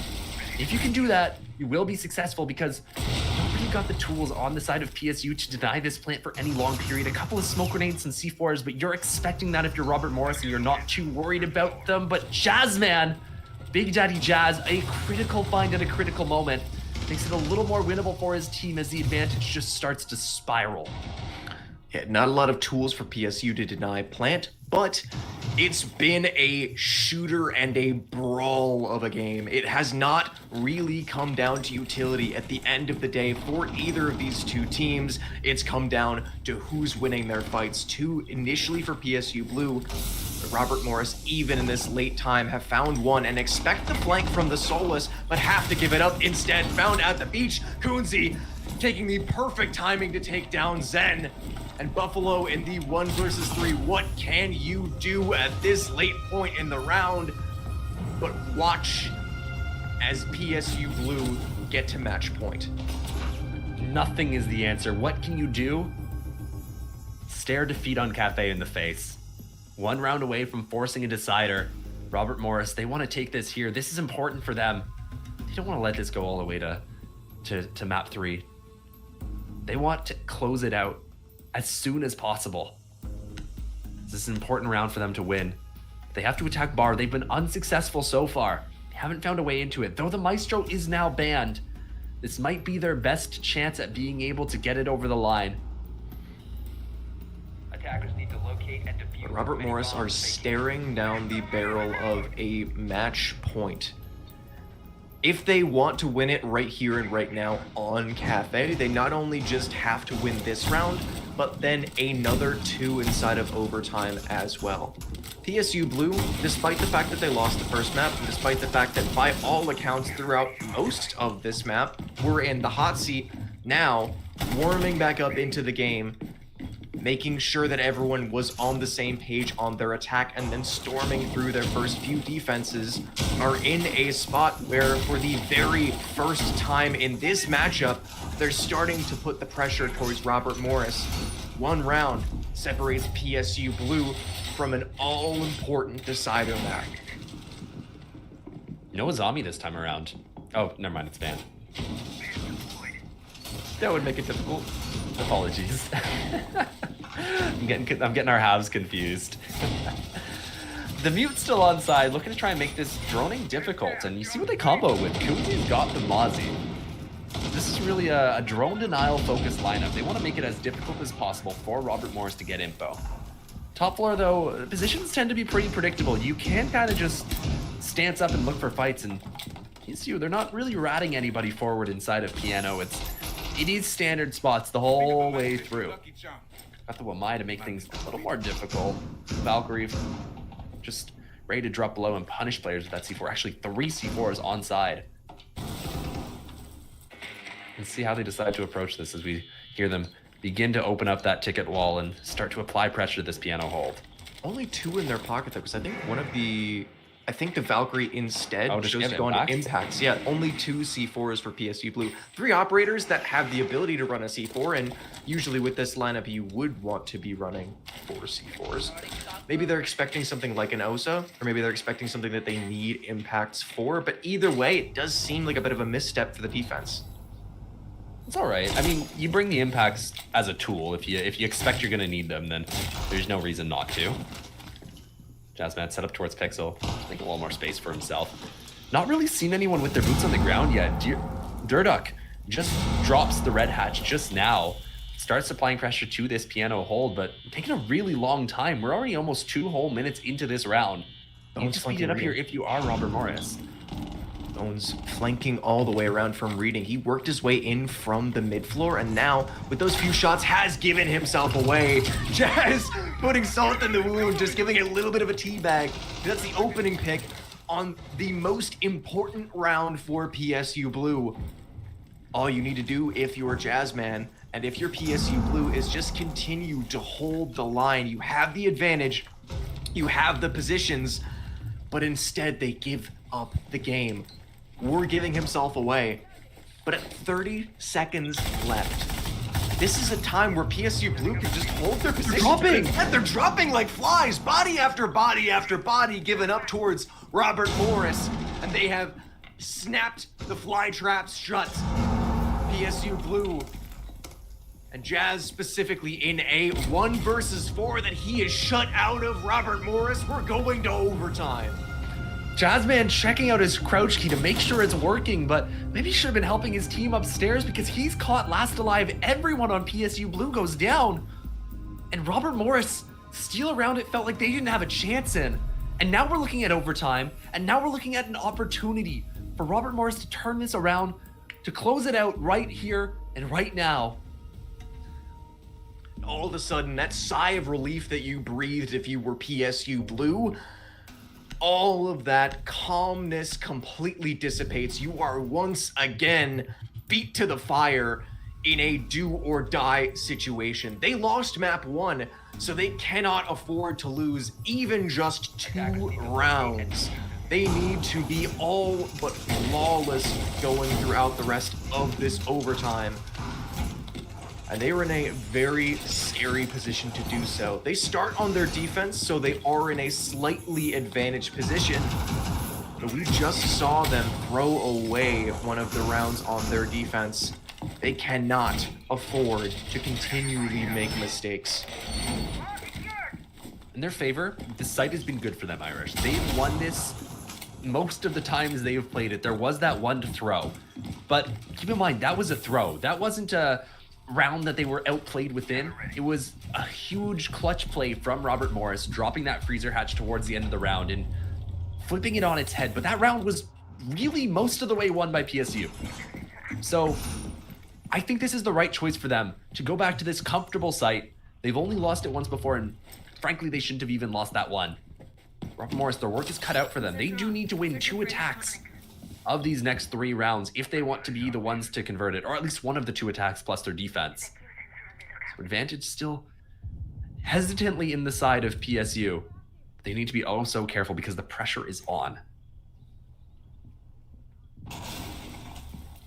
Also, just a little bit into this round, and it looked like it was going to be a horizontal play, but instead, Robert Morris, after just a little bit of time dilly-dallied around bottom white, are now rappelling all the way up to roof. It's a little bit of time wasted, which usually isn't all that much of a problem, but as we saw from Skyscraper on their attacks on yet another defensive-sided map, sometimes that extra few seconds that Robert Morris take on their attacks can come back to bite them later on. Yeah, they've been slow. That's been pretty consistent for them. Usually these late rounds, the way they're getting out of them is by PSU making mistakes, peeking when they don't need to. So PSU, they batten things down and they really play this round to win it. I really fear for Robert Morris's chances. Calls to go out looking for any sort of info, but none to be given up by PSU Blue. No fights, no info, nothing given up from either of these two teams. The pressure is starting to be felt. Kunzi, even thinking better of aggression, PSU Blue have not been one to shy away from any sort of aggression, but in this all-important round, they're thinking better of flanks and they're keeping a hold of their positions instead of aggressing into Robert Morris. Whale Cookie's been so good on this staircase. He's found value in every single round. This time it's going to be Jazzman with the opener. A Whale Cookie maintains his position. He has not been forced back. A bit of info given as Bones hits one of those Fenrir traps. In exchange, Kunzi moving around, spotted by the Lion's Cannon. Zen with a huge find, taking down Whale Cookies. He's at the bottom of this stairs. He's actually in towards VIP. He can hold this hallway. The TMR so good in this position. He's yet again been incredible in this map, just like the last for RMU, but he needs to be flawless. He needs to be perfect. Durdock, his teammate, side by side with him to find one, and Zen, continue your dominance, continue your run of form. Triple kill for him, and Bones to find the last Robert Morris with 2 more map and series points for the grand final of the battle for Pennsylvania. So close to that round going in the complete opposite direction, and to show you how micro it was, the Finka boost is what kept Zen alive in that gunfight, and he picks up 2 because of it. Robert Morris, though, by the skin of their teeth, managed to make that round work off the back of a hero play from Zen, and they sit just 1 round away, Irish, from closing this out and winning the battle for Pennsylvania. PSU backs against the wall. At this point, what can you do? 2 opportunities, 2 chances for Robert Morris to end it right now, and for PSU Blue on the other side, 2 rounds where they need to be flawless. They got to the end of this match, to the end of this map with the match point, with the ability to take it to map 3, failing that and failing 2 rounds in a row now have all of the pressure in the world on them. They are in person at our venue, and they are feeling the pressure. They have the brightest lights in the world on them right now. Showing right now a roam clear. A couple of seconds left, this could be changed, but as things stand, yeah, the Raura and the Dokkaebi, these operators definitely favoring going for a top down. They don't want to leave anything to chance. They don't want to gamble this potential final round on a bakery direct. They want to make sure that they check the boxes before going. And they'll be greeted with no roam extension from Robert Morris. Everyone bunkered down inside these walls, reinforced, holding close, holding fast. That can be dangerous. Your opponents are able to get all the vert in the world above you. You're left with nowhere to play. It's a Truly, very Irish, this could be anyone's round. It's a very good choice to go for that top down. Like you said, all of the defenders of Robert Morris are also feeling that pressure, are also feeling that, hey, if we win just one of the next 2 rounds, we will win this entire thing. Let's stop taking chances. Let's win it right here and right now. And Zen remains the strong player that we've seen throughout this series, throughout this event. Finds the opening, takes down Whale Cookie, and takes down one of the tools in the pocket of PSU Blue that they could have potentially used to storm onto site. It's just one less thing for them to use, and it's one more problem mounting in their heads. They went for the Rower play in through small, but there was a C4 that was thrown at that Rower, popping the gate and allowing Zen to win the fight onto the Rower of Whale Cookie, trying to get aggressive on Bakery. That gets rid of your only real tool to go for this take. You're going to be forced into a vertical take at this point, but you don't have the time to swap. You really do have to find something, anything here. Gotta find an adaptation, but really, you just need to find some kills. We see them, PSU, attempt to get in a little bit towards Whiskey. There's no contest on this part of the map. It's castled off. It's free for the taking. You're forced to punch a castle barricade in the hallway in order to try and get this open. C4 comes out. It will pop it without finding any kills, and there is no more C4 to be able to pop this one. God, it just feels so sketchy here for PSU. Nothing really going in your favor. Zen, counting the punches on that castle barricade, knows that it's just one more, but so does War. Plays it to perfection, takes down Zen, evens it back up and doubles down. The Deimos has been the operator for both of these attacks that have broken the backs of the defense, and it will remain the same regardless of whether Bones or War are playing it. Inside of Smallbake, information is given up. Robert Morris, no. But the polls that were made by Robert Morris themselves give up Buffalo and give up yet another scathing advantage for the attack. Durdox does find one, but they know that he's back in Freezer at the beach. Still with complete control of Case. All he's got to do is plant it with the cover of 2 attacking players. And the info still giving up every single step that Durdock wants to take. The drone buzzing around his face and the bullets to close the deal. We have one more round of Cafe. It felt a little ambitious from Zen going for that play when you have the advantage. It costs his team the round. And now an opportunity for PSU Blue. You had the chance to close it right then and there with the smallest of margins. And it's forced to one final decider round to decide whether we need a decider map. This is the one. This round right here. Robert Morris, they need to attack Cocktail, a site that they have struggled with. They've made some mistakes on it. So important that this is the opportunity that they turn it around, turn it in their favor. This is the round that matters, Irish. Mute and Mozzie once again. A pair of 2 operators that we've seen PSU Blue love to play together. The anti-info setup makes it so much harder to drone out the positions of these defenders. But again, on a site like this, like you said, it's not all that difficult to before the round even starts, just predict exactly where the defenders are. And without the ability to play the Azami inside of Piano, PSU Blue are forced to drop back just a little bit. They're playing a closer extension with their cards closer to the chest and slightly more timid over these past few rounds because the pressure and these stakes are so high for them. I wonder if they go for something different here. Maybe a mute inside of Humidor, maybe just some aggressive play towards red, but so far just showing default positions. C4's below, players playing back on the angles, and no one looking to be aggressive, trying to kind of give that space over towards top red to Robert Morris. Last time around, that worked in the attack's favor. They were able to convert. Remember the 1v4 clutch from Jasmine that he was unable to convert. Some aggression here at the beach. He's trying to find something, thinking that he might be able to catch a sledge off guard if they go to try and sledge open those castle barriers, but there's no sledge brought along, so unlikely to find any value. Robert Morris finding info, starting their clear, and if the Twitch is able to sneak by, if those drones are able to sneak by these mute jammers, they could potentially find a lot of value. They are a very good counter against the Fenrir. They're a very good counter against the, oh my gosh, I forgot his name. Wamai. Against the Wamai as well. But it's once again an issue of, can you sneak past the mute jammers? Spotted. The info has, or at least that drone very much has, snuck past any sort of anti-info, any sort of drone denial.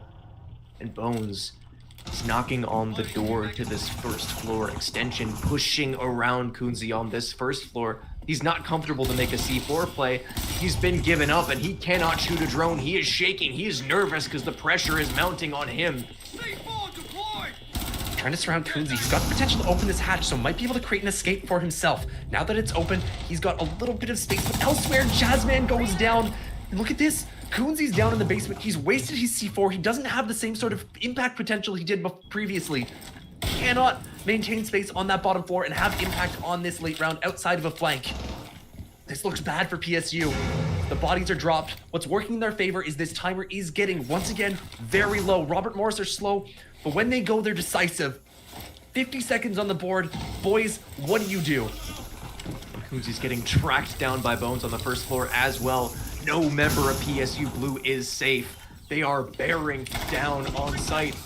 Whale Cookie, at the very least, trying to swing off of his Fenrir mines, but he can't do anything. Faith takes him down. Kunzi does find a trade, but an immediate kill onto Ward closes it out. They know that Kunzi is still in Pillar. They know where he is. And now with At the Beach going down, he's the last alive. 1 versus 4. What can you do? Plant is secured. They know where you are. All they have to do is just lock it off. And Robert Morris win the battle for PA. 7-8. A grueling cafe victory. And close out PSU Blue, upsetting the former Battle for PA victors in a hard-fought, fantastic map win. Robert Morris University, congratulations to our champions. What a performance they put together. They looked untouchable today. Felt dicey for various moments throughout the game. They were come back on in a couple of these games, but at the end of the day, what matters is that you get the rounds on the board and you close things out. Commiserations to PMU. They came so close, they battled hard, but they were unable to push that decider. Got a feel for the boys there, but celebrations to be had for our victors. Yeah, 4 of the 5 maps for RMU went all the way to the brink. It was a difficult slog for them to get here. And the only map that they breezed through was the very first, PSU Blue, warming up into the match, but just a little too small, just too little, and far, far too late. We bid adieu to them. We say congratulations to Robert Morris, and also a special thank you to all of you watching in the venue, at home, to all of our teams, PSU, RMU, Marietta, Wilkes University, and RIT, Rochester Institute of Tech, and to the Lackawanna College students and staff that helped us put this all together. And also a special thank you to our donators from Twitch, Thy Sushi, Sphinx, and Rabid20. Thank you to everyone who helped make this Battle for PA happen. It was a very special event. We've been honored to be able to take part in it, to be able to lend our voices to such a wonderful little piece of Siege history. Huge congratulations to the victors. Thank you to everyone for being involved, and we will see you all next year for more Battle for Pennsylvania.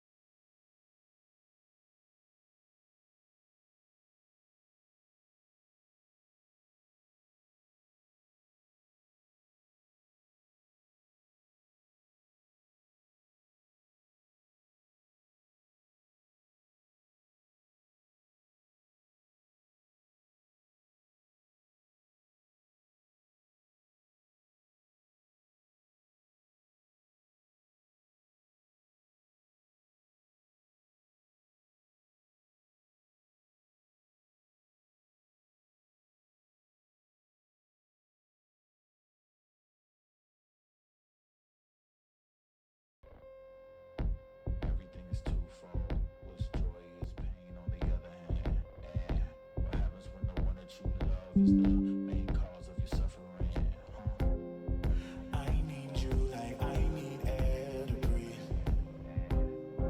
I need you to save me from me. I'm caught in your wave, I'm drifting away. I need you to save me. Please don't let me drown. Please don't let me drown.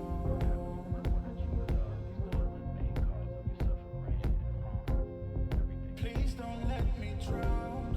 Please don't let me drown. Whoa. Give me all of your lies, 'cause you're my demon in disguise. I learned to love the cage you keep me in, but the walls keep closing in, and I don't wanna die, but your poison feels so right. Why do I want you when you're bad for me? My perfect storm, my beautiful catastrophe.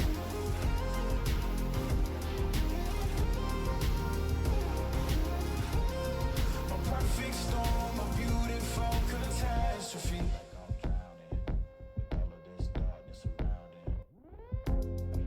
You need me like you need air to breathe. You want me to save you from me. I know that you're trapped inside this wave. Who's gonna save you? Who's gonna save you from me? I can't see you drown. I can't see you drown.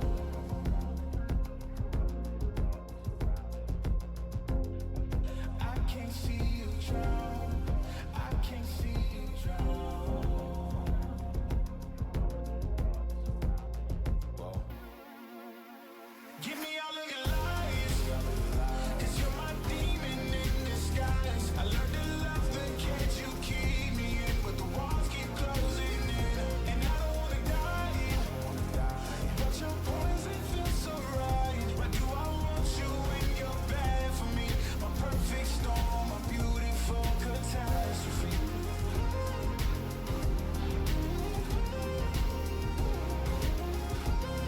My perfect storm, my beautiful catastrophe. It's a toxic addiction. You're a guilty affliction. Yeah. I can't breathe. I need to get some air, but it's a toxic addiction. You're a guilty affliction. Yeah. You can't breathe and you just need some air. Yeah. Give me all of your lies, 'cause you're my demon in disguise. I learned to love the cage you keep me in, but the walls keep closing in, and I don't wanna die, but your poison feels so right. Why do I want you when you're bad for me? My perfect storm, my beautiful catastrophe.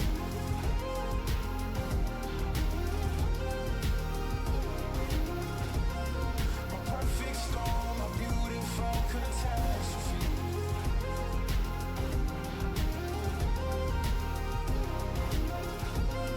My perfect storm, my beautiful catastrophe. Step by step, I've walked 100 miles.